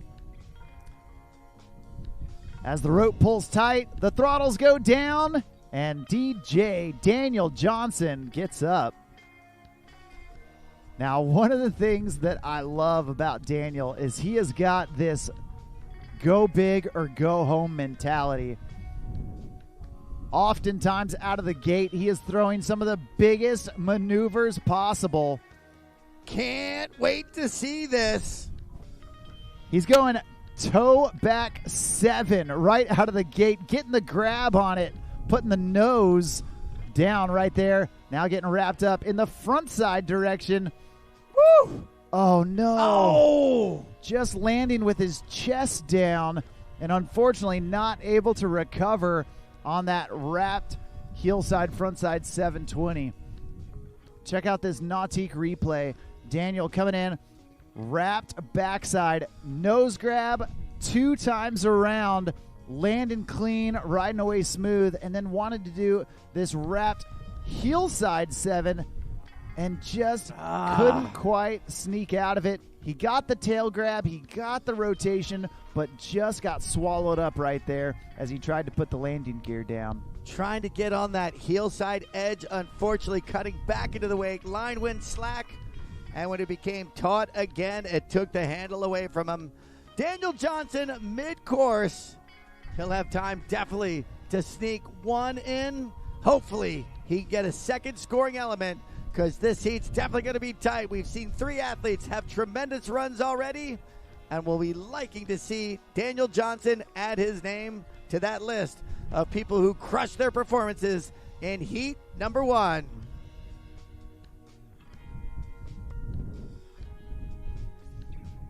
Well, he's got, man, about 2/3, maybe a half of this course left to go. He's definitely going to have enough time for 1 trick. It's going to have to hustle if he wants 2 out of it. But he has already seen Gunther Oka and Federico Del Lago get 8 tricks, standing up all the way back to the dock. He knows that these last tricks have got to be hammers if he wants to have a chance to get into the top 2. So you can see that buoy rapidly approaching. This is going to have to be the time to break out the one biggest you've got. Moby Dicking it right there. Only kept it at 360. It looked like he had the ambition there, Mark, to take it a little bit further. But again, you also have to make sure that you could present all you have for pass number 2 as well. Maybe didn't want to take the risk taking it that next half a turn further. Yeah, this tight course, man, it is sending athletes for a little bit of a loop. You see him, looks like he just flipped a little too hard without having enough slack in that line to be able to rotate that last 540 back underneath him. We're going to get him turned around and brought back down for pass number 2. At this time, we do need heat number 2 make their way down to the dock. That's Alex Albin, Luca Kidd, Noah Bullard, Trent Stuckey, and Sam Brown. Make your way down to the start dock.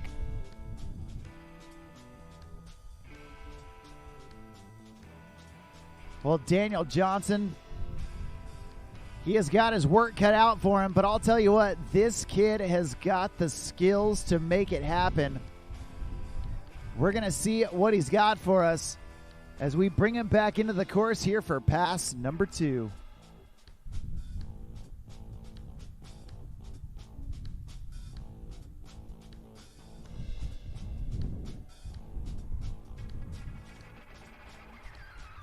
All right, a great look at that Roswell Wrap Super Air Nautique G23 as it goes by. And now in tow, DJ Daniel Johnson coming in heel side, going 3, 2, 1. Love that look when those moves are so distinct. Yeah, nose to stale right there.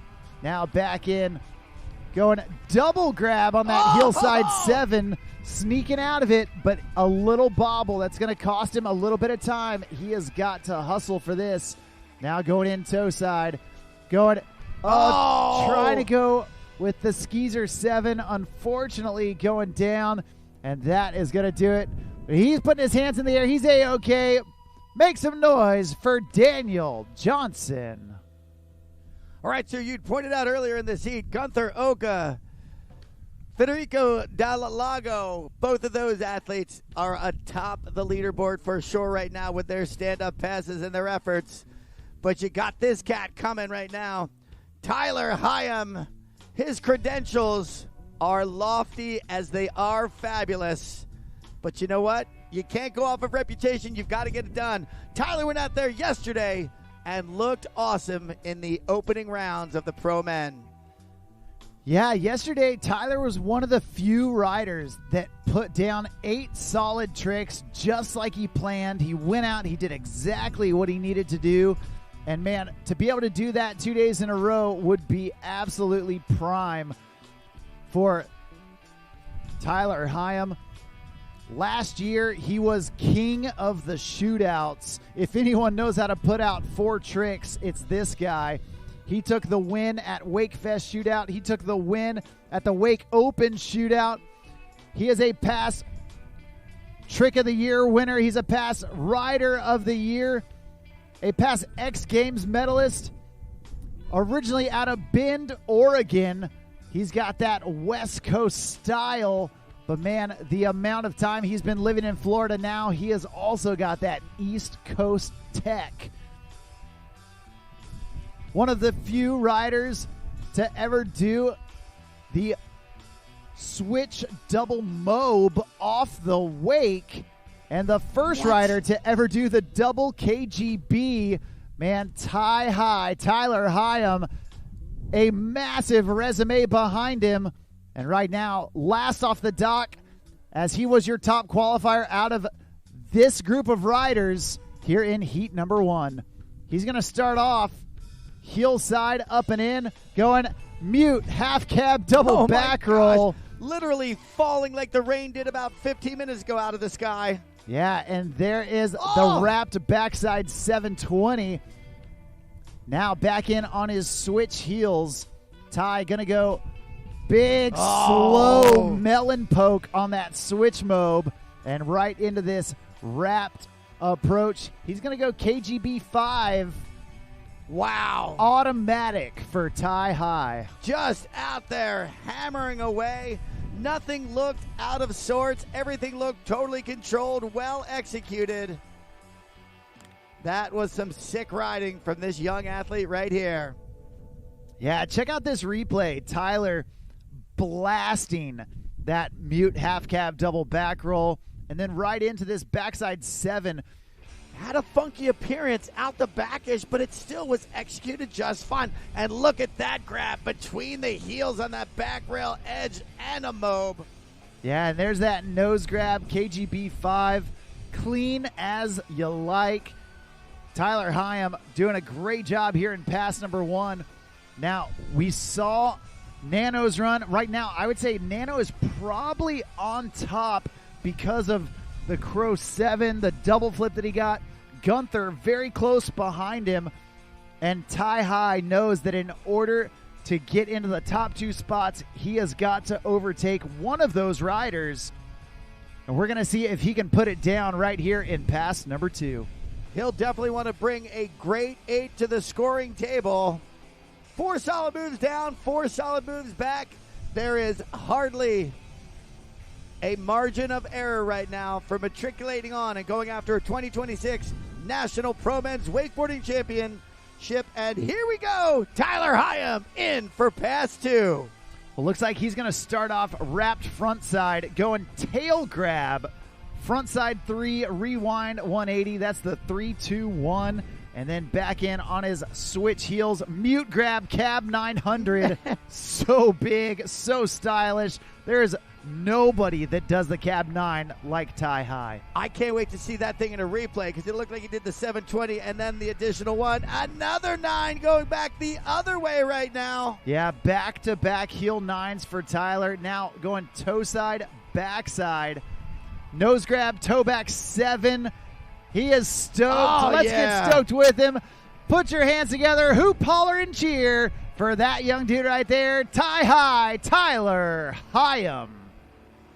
Oh, man, that was insane. I've got goosebumps right now, Mark. So fun to watch, knowing an athlete is performing when the pressure was on. Look at that. Again, the 3 to back wrapped 180. Coming in here, 7, and then there's the final one to bring it to 9, that half turn. And then this, a grab, another 9. Everything looks so well executed.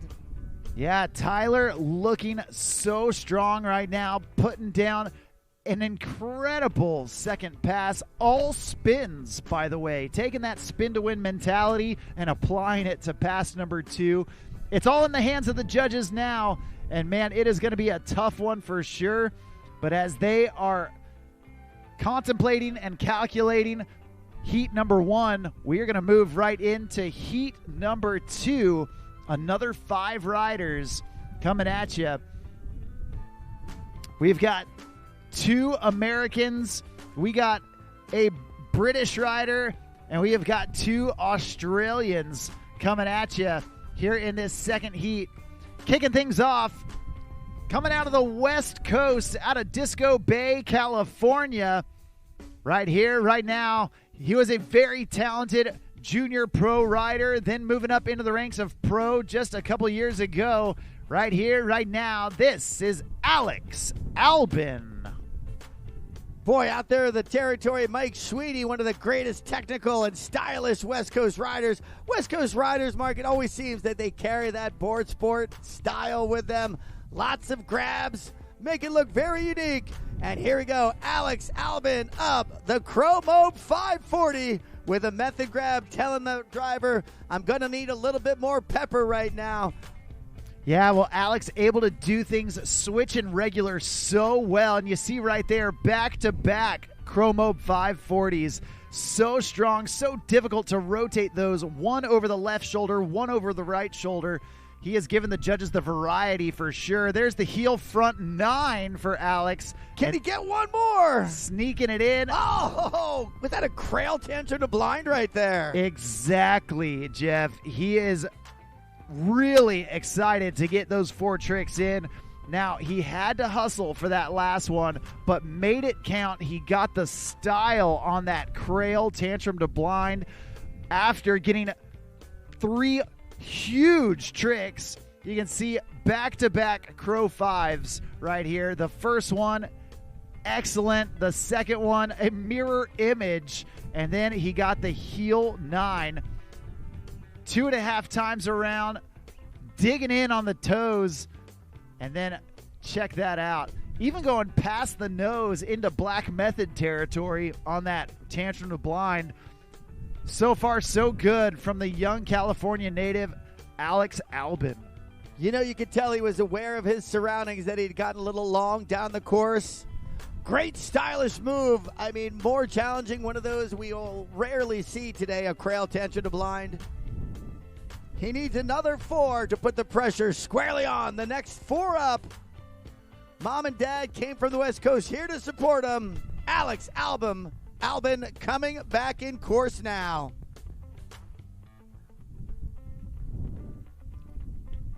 Now, Alex, he has got double flips in his repertoire. He's got a Mob 7 in his repertoire.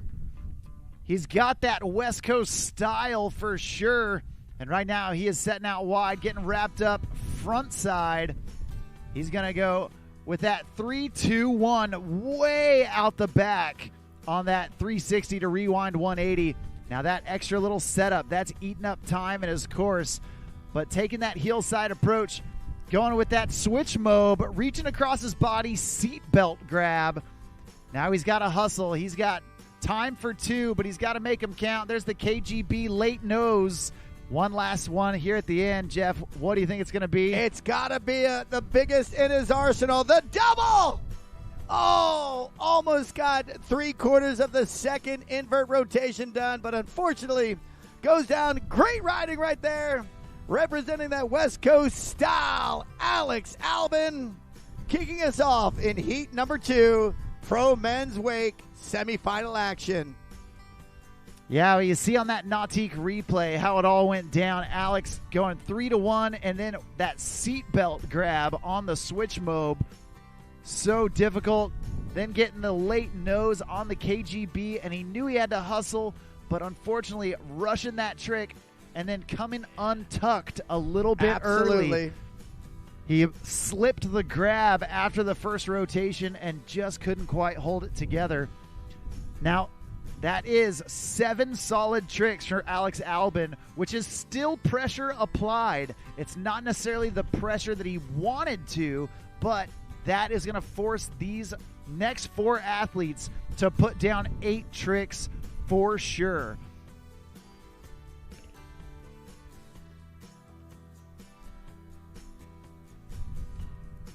Well, your next rider coming off the dock, originally out of the UK, doing it from England. And earlier this year, he already put 1 national championship under his belt. He is your current and reigning Australian national champion. Also a past Bro Stock double up winner. Man, this kid has been riding so strong. And I always love watching his old school style with that new school twist. Right here, right now, this is Luca Kidd.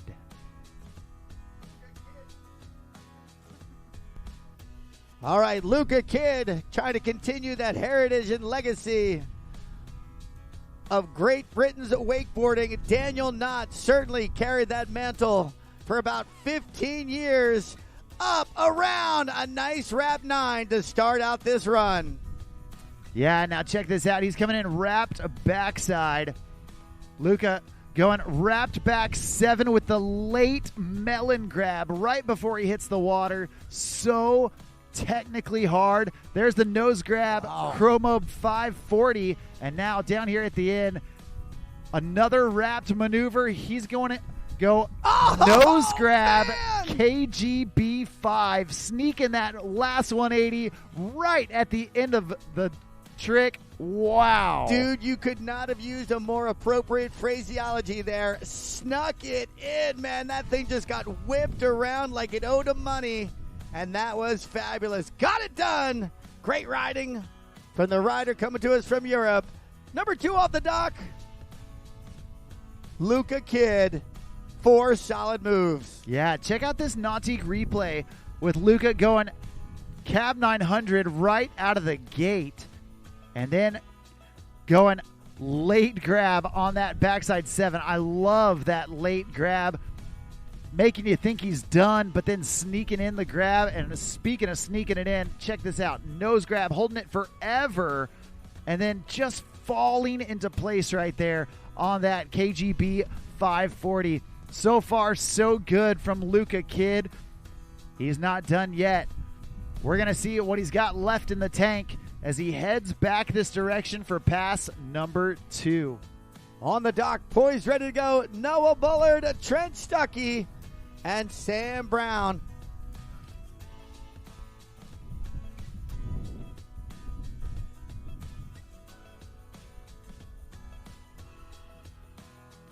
All right, here we go. Luca Kidd, check this out.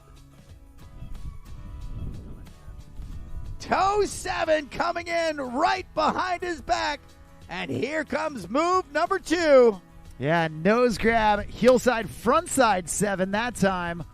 Going toe back sev to heel front sev. And then going with that wrecking. He's going that pinball style roll to blind. And now check this out. He's getting wrapped up. This is where Luca adds that old school style. He's going to go nose grab, wrecking ball 5. Oh, that's man. Exactly what that was. Getting out of it. The wrapped Moby Dick, grabbing it all the way through. And Luca Kidd putting down a solid 8 tricks all the way back home. Absolutely awesome from your second rider off the dock. Interesting approach there on that 7 again. Both hands on the handle behind the small of his back. Got it done. Now check that out. Nose grab coming in. This time it's the heel side 7 straight away. Coming right there. Got that grab and then again distinctly did the roll, then did the backside 182 distinct moves. And this is where the wrap up was, grabbing that nose for that 540 to wrap it up and just kept that handle in check.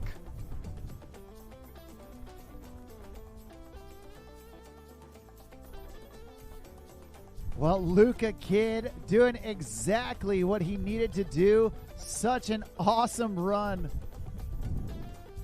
from Luca. Putting together a solid 8 tricks.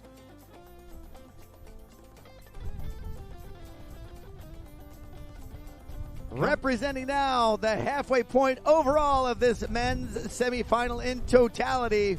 Rider number 3 of heat number 2 of 3. Noah Bullard is going to have his opportunity right now to make his strong impression with the judges, trying to justify his inclusion to our 6-member Pro Men's Wakeboarding Final here tomorrow. Yeah, well, Noah Bullard, another rider that has been landing some big tricks. He's got he's got Moby Dick 7 under his belt recently. And man, this young Australian been traveling to the United States the last handful of years, and he has been living that endless summer lifestyle. It has definitely paid off for him, not to mention a handful of double flips as well. He's starting out with that nose grab, heel side, front side 900 right out of the gate. And now getting in to his opposite heels, going with that 3-2-1, grabbing it stale all the way through. Back in on his switch heels, 2 times around for that half cab double back roll. And he escaped out of it. Then going with the switch toe side 900. Oh, some of those landings were a wee bit ratchet, but he got some techie stuff done there in pass number 1. Yeah, it wasn't as clean as he would have liked, but the good news is that Noah Bullard stayed on his feet. That is the name of the game right now.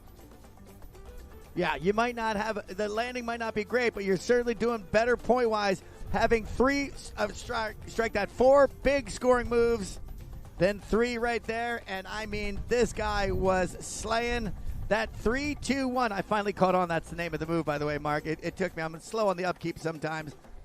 And there's that half cab mute. Bounces, but it's still runway, and this is how it wrapped up. Yeah, that switch toe 9, another little butt check from Noah. But the good news is he has got his confidence under him.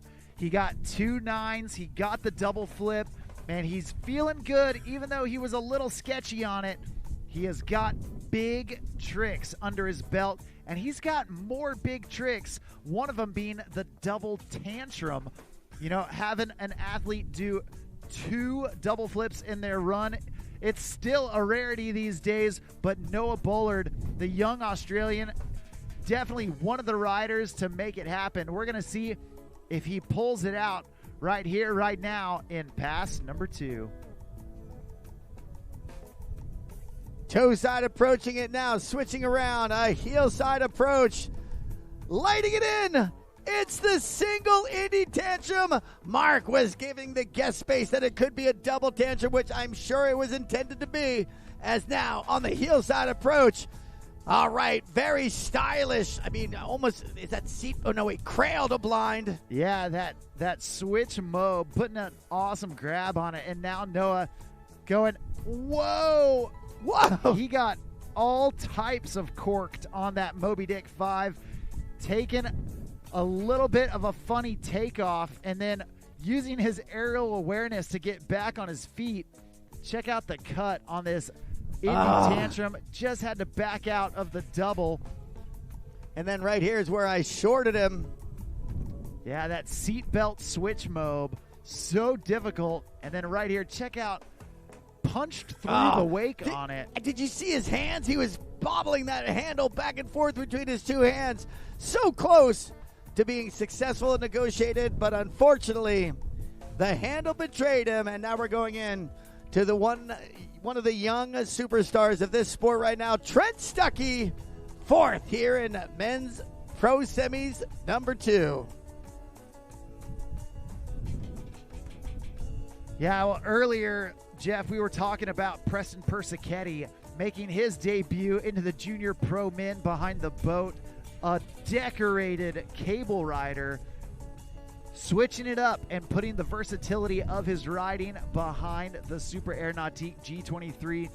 Just a couple years ago, Trent Stuckey doing that exact same thing, and man, he quickly put any doubters to silence. An absolutely incredible boat rider, Trent Stuckey, making it look so easy. Yesterday, he had a stand-up run, and we're going to see if he can have a repeat performance here today in the semifinals. Right here, right now, out of Orlando, Florida, this is Trent Stuckey.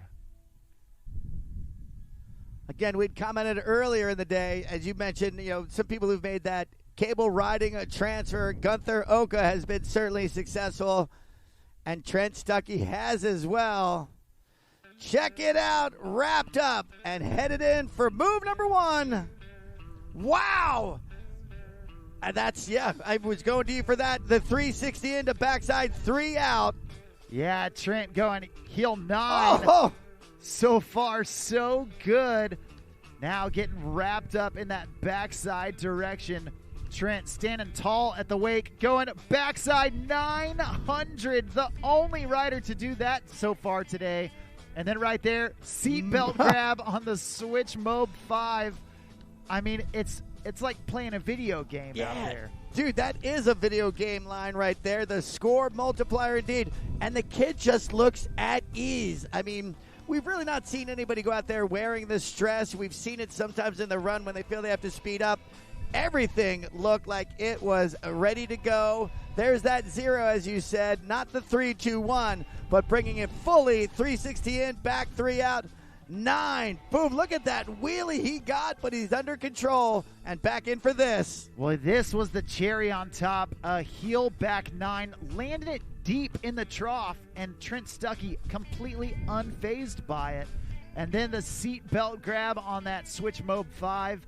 Man, Trent Stuckey is looking like an all-time high right now.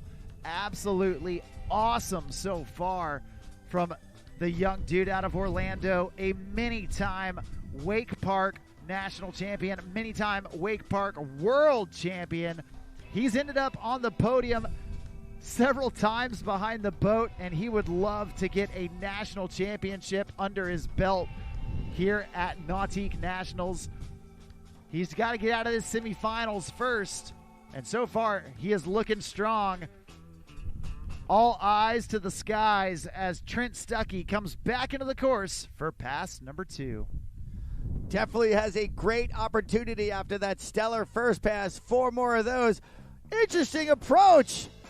Nice. The Pete Rose right there, but single-handedly going in so he could get that grab. Yeah, it's actually the blind Pete with a backside rotation. There's the cab 900. Starting switch, landing regular, and now back in on his heels going. Oh! No! Getting hung up right there on that half cab double back roll. Holy moly. Just dropping out of the sky. Kicked a little funny off the wake. We're going to see on the replay. Check this out. Going across his body on that blind Pete. So nasty. Here. And then nose grab, heel 9. That one was actually a regular 900. And then let's see where he left the wake. You catch anything there? Wow, that thing started on the second rotation around the second invert. Yeah. Things just came apart. Yeah, it looks like he slipped the grab and just tried to protect himself upon that fall, ducked a shoulder, tried to get onto his back so that he's not taking it straight to the face. Sometime in battle, common sense is the better part of valor. Make sure you're preserving yourself to get back out there because, again, he got 2 solid moves. Beautiful overhead view. If he hustles, if he gets done, gets up and gets rolling quickly, he does have territory for 2 more left. And he's got to make them heavy hitters. Yeah, well, Trent Stuckey, a fast rider. He's able to link tricks together. He gets that from riding at the cable where he plans out a run and he has got a limited course to deal with. If anyone could sneak in too, it would be Trent. He's getting down to business right now. Trent Stuckey coming around. Heel side of that half cab attempted at the mute double, or the mute mob right there, the mute half cab double roll. Yeah, it's deja vu for Trent Stuckey. Unfortunately, it's the same song, different verse, and just going down again in the same manner, slipping that grab and not able to stay tucked. You saw that edge. He didn't edge across it. He kind of punched through it there at the top. Unfortunate right there for Trent Stuckey. There was definitely moments of brilliance interspersed as we're now down to our final athlete. And Mark, this should be a show indeed. Sam Brown coming up next.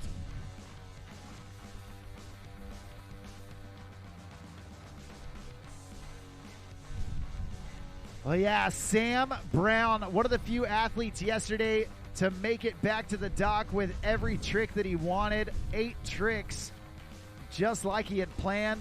This young dude out of Thirlmere, Australia, one of the most stylish riders of all time. This dude is made of rubber. I like to call him Gumby, the way that he is able to stretch his body and get into these crazy contortions in order to grab his board. Sam Brown does not ride like anybody else, and that's on purpose for sure.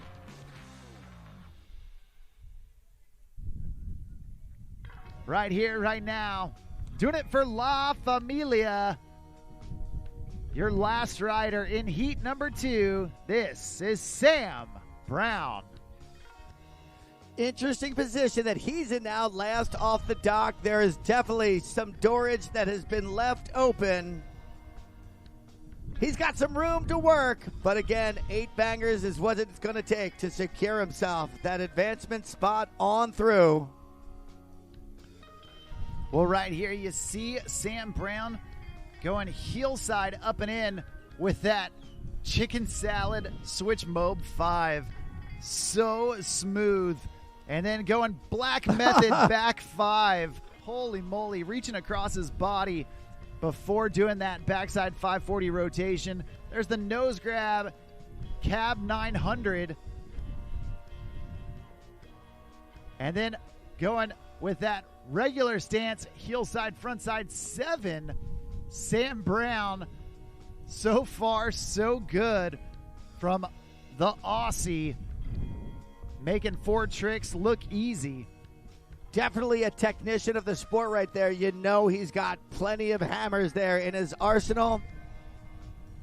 Does what it takes to get through. Nice looking move right there. Mob 540. Then this, a nice grab coming across for the toe side. Strike that. Heel side 5 with a grab in it.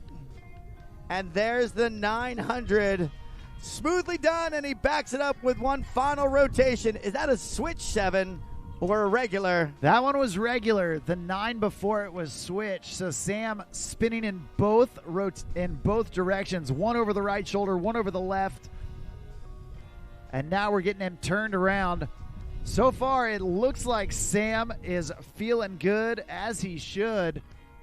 And now getting ready for pass number 2. Now, Sam, another rider that he has got that go big or go home mentality, loves to just send it. He's got a handful of double flips. He's got a handful of Mob 7s as well. And we're going to see what he chooses to go to here in pass number 2.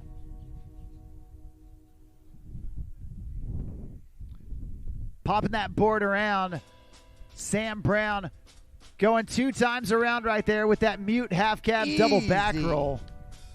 Made that look easy right there, Mark. Now, second one in. Yeah, going across his body again, that black method Moby Dick. Love the name of that. Solid looking move. Third one coming on in. Oh. Front trim to backside 360. Yeah, that's the fat chance, the switch slim chance. And then again, crazy grab right there, going with that nuclear or crail grab crow 5. Sam Brown, a true grab technician out there, blowing minds and getting all the way back to the dock. Check this out. The replay, the mute half cab double back roll. There's that black method Moby Dick across his body. And then right there, the mute grab on that fat chance. And then going across, Sam Brown, not sure how he is able to contort his body and get those grabs. But man, oh man, Sam Brown putting an exclamation point at the end of heat number 2. And just like that, we've got one last rider. Or excuse me, one last heat of riders coming at you. 5 more riders here in Pro Men Wakeboard semifinals. Your final heat. And you can see the riders standing there on the dock. Kicking us off, originally out of Baldwin, Kansas. A past national champion in junior ranks as well as world champion, doing it on the cable. But man, a talented boat rider as well. Right here, right now, this is Brett Powell.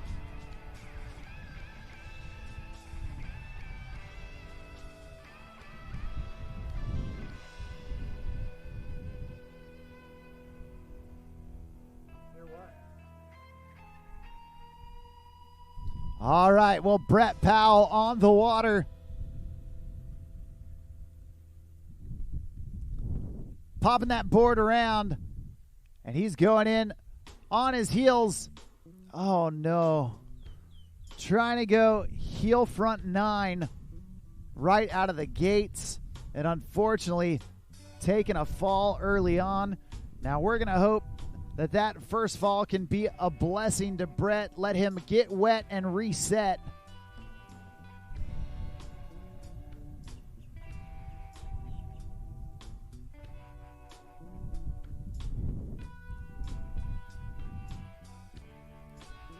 And now he's got some thinking to do.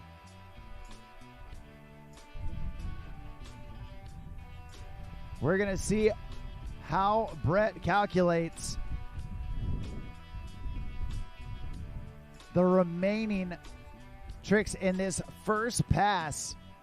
Going down on trick number 1, it's never how you want to start your pass.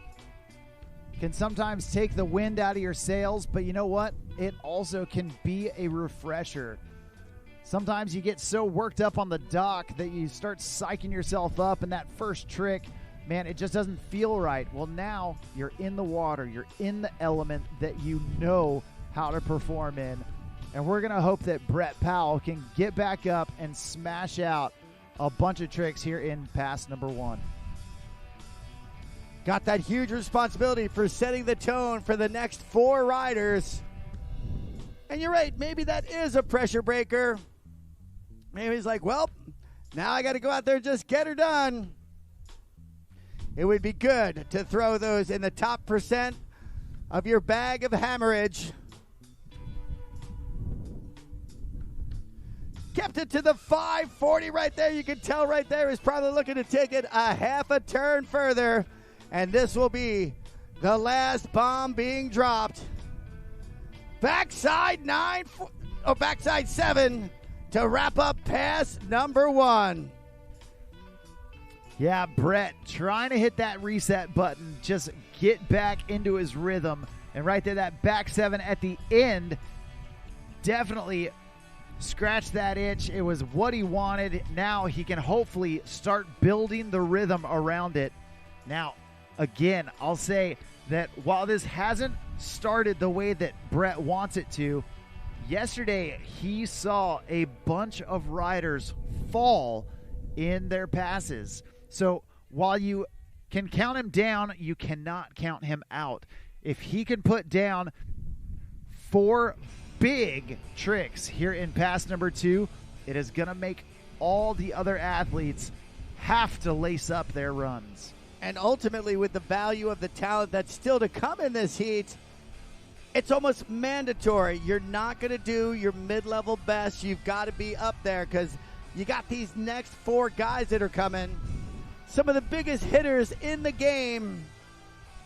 And he wants to be able to apply pressure to them by what he's laying down right now.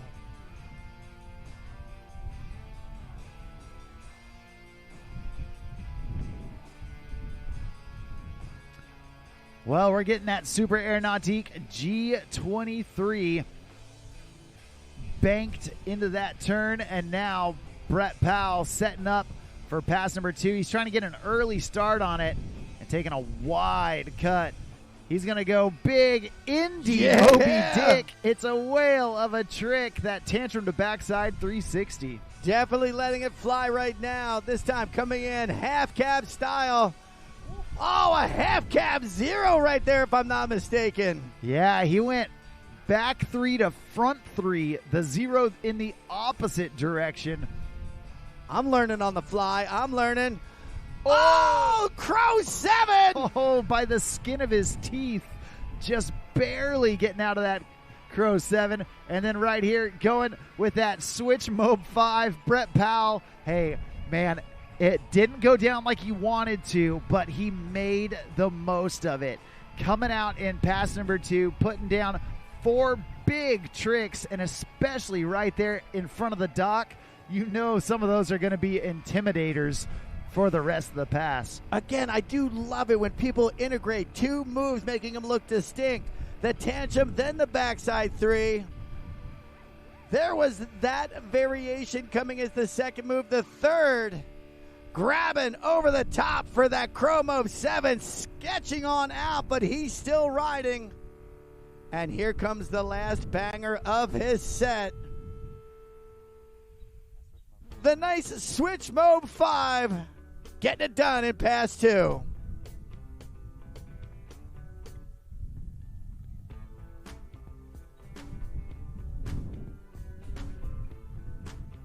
Well, this next rider, the youngest of this final heat, a very talented and decorated junior pro rider, moving up into the pro rankings, coming out of Australia and riding under the tutelage of many-time national and world champion Nick Rappa. Right now, Jet Gibson looking to write his own story here in the pro division and getting ready for pass number 1. As the throttles go down, Jet gets up and he is ready to rock and roll. So here we go, 2 of the 5 here in the final heat of our Pro Men's semifinal wakeboard action. And switching around, wants to give it a rip from a heel side approach. Right there, the heel side 720, and he's going to try to torque it up from here. Going toe side up and in the nose grab, Chromob 540. Now back in on his heels, going Moby Dick 5 all the way around. And now down here, tons of time. Jet going with... Nice, oh, man. Trying to get that cab 900 under lock and key, and unfortunately just couldn't quite put down the trick. Going down at the end of pass number 1. Again, we've talked about course management so many times. Your riskiest trick often needs to go right there at the end of that first pass, because if you do fall on it, man, you've got the entire second pass to go. You can use the turnaround to really clear your mind and hopefully hit that reset button. You can see Jet going with that Moby Dick 5. And then right here, going in switch with that cab 900, trying to lay it down just a little heel heavy on the landing.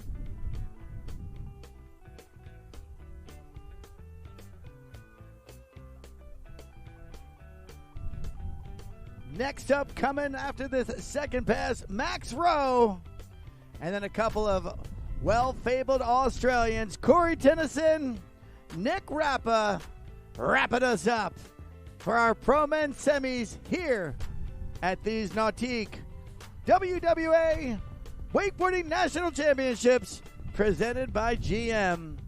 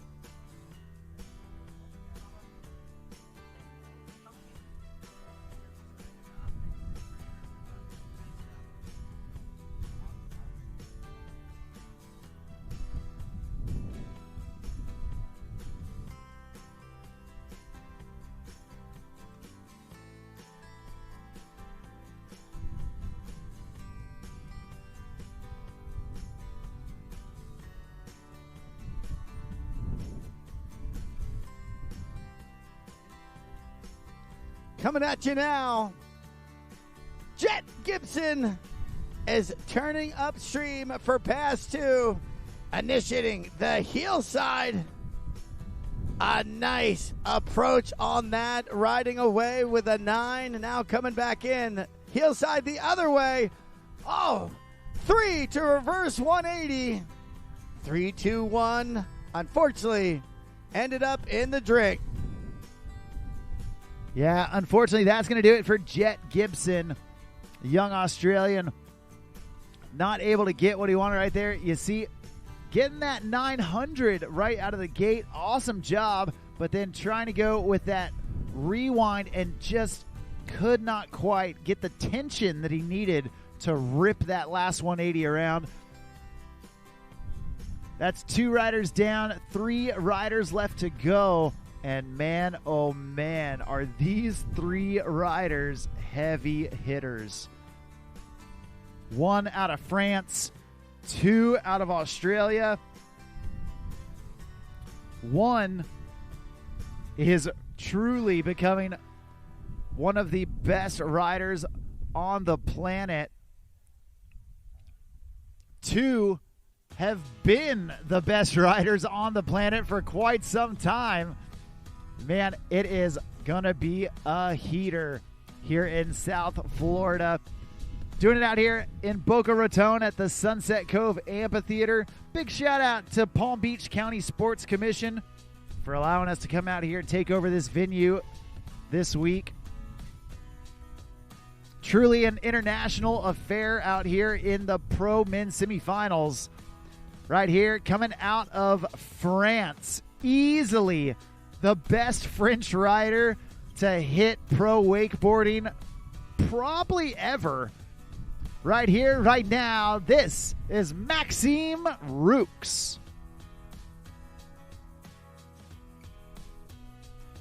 Well, Maxime Roux has landed so many Mob 7s, maybe more variations of the Mob 7 than anyone else.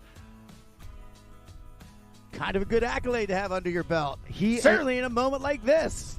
He is easily one of the most technical riders out there, landing the biggest tricks in the game, but he also does it with style. He truly is the total package. And right now, Maxime starting off with that big heel side 900. Letting the judges know he has come to play. Now wrapping up out the back. The 3-3, that's the 0 right there, canceling his rotation altogether. Then back in 2 times around with the mute half cab double back roll. And one last trick down here at the end. It's going to be the Moby Dick 540 and bolts on the landing. Effortless. Everything effortless. I mean, again, that's what you want to do. Show the judges your competency, your execution, but a great mix of moves there as well. Here's where things got started tucking way down for this initial 9 coming out of the gate. Booyah and the Shaka. Wrapping up for the 3, and then the 3 back out the other way with a well-grabbed nose grab. Third move right here. Bomb ski, half cab mute. Yup. Ignore that thunder, everybody. That's nothing. As we're coming in now for that, the Moby 5 right there. Impressive run. And definitely, Mark, with those 2 heavy-hitting veterans right behind you, he's got to do something to put the pressure on, and he just rode with excellence.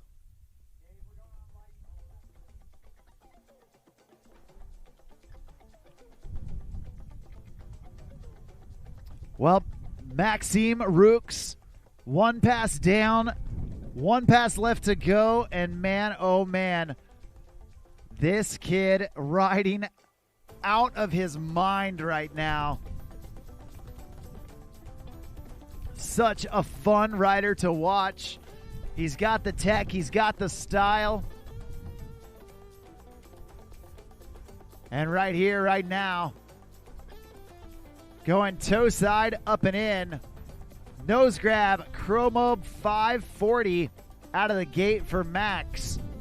Now back in opposite toes.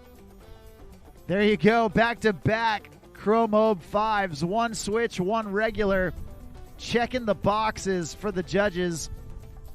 Back in, going. Oh, what a grab on that. Crossed up right there on that switch mobe.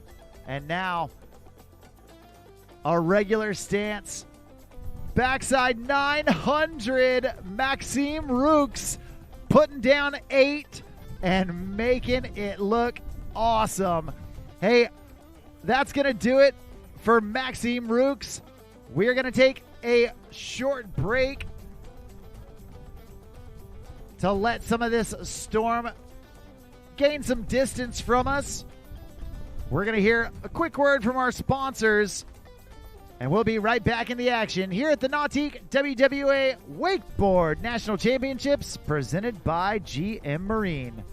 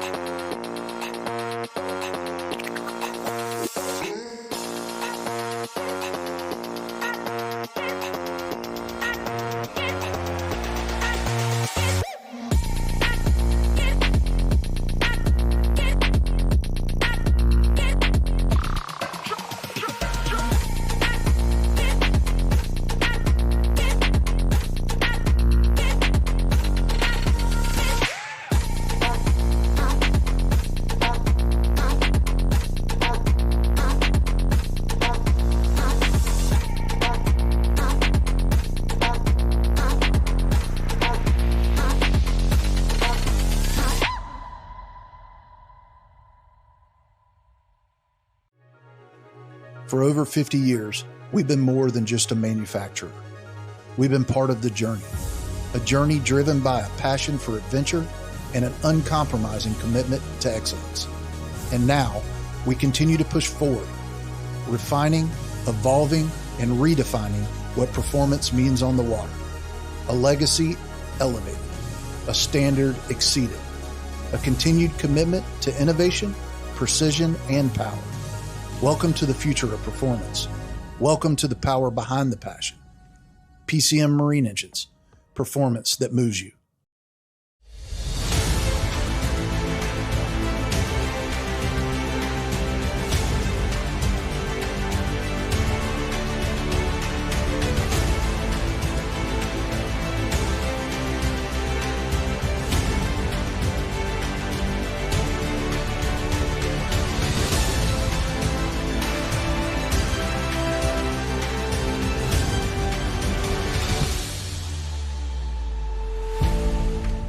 I live life on the edge. That means accidents happen. Things break. Including my brand name sunglasses.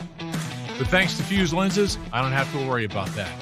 Fuse helps me replace my lenses for less with high quality, guaranteed to fit lenses. Now, if they only had a website for a fractured ankle.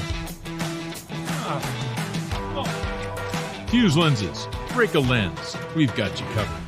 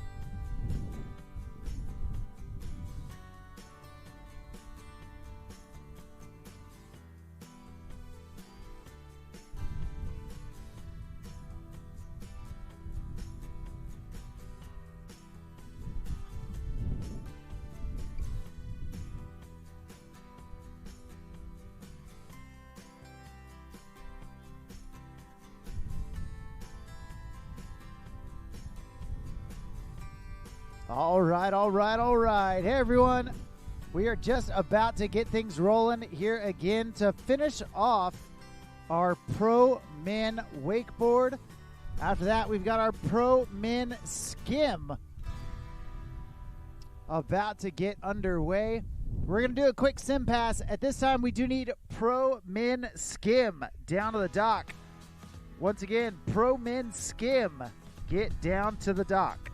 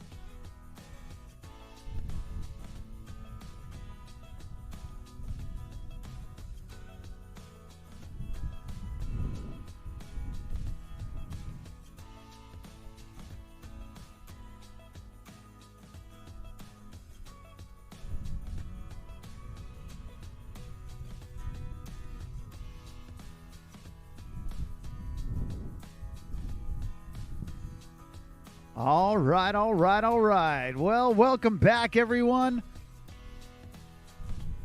We do have a bit of an update for you. After dodging some lightning strikes and being on a weather hold for the last little bit, we are going to finish our Pro Men Wakeboard division. We've got 2 riders left in Pro Men Wakeboard. Then the update for today, in order to save some time and hopefully push through to the end, every surf and foil division that did not have a cut in their semifinals, they are all going straight to finals.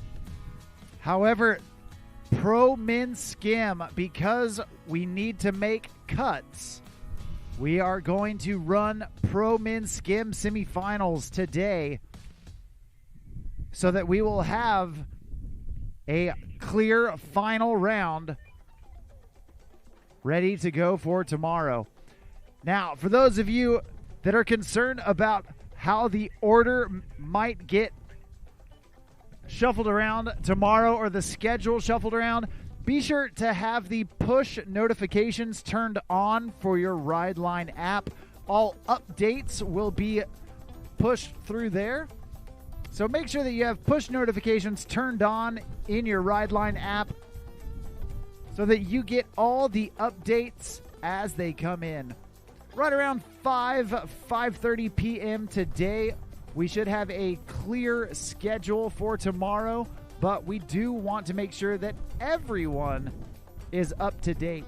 So be sure to have your push notifications turned on, check it frequently, and then we will get underway here shortly with the last 2 riders of our Pro Men Wakeboard, followed by our Pro Men Skim.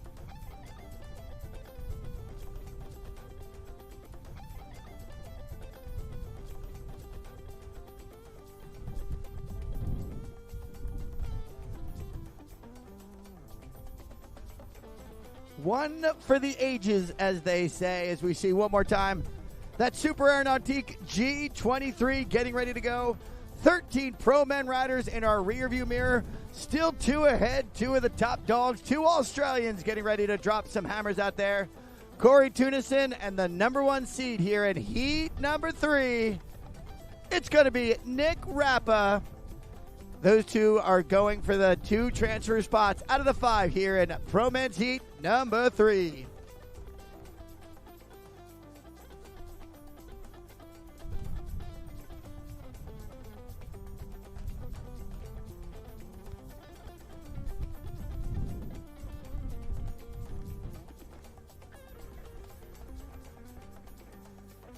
Well, these are the last 2 riders that Super Air Nautique G23 with the custom Roswell wrap are going to see today. After that, we'll be putting that boat to the side and pulling out the Paragon for the Pro Men's Skim.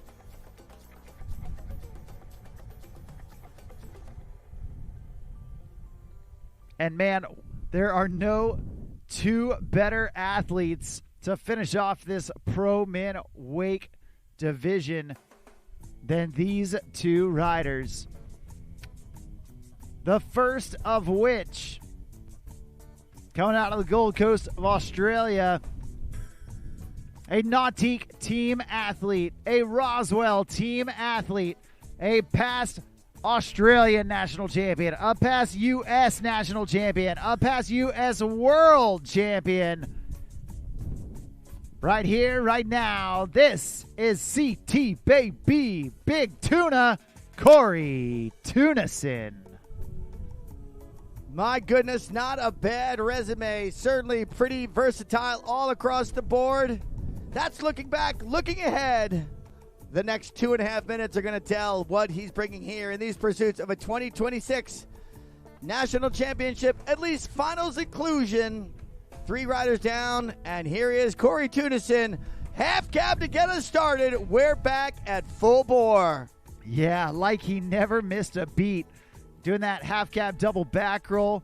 Right back in. Going toe side 1080. The switch toe 10.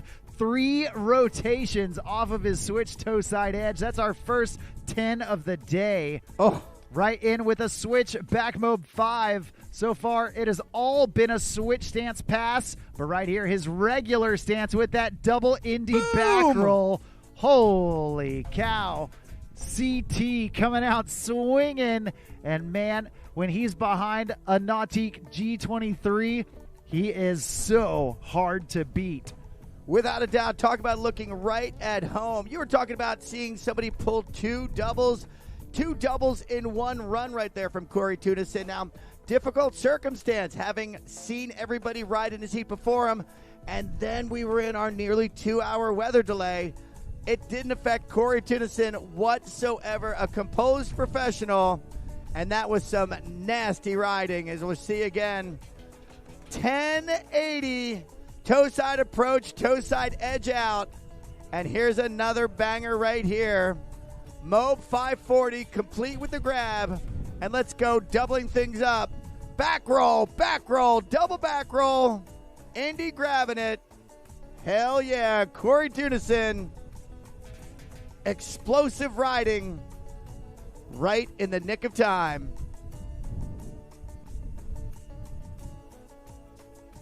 Yeah, well, that's 1 pass down, 1 pass left to go. And CT Corey Tunison trying to punch his ticket into the final. We're only taking top 2 out of this heat. And as the penultimate rider, going 3, 2, 1. Oh, man, bouncing up after that butt check. Now he's trying to get back into a rhythm. He doesn't want to waste this time. Here we go, back in. Nose grab, heel front 9. Good recovery. And now it looks like he's going to get wrapped up. Check this out. Right into it. He needs to hustle. Double grab on that backside 7. One last trick here at the end of the course. It's got to be good. It's got to be now. And there's the front mob 540. Going switch front mob 5. Slimmy 5. A beautiful move. And a great way to punctuate that already fabulous run. Got to feel pretty confident if you're Corey Tunison. That's enough to get the job done. Looked fantastic from here, Mark. And talk about expectations of brilliance. One of the best to ever do it, about to strap in, already strapped in. Nick Rappa next. Oh, look at that. How close did he come from misfortune? Yeah, Corey really muscling through that 3-1 and then continuing on. Check out this wrapped double grab backside 7. Now the last trick, going switch stance up and over the top. The Fat Chance 5. And man, oh man, a difficult trick. Corey getting 8 under his belt. Dude, that was switch. I'm thinking Brett Eisenhower from back in the day, but nope. Yeah, Corey. That's insane switch. Unbelievable. Putting down a heater. But now your final rider wearing the gold bib, signifying he is the current overall points leader in the Nautique Wake Series. Yesterday was his birthday. He's a new dad to boot. This dude has done it all and won it all, from nationals to worlds, overall series champ. You name it, he's got it. Right here, right now, this is Nick Rappa. Man, Mark, it did not take any time at all to ratchet the pressure back up once we got back underway.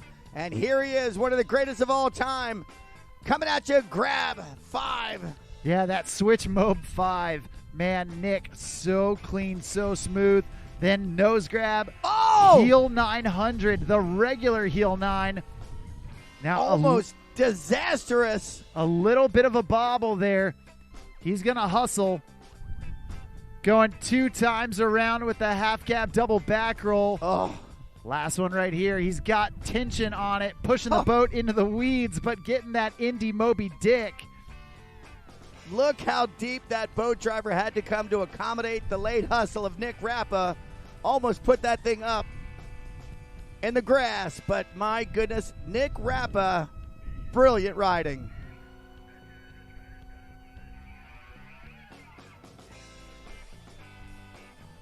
Well, you see right here on that replay, Nick starting off strong. Here's where it got a little dicey. Digging in those heels on that 9, and then getting the double cab roll right back in. Big Indy Moby Dick, holding that Indy grab all the way through, right into the turn of that boat. And Nick just saw Corey put down 8. He knows he's got to have 8 of his own. And now coming back into the course, Nick Rappa, easily one of the fiercest competitors that the world of wakeboarding has ever seen. The dude definitely puts in the work. These guys all do, but especially I know Nick trains for it, gets his body ready for it, puts in the effort off the water like he does on the water. And Mark, here we go. We're going to be kicking off from the toe side, pass number 2. What do we got? 1, 2, 9 hundo to get us rolling. Yeah, now he saw that Corey stuck the switch toe 10. He's got to make it count here. Going double Indy tantrum. Too easy on those 2 flips for Nick Rappa. He does make it look super simple, but the greats always do. There's the blind Pete Rose reaching across his body with the crail grab. And down here at the very end of the course, it's going to be that Indy off-axis backside 7. 7. Well, 8 tricks for Nick. And man, now the judges really scratching their heads, because here in this final heat, we had Maxime Roux, Corey Tunison, and Nick Rappa all put together solid 8 trick runs, but only 2 are going to make it through. We'll take a look here. There's where we got started. That toe side 9 to get us underway. Hammer 1, hammer number 2. The double Indy tantrum. Guess that'd be a double Indy temper tantrum when you really get down to it. Now coming in, the third approach. Look at that nose grab. Pete Rose backside 360. And then that look, 1, 2, way off axis. Nothing looked out of sorts. So smooth with his execution. Well, coming up next, we have got our Pro Men's Skim division. That concludes all of our wakeboard action for today. An absolutely phenomenal job from all of our pro wakeboarders getting out there and performing behind the best boat in the biz, that Super Air Nautique G23. Now we are going to switch out the G for the P, the Super Air Nautique G23 Paragon, about to take to the water with our Pro Men Skim in tow. We have got 3 heats of Pro Men Skim getting ready to battle it out and see who is going to make it out of each of these heats. Top 2 riders are going to go through, and then we are going to get our finals underway tomorrow for all the pro divisions.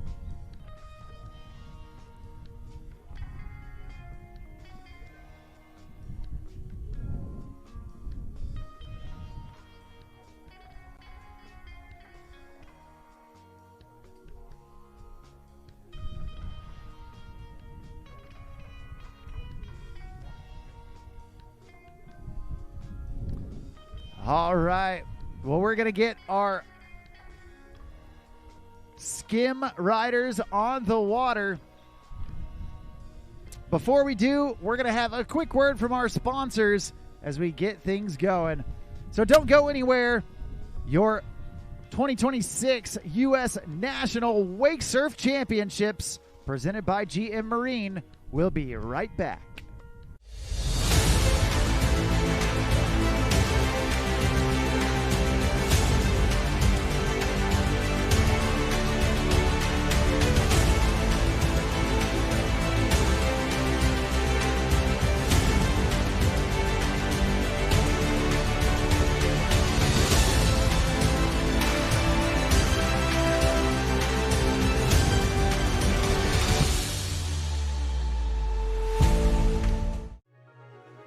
For over 50 years, we've been more than just a manufacturer. We've been part of the journey, a journey driven by a passion for adventure and an uncompromising commitment to excellence. And now, we continue to push forward, refining, evolving, and redefining what performance means on the water. A legacy elevated, a standard exceeded, a continued commitment to innovation, precision, and power. Welcome to the future of performance. Welcome to the power behind the passion. PCM Marine Engines, performance that moves you.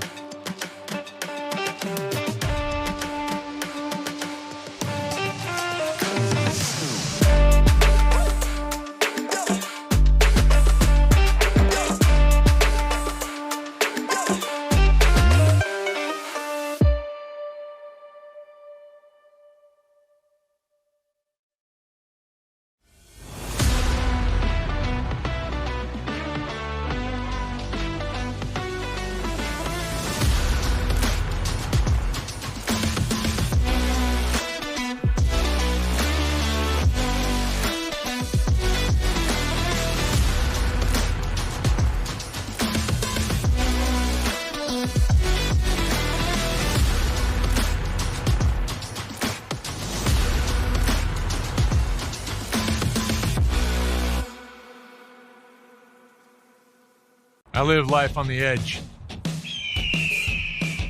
That means accidents happen. Things break. Including my brand name sunglasses. But thanks to Fuse lenses, I don't have to worry about that. Fuse helps me replace my lenses for less with high-quality, guaranteed-to-fit lenses. Now, if they only had a website for a fractured ankle. Fuse lenses. Break a lens. We've got you covered.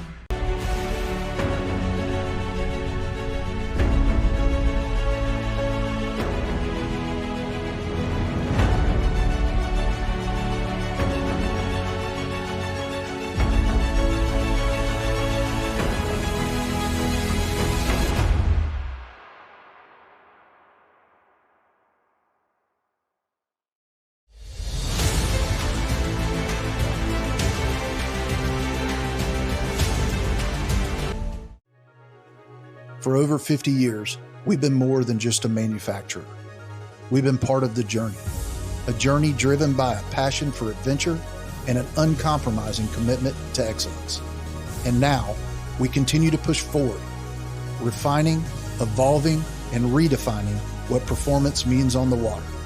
A legacy elevated, a standard exceeded, a continued commitment to innovation, precision, and power. Welcome to the future of performance. Welcome to the power behind the passion. PCM Marine Engines, performance that moves you.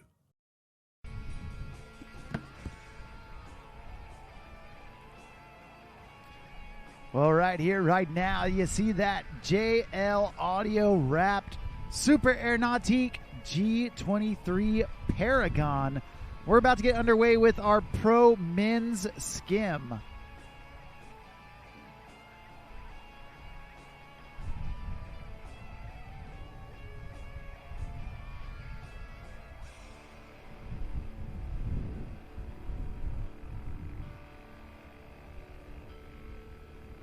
Well, first off the dock, originally out of the Northeast, but he's been spending time down here in Florida for a while. Right here, right now, this is Donnie Searley.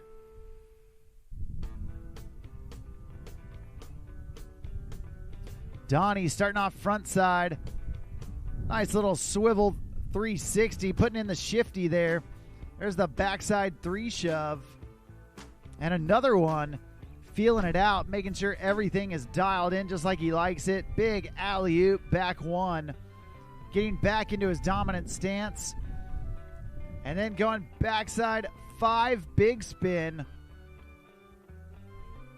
Now Donnie from way back on the wave, getting some speed. Alley-oop, back 3. Oh, man. Trying to keep that heel edge out of the water. Unfortunately going down. Now, fortunately for him, only his first fall. Each of these Pro Men Skim riders, they are going to get one run that consists of 2 passes. 1 pass down and 1 pass back. During those 2 passes, the riders can do as many tricks as they want. They're not limited on the number of tricks they can do. If they do happen to fall, they will get 1 pickup per pass.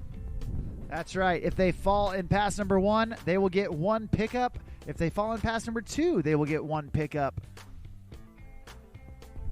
Then after that second fall, that is when the boat will keep going and we will taxi them down to the end of the course. Donnie doing a great job. There's that 540 back big. And now he's back up to finish off this first pass. 540 shove it from Donnie. And looks like that's going to do it for pass number 1. Ending with a bang.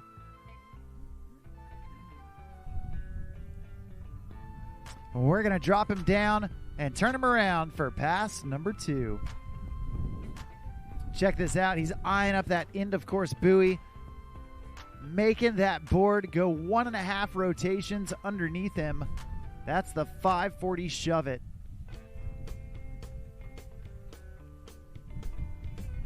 Now here in the skim style division, these pro men riders, Going to be doing a lot of technical tricks. Shove it variations, big spin variations. Going front side, back side, showing the judges a variety of tricks. And right here, Donnie going big front side air to get things going in pass number 2. There's the shove to mute. Reaching down with that front hand, grabbing the board as he kicks it into his hand. Oh, man. And there's the mute backside big spin. Trying to stay connected. Unfortunately, coming unglued.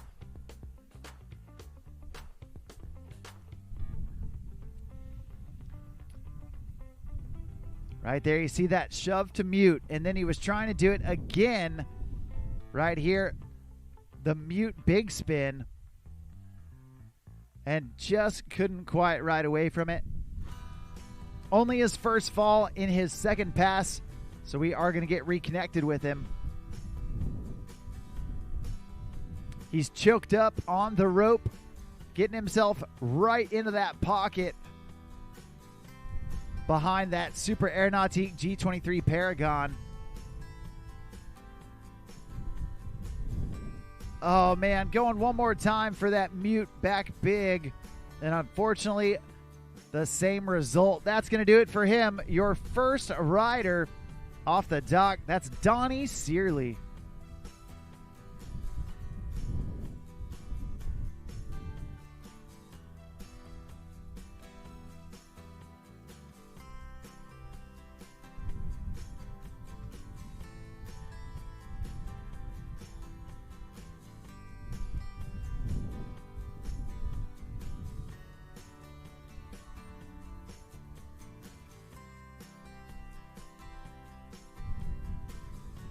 Well, you see some of the skim riders right there in the water hanging out, cooling off here in this South Florida location.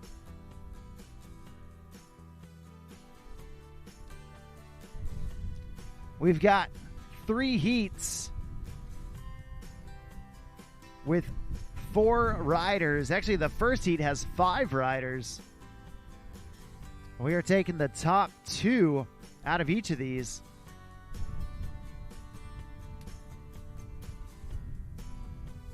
Making some pretty cutthroat decisions out there for these riders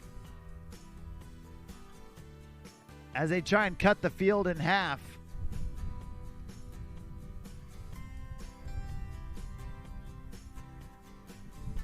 Looks like we're in a holding pattern for our next rider.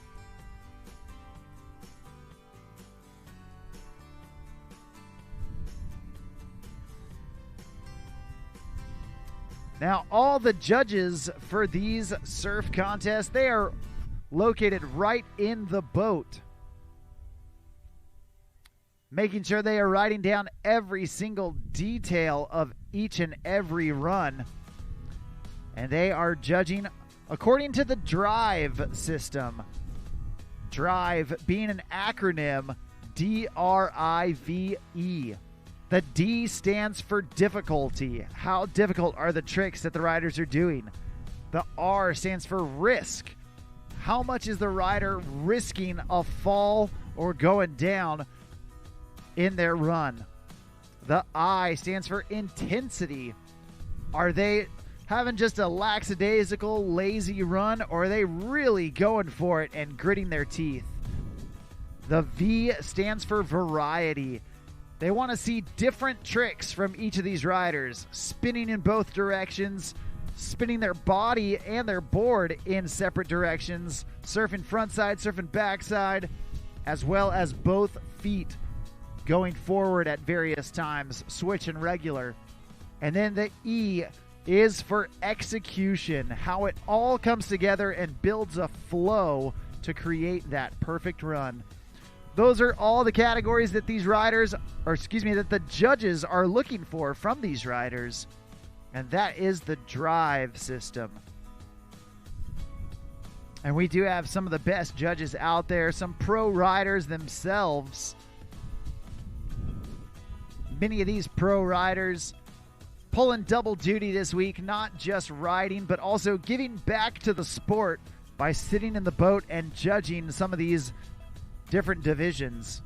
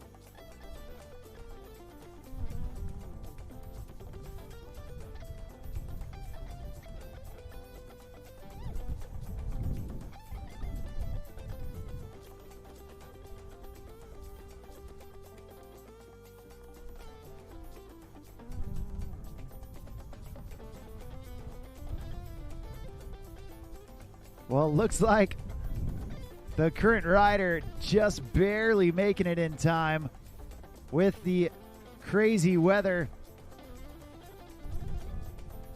Some athletes getting out of here, choosing to go sit in some air conditioning, and then with the restart, trying to hustle back. Bo Wildman getting here by the skin of his teeth.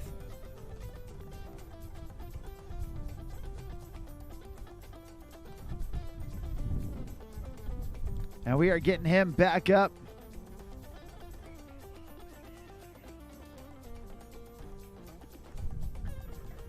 Here we go. Originally out of Warsaw, Indiana.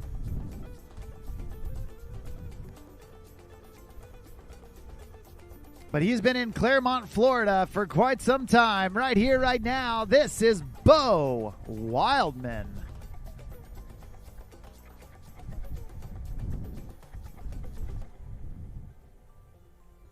Well, Bo Wildman surfing front side and pumping from way back on the wave. There's that alley-oop backside 180 right into the 3 shove and a 180 shove front shove combo right there. There's the blind body varial to half cab body varial back into his dominant stance. The backside big spin, switch front big combo. Bo Wildman hustling through this first pass. There's the 540 back big. And now staying in that backside stance. There's the shove from his backside stance. Oh, man, and trying to hang on there at the end of pass number 1. A great first pass by Bo Wildman, stacking in the tricks after running to the dock. Man, he didn't let that phase him in the least. You see that replay, linking together these series of shoves, kicking the board in both directions. You know the judges love to see that. There's the body varials all the way around. And then the big spin combos. Back big to switch front big. And the 540 big. Going down on that switch front shove.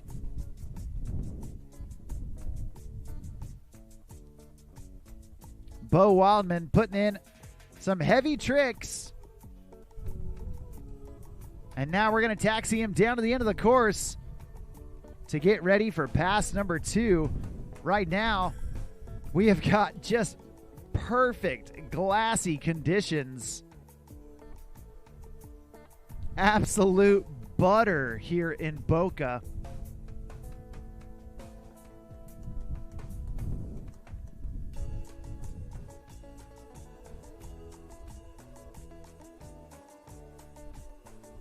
Well, that's one pass down, one pass left to go for the true wild man indeed.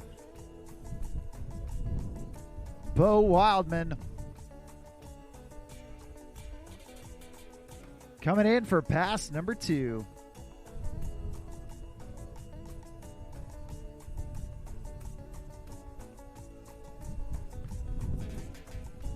Well, starting off with that Madonna, grabbing the nose, kicking off the the front foot. Big alley-oop, backside 3, blendering out of it, but getting right back into his dominant stance. And from back on the wave, getting on the gas, there's that air reverse. Nice job from Bo Wildman. There's a big shove to mute. Oh, just trying to hang on right there. And looks like that's his first fall in pass number 2. He is going to get a pickup. Working hard out there, that's for sure. Bo Wildman, not only a talented wake surfer, also pro-level wakeboarder, also pro-level foiler, not to mention all the ocean sports that he does. An incredible ocean surfer as well.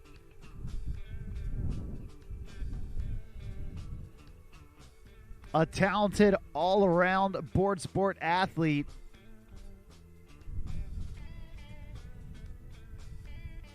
Bo Wildman pulling back into the pocket. He's got a little bit of room left in this second pass. He wants to end with an exclamation point. And he will. Oh, the 7 big spin. He landed. He got his feet in the right spot, but just couldn't quite stay connected to the board. Check out how close this was on that Nautique replay. Making the board go 2 times around while his body does the backside 180 and just falling on that backside 7 big.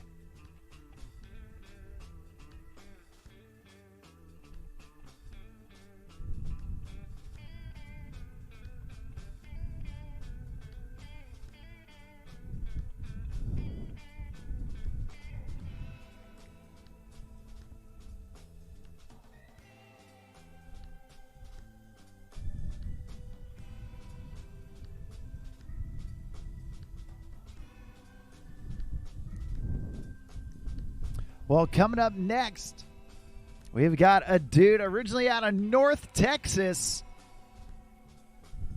For the last handful of years, he's been attending college in Oklahoma at OSU. Right here, right now, we have got Luke Hutcherson.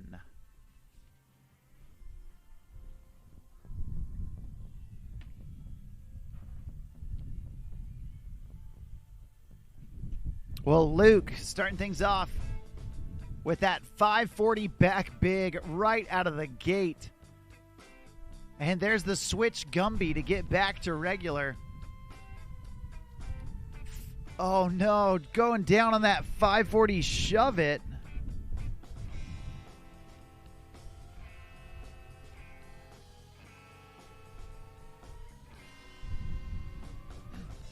You can check out here on that replay, Luke straight out of the gate swinging for the fences. There's the switch Gumby after that 540 back big, and then trying to get the 540 shove. Looks like he got his feet on it, but unfortunately just couldn't quite stay on the board.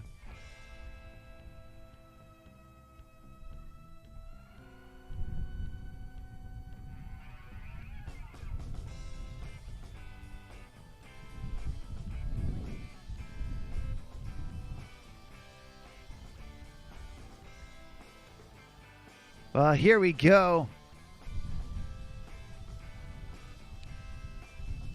Luke back up. There's that 540 shove. Redemption taking down the trick that took him down. And there's the shove to mute combo, making it twice as nice right there.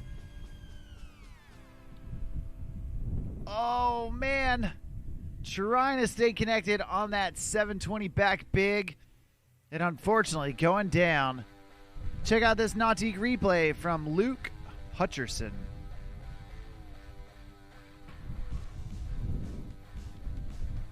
He got that 540 shove, super clean, stomping it down, and then going 2 times with those shove to mutes. And down here at the end, trying to lock in on that 720 back big. We've seen him do it so many times before.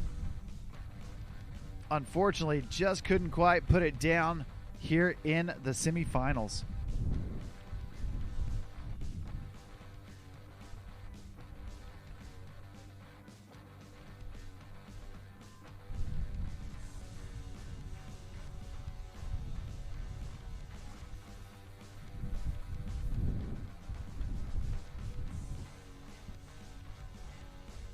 Well, that's one pass down, one pass left to go for Luke Hutcherson. A Texas boy living in Oklahoma.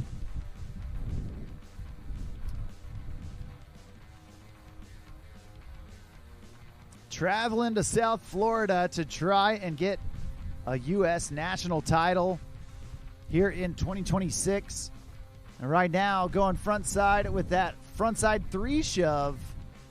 And there's the regular front side big spin. Now going with the switch Hail Mary, the full 360 body varial. Getting that shove back into his dominant stance and pumping from way back on the wave. There's the 720 big spin, locking it down. Luke Hutcherson now in the revert stance. And going with that blind Gumby there at the end of the pass. He's got one more and going switch frontside 3 shove, switch frontside big spin. Hey, that'll do. Awesome job. Put your hands together. A stand-up second pass for Luke Hutcherson.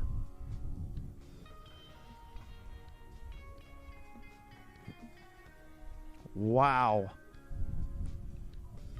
A banger-filled run from Luke. So many different maneuvers in here. Kicking the board into the wake with that frontside 3 shove. There's the switch Hail Mary. And now, check it out from way back on the wave. He sets up so far back to gain speed for these maneuvers. Like that 720 back big, staying in the backside direction, and then going revert with that blind Gumby and the switch front 3 shove, switch front big combo. Awesome job from Luke Hutcherson. Well, coming up next, we got Nate Cherry on the water. Nate loading up right there with that alley-oop back 3, smooth, slow rotation. Oh, no. Going right into that 540 back big and unfortunately going down. Hey, that's okay. Only his first fall, so we're going to get Nate back up, back at it to finish off pass number 1.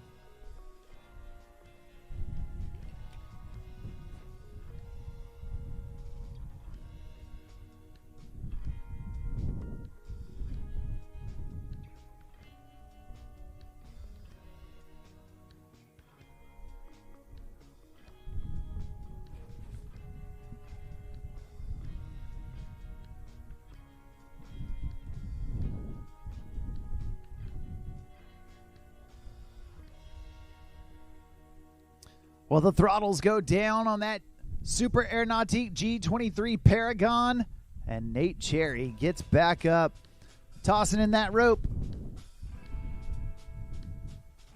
And now Nate looked like 540 shove right there.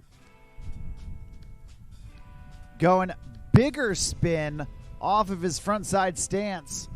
Alley-oop, back 1, right into the switch front 5 big. And there's the regular frontside big spin. Oh, man, trying to go switch front shove out. A great job getting back on the water and crushing out a handful of tricks. Nate Cherry doing a great job right there. Yeah, there's that 5 shove. And now in the revert position, that's the bigger spin. Many riders, you'll see him do switch bigger spin. And Nate going into that switch front 5 big. There's the regular front side big spin. And trying to go that front switch front shove out.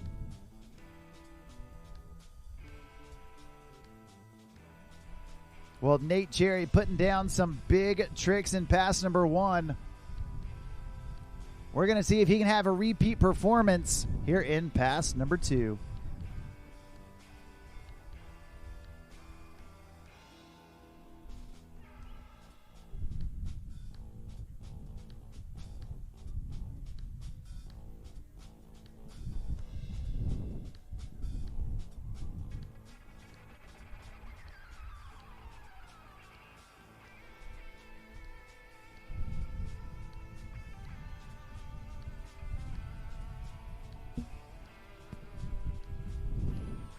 All right.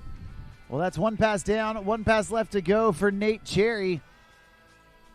He's starting out front side.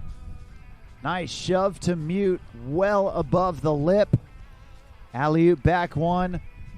There's the switch bigger spin. There's 5 shove down in the flats. Oh, and trying to go backside 5 big.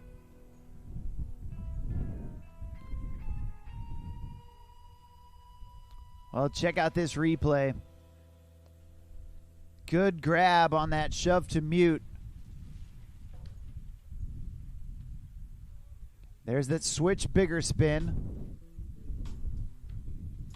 Oh, excuse me. It was just a 3 shove down in the flats. But the 540 back big taking him down.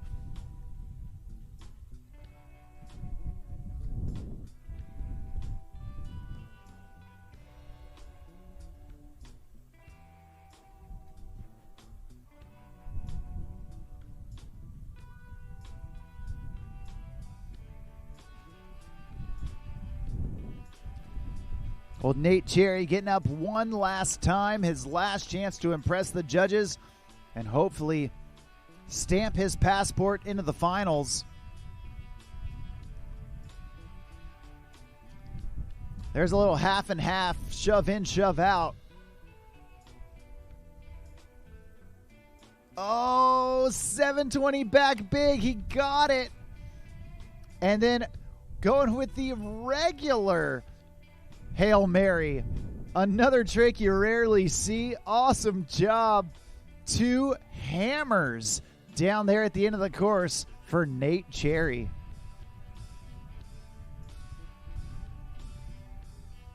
Well, check this out for Nate. Going shove up, shove out. And then 720 back big.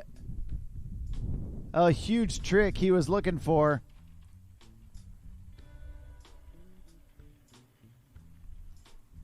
We got one rider left here in heat number 1. At this time, we do need heat number 2 down to the dock. That's Dylan Matthews, Reed Cole Tucker, John Ackerman, and Lee Height. Once again, Dylan, Reed, John, and Lee, make your way down to the dock. Thanks.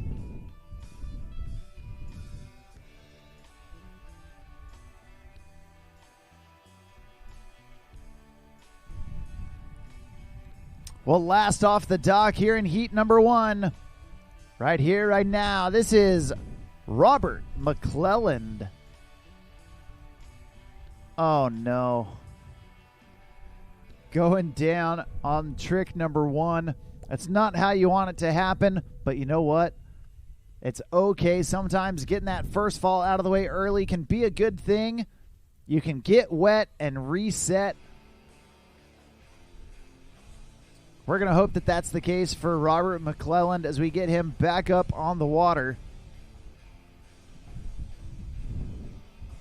To hopefully do some damage here in pass number 1.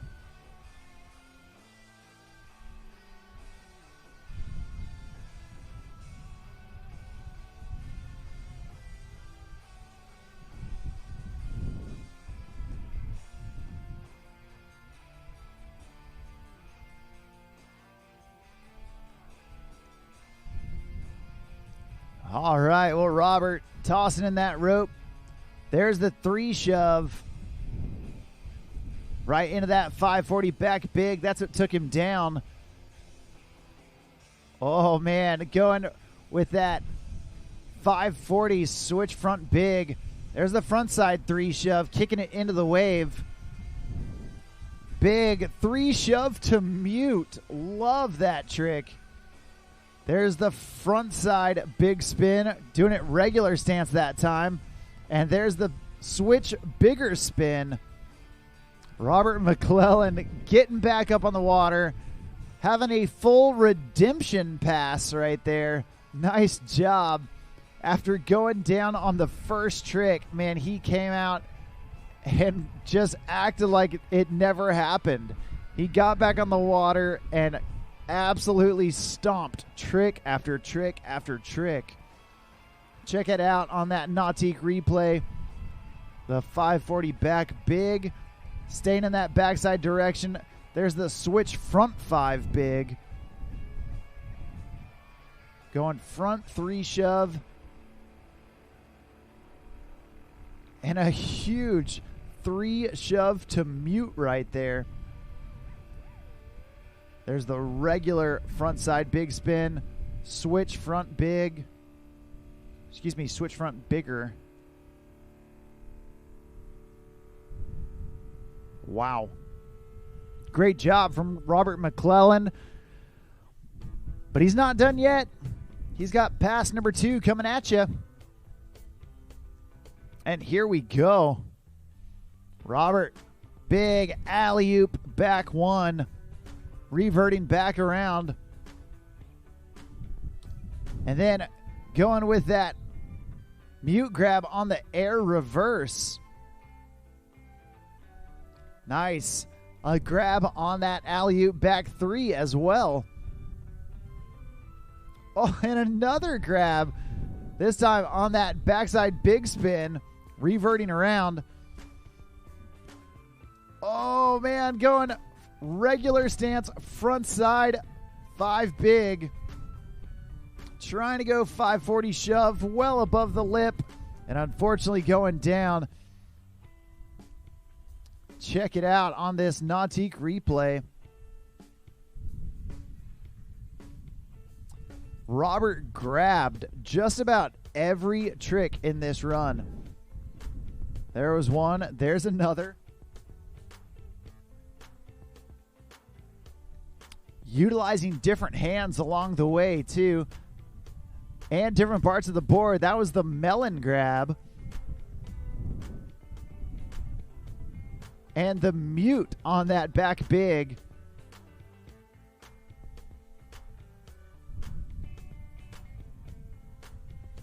Skirting that regular frontside 5 big around.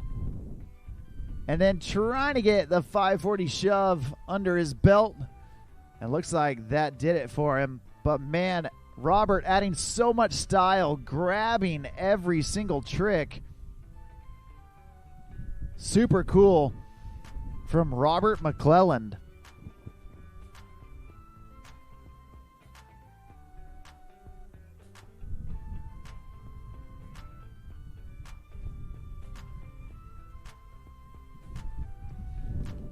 Well, coming up next,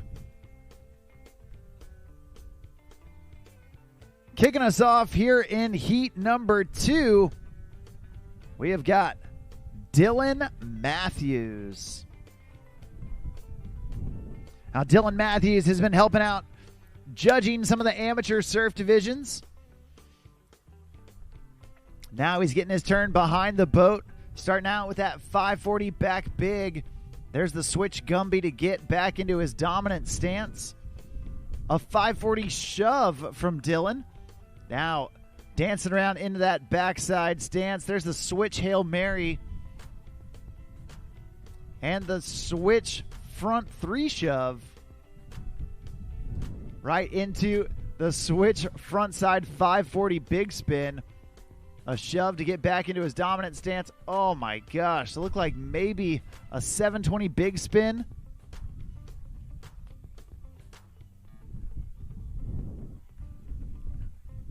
Check out this Nautique replay.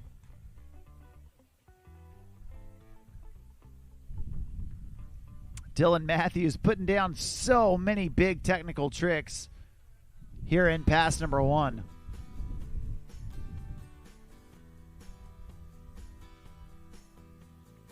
The switch Hail Mary right there.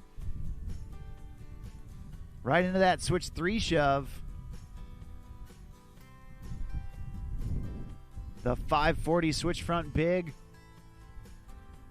And then stomping that first pass, trying to get one more trick down here at the end of the course. Oh, man. Mega mode on that regular stance. Hail Mary, the 360 body varial, and just elevating above the board. Man, there is nobody that gets that amplitude on that trick like Dylan Matthews. Wow. Just hovering above the board while he does a 360 in the air. So cool.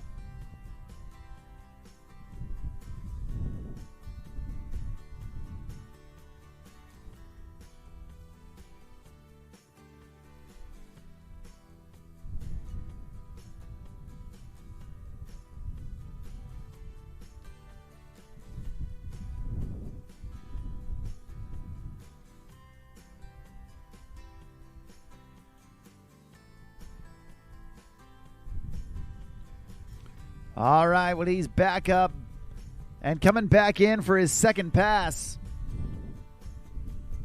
Nice alley-oop backside 360. There's the blind body varial way above the lip. Oh, trying to go 720. Back big spin. Getting reverted. He pumps his way back into the wave. Saves it. Right into the 540 bigger spin. Holy moly. Dylan Matthews. Mega on that mute grab back big. Oh, man. And then trying to go switch front 3 shove. Wow. Look how hard Dylan Matthews fights his way back on this 720 back big spin attempt.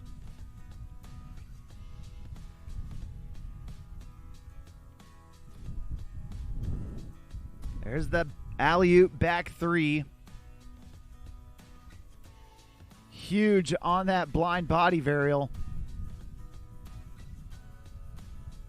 Right there, the 720 back big, and just fighting his way back from the whitewash. Wow. So much grit and tenacity. Dylan Matthews putting on a clinic here to start off heat number 2. And what a run that was.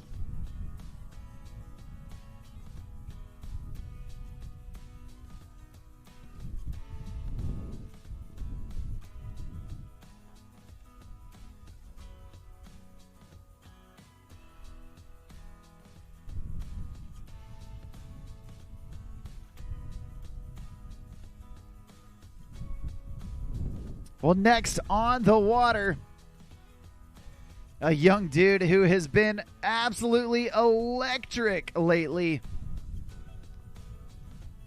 Ending up on the podiums at many of the surf events this year. Coming up next, we got RCT, Reed Cole Tucker, about to take to the water.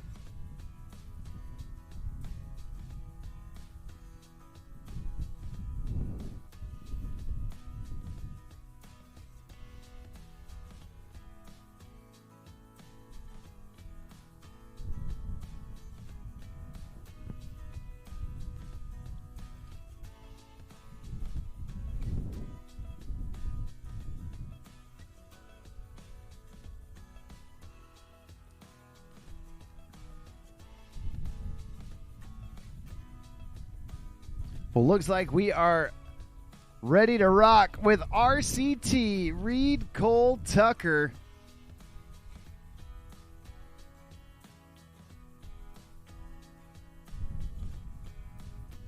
And here we go. Rocking that phase 5 key.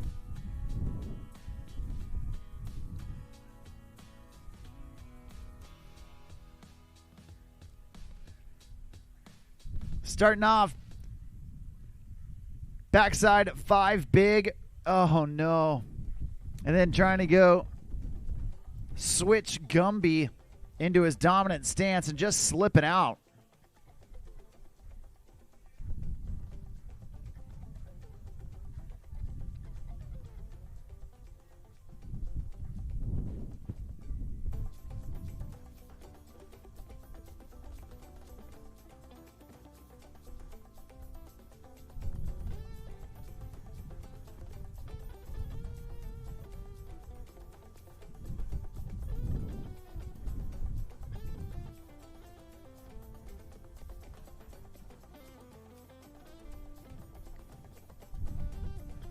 Well, we're getting Reed Cole Tucker back up on the water.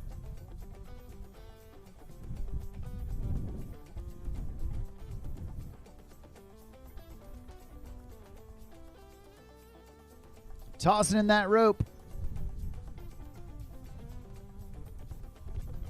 There's the 540 shove. Front shove out. Frontside 3 shove off of his frontside stance. And then the regular frontside big spin. Half cap body varial back. Oh, no. And just going down on that 540 back big.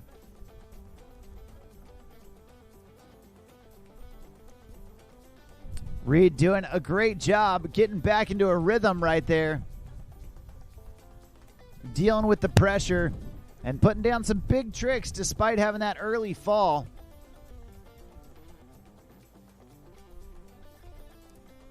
Trying to link them together.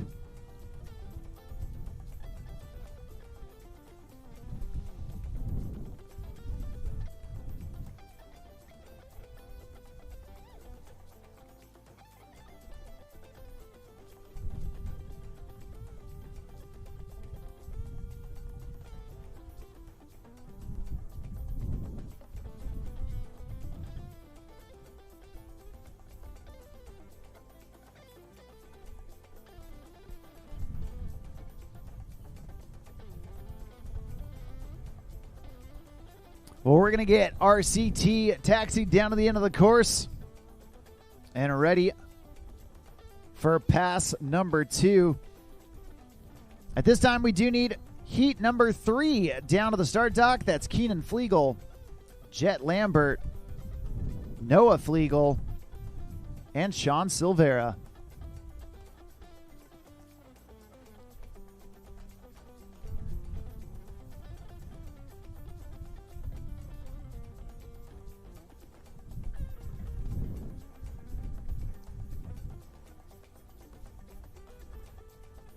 Well, the throttles go down in that G23 Paragon, and Reed Cole Tucker gets up behind it.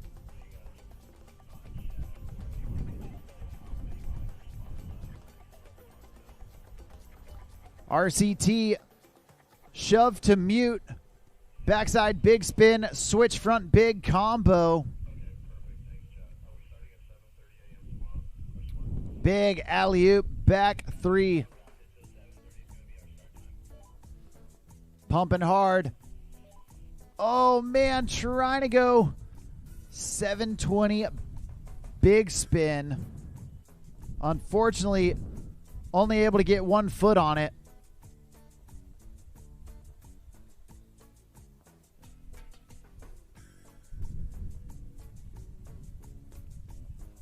RCT comboing trick after trick. There's that alley-oop back 3. And then pumping from way back on the wave. Trying to reach for that 720 big spin, and unfortunately just a hair short.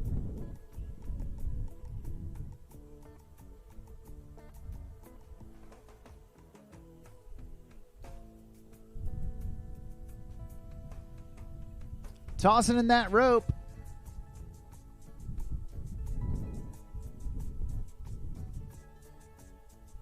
There's the 720 big spin, getting real close to that platform. And now down here at the end of the course, trying to go with the regular Hail Mary. And unfortunately going down, but a great job from RCT Reed Cole Tucker.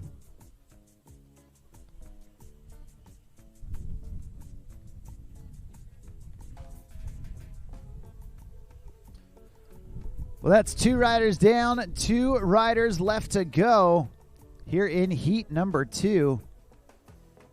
Hey, just a quick reminder that for the wakeboard divisions that finish today, we are going to do our award ceremony immediately after Pro Men Skim.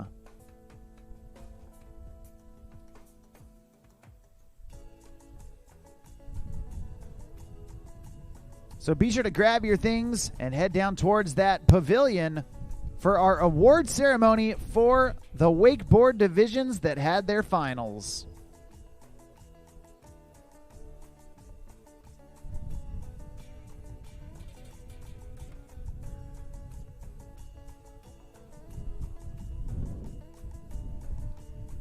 Well, next on the water, coming out of DeLand, Florida, a Nautique team athlete, a Phase 5 team athlete right here, right now. This is John Ackerman. Alley-oop back 3, absolutely massive back 3 from John to get things started. There's the front side 180, ollieing off the top lip. Backside big spin down in the flats.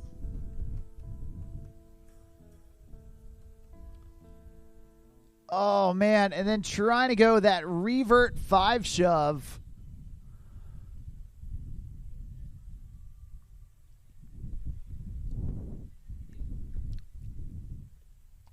Check this out for John. Huge alley-oop 360. Blendering out of it before doing that ollie hop frontside 1. And then down in the flats going back big. Super difficult trick when you're fully exposed with no wave to help push you. You got to be locked in on it.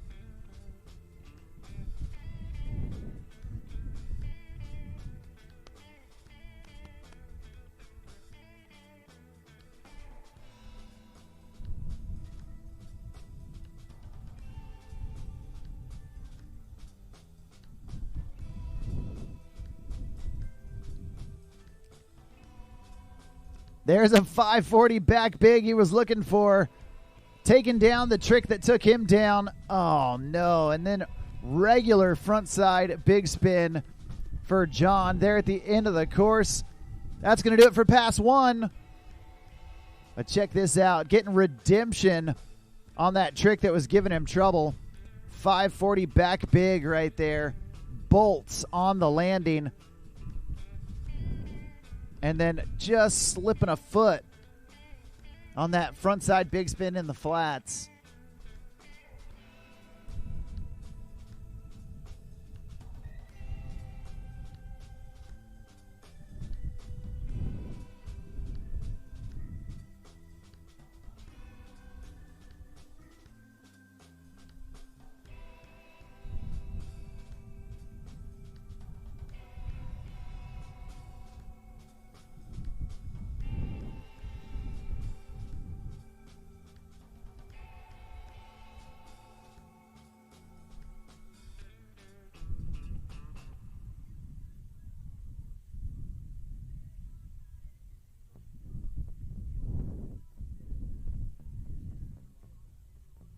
Huh?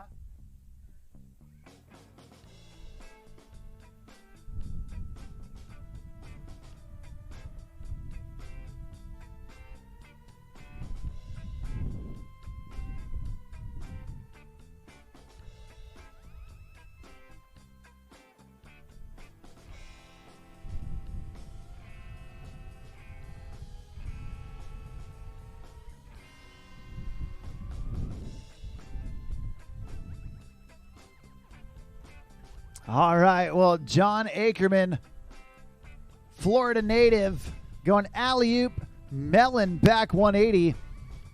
There's the 3 shove, way above the lip. There's backside big spin, reverting around. It looks like he's going up and over with that mute grab shove across, transferring. And now switch front side into that backside big spin from his switch front stance. Now backside 3 shove from his backside stance. So hard to do, but John Ackerman linking it together. Man, I cannot even begin to imagine how hard those tricks were. Being on the other side of the wave and being switch front side to do a backside big spin. Wow. There's the 3 shove from John.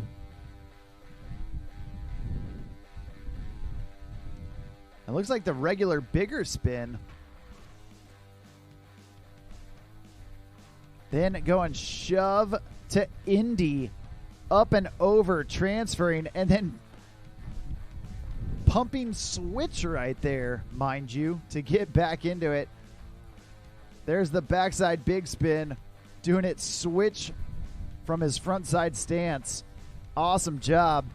Well, your final rider here in Pro Men Skim Heat number 2, this is Lee Height.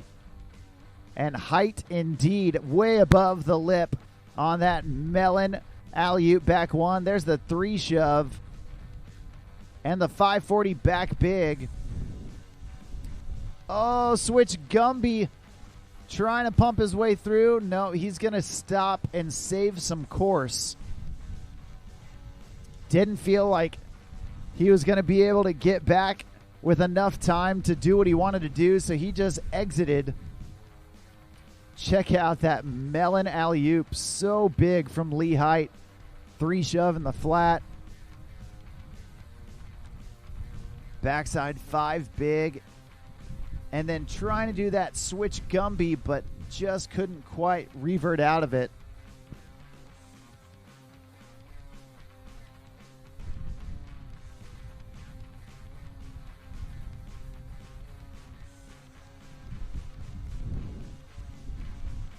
Well, Lee Height getting back up to finish off pass number 1.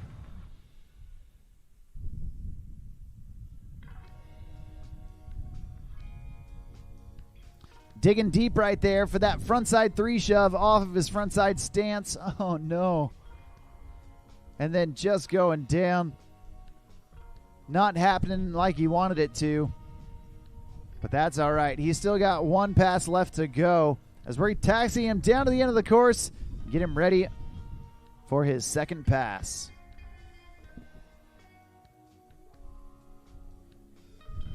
Just a reminder that we are going to do our award ceremony for wakeboard divisions that had their final round of action today. Be sure to grab your things and head on down to the pavilion immediately after Pro Men's Skim.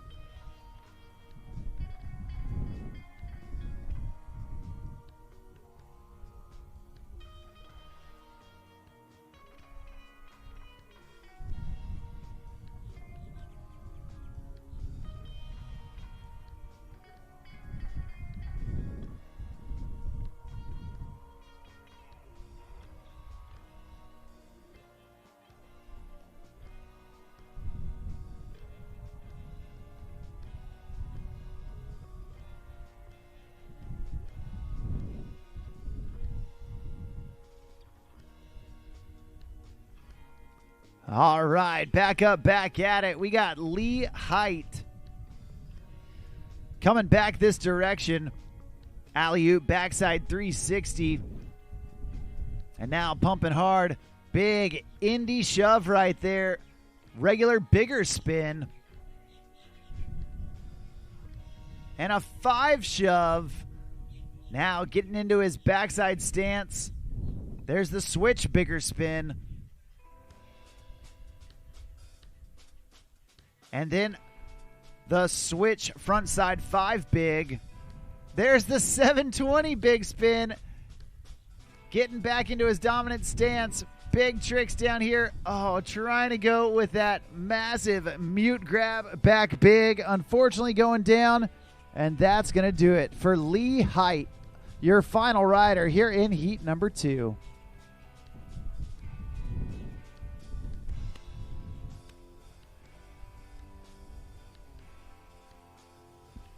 Well, a great redemption run there in pass number 2.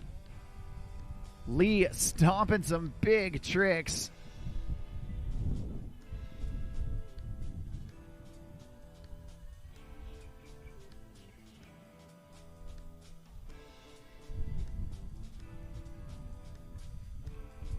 That 720 big spin, definitely a cherry on top.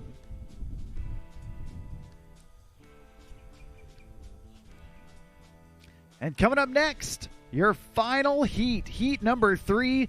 And man, I don't know the last time that I saw the Flegel brothers in a heat together.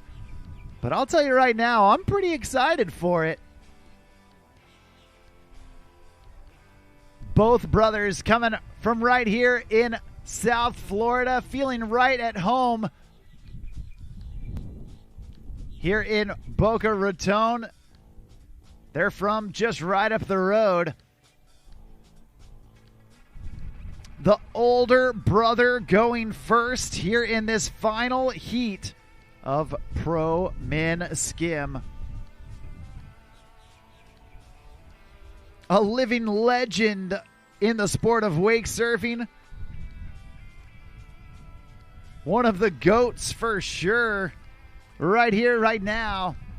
This is Keenan Flegel. All right, Keenan Flegel starting off front side. And he's going alley-oop back 3. There's the backside 540 big spin. Nice little sangria shove as he goes shove in, shove out into that sangria half and half. Nice frontside shove way above the lip. Alley-oop right into the switch front big spin. Now from way back on the wave, there's the 540 shove. Keenan Flegel. Oh, man, going with the regular Hail Mary and then trying to go front side big spin down in the flats. Wow. Get out of the shed because Keenan Flegel is throwing hammers. Well, check out this Nautique replay. Keenan Flegel absolutely awesome in this first pass. There's a shove up to the lip, shove out. Big frontside shove way up there. And now check this out. Going alley-oop right into that switch frontside big spin to get back into his dominant stance. There's the 5 shove, stomping it down. But right here, he went, oh my gosh, going Hail Mary with the shove underneath, like catching it early and reverting out.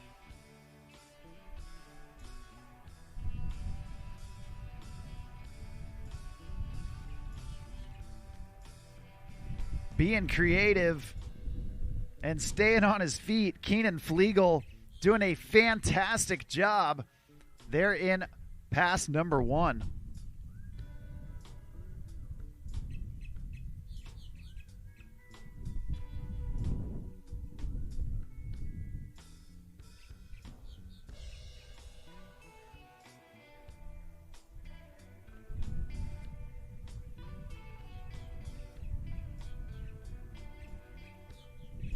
Well, pass number 2 coming at you. And Keenan Flegel headed back this direction. Massive Madonna way up above the lip. Oh, no. Going down on that frontside 3 shove from his frontside stance. Taking an early fall here in pass number 2. Check out the size of this Madonna right here. Big extension. And then trying to get that front 3 shove. Unfortunately going down. But fortunately for him, only his first fall here in pass number 2. So we're going to get Keenan Flegel back up. He wants to set the tone here in heat number 3. And oh my gosh, what a heat it is.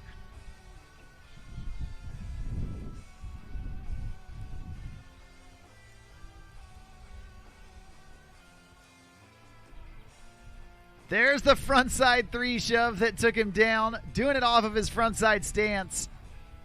Then frontside big spin down in the flat water.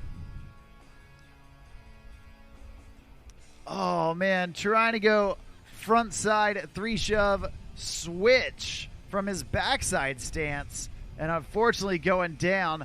Man, oh man, Keenan Flegel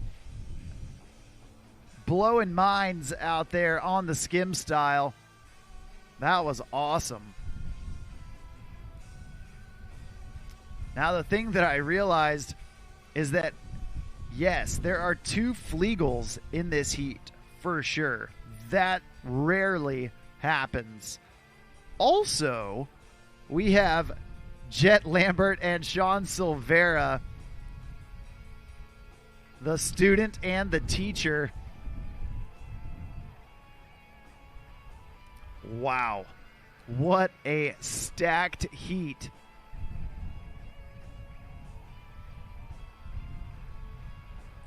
And coming up next, the youngest rider in the heat,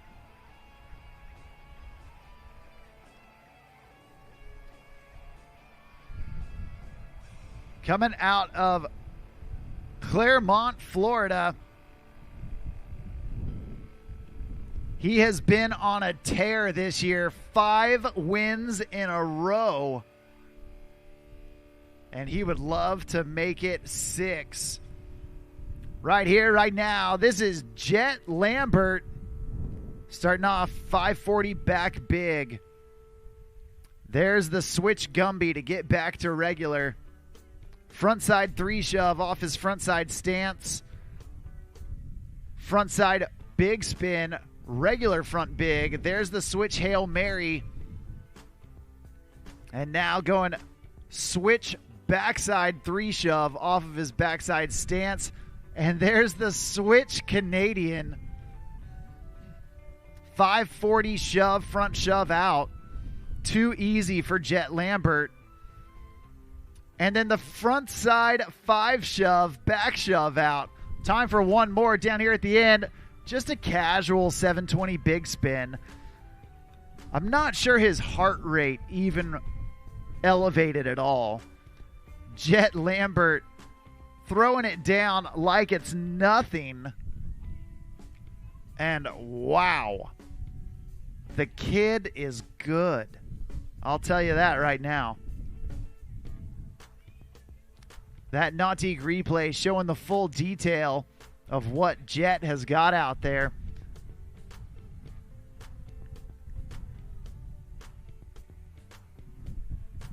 Doing switch and regular maneuvers, frontside and backside maneuvers.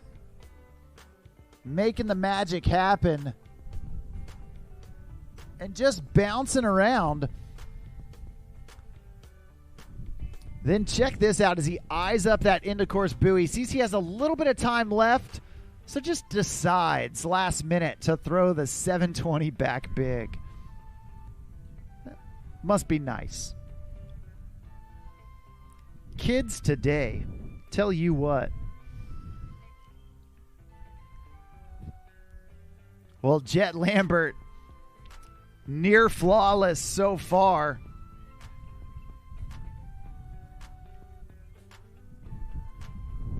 Tossing in that rope. And going to work in pass number 2. Big alley-oop 360, so high, so much amplitude. Then again, going with the melon grab on that alley-oop back 1, reverting around into his dominant stance. There's the front side 5 big spin. Right into, oh my gosh, what happened there? 360 body varial with the shove. I want to say that's the switch Canadian, maybe switch blind Canadian. There's the, oh my gosh, 720 shove right into blind Gumby. Guys, I'm trying my hardest, and my brain starts to seize up with all these tricks that Jet Lambert is doing. Let's check out the replay and think hard. Big alley-oop, melon grab. Okay, think, Mark, think.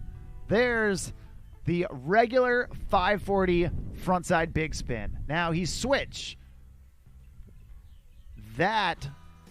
Wait, he ended up switch again. So he did 360 body varial with a shove I want to say it's like a 360 blind bigger spin? What in the world? There's the 720 shove, 2 rotations. Oh my gosh. That is just a regular Hail Mary. Wow. Jet Lambert. He's pretty good. Well, right here, right now, we got Nautique team athlete coming out of South Florida. You saw his older brother ride just moments ago. Now, it's younger brother's time to shine. Right here, right now, this is Nautique team athlete Noah Flegel. And he's starting off alley-oop backside 3. There's the 3 shove. Right into that mute back big spin. Right into the switch front big spin. Now back into his dominant stance. Oh no. Trying to go alley-oop. Little ollie north right there. Unfortunately, couldn't quite keep the tail out of the water.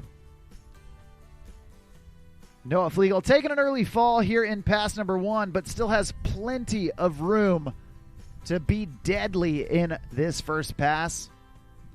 Love that grab on that backside big spin. Switch front big. Putting it together. And just going down.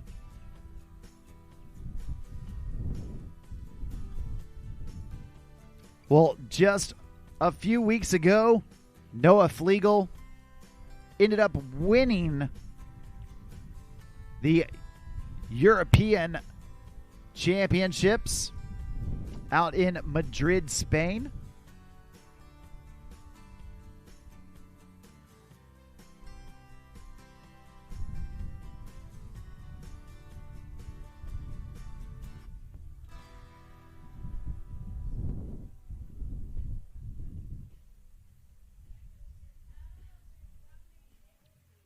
And now he's back up.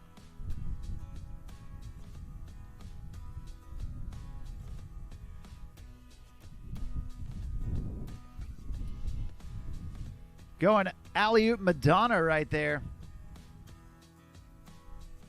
Backside big spin. Oh no. That's not what he wanted.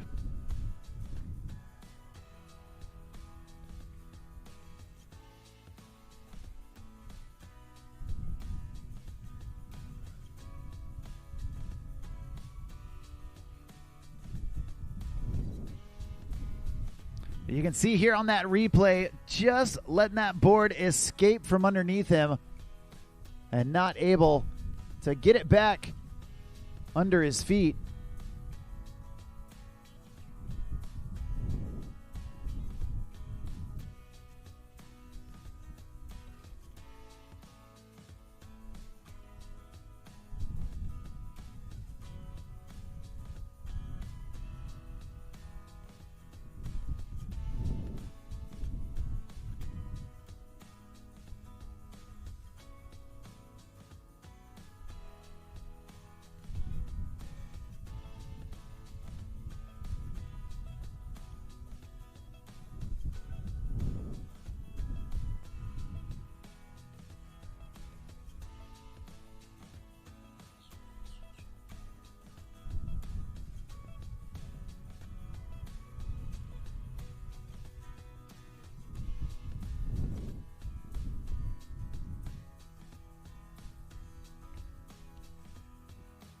Well, just to clarify,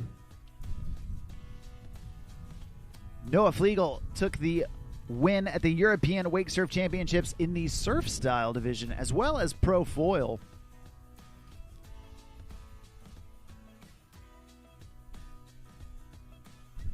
And right here, right now, he's back up.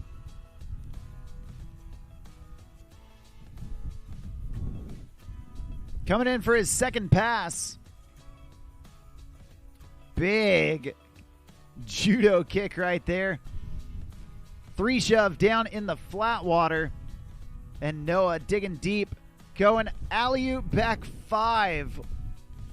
Hardly any riders able to do that trick. There's the regular front side big spin. And then the switch front 5 big. Oh, man, trying to go 540 shove there towards the end of pass number 2. He's still got a little bit of room left in this second pass. But check out this alley-oop back 5. Just squeezing that last 180 into it. You want to know a fun fact about Noah Flegel that'll really hurt your brain? Is that when he surfs, he's goofy foot, right foot forward. When he wakeboards, he's regular, left foot forward. How does that work? What is wrong with Noah Flegel to where he makes these things harder for himself? He is so beyond comprehension in how good he is at these board sports.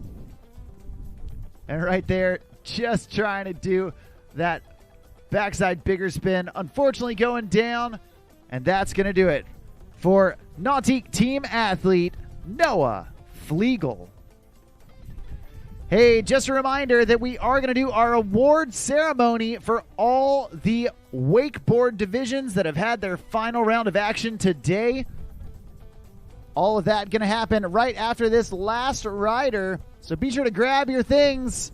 Head on down to the pavilion for our award ceremony for wakeboard.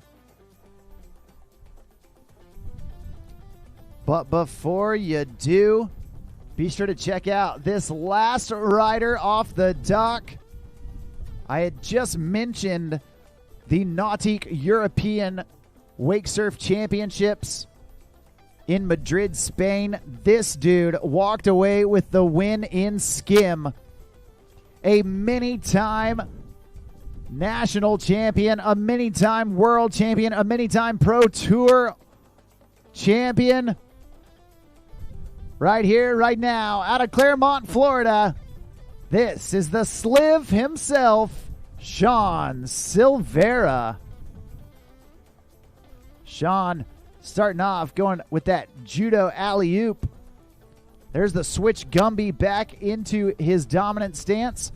Frontside 3 shove off of his frontside stance, riding his signature Phase 5 key board. There's the regular stance frontside big spin right into the switch Hail Mary shove out. There's the 3 shove. 540 back big. And a 540 shove. Oh, man. So close to stomping the 5 shove. And unfortunately going down right there towards the end of the course. Check out this Nautique replay from your current Nautique Wake Series overall points leader, Sean Silvera. That switch Gumby right into the front side 3 shove on his front side stance. That is so difficult. Not to mention the regular stance front side big spin. Linking it with that switch Hail Mary front shove out. Or excuse me, back shove out. There's that 540 back big. He wanted to get the 540 shove right after it. Got the rotation, just landed a little too low and on that back foot.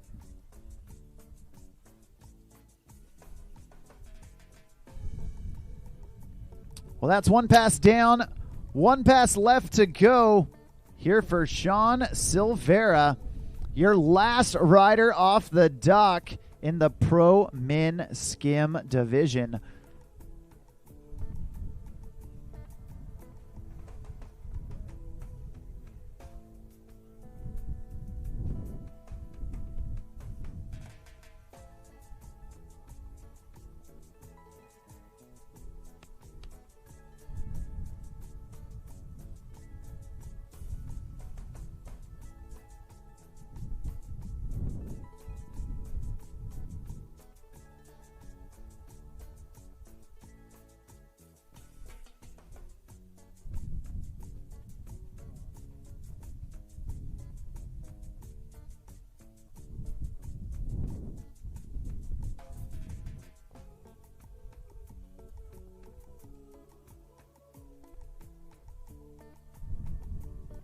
All right. Well, right here, we like the way he works it. No diggity indeed for Sean Silvera. Looking to make it happen in pass number 2. Big alley-oop, backside 360. Frontside 180 off the top of the lip, down into the trough. Big Madonna right there. There's the 540 shove he was looking for at the end of pass number 1. Backside big spin. And now going into that switch front big spin. He's back into his dominant stance. There's the regular bigger spin. Dancing around. Wants to end with a bang. Big mute front. Oh, man. Mute back big into it looked like the switch front 5 big combo. Unfortunately, going down on the second half of that. But a great job, nevertheless, from Sean Silvera, the last rider of the day, closing us out in the Pro Men's Skim division. You can check out that Nautique replay, see how it all went down. Let's see this last stuff. Switch front 5 big, I believe. There's the bigger spin. And then down here towards the end of the course, pumping hard, going mute back big. Oh, man, and trying to go switch bigger spin there at the end of the course. That's going to do it for him. That's going to do it for all of our Pro Men's Skim division. And that's going to do it for day number 4 here at the Nautique WWA USA Wakesurf National Championships, presented by GM Marine. I'm Mark on the mic, calling the shots for our surfers all afternoon. And it has been an absolute pleasure announcing for you today. Big shout out to my co-announcer, Jeff Barton, for putting in work with me earlier in the wakeboard divisions. Hey, we're about to get our wakeboard award ceremonies underway. Start making your way over to the podium. And for the rest of you joining us online, we will see you first thing tomorrow morning, a 7:30 a.m. start time. We will see you there for day number 5 here at the Nautique WWA Wakeboard and Wakesurf National Championships, presented by GM Marine. I'm Mark on the...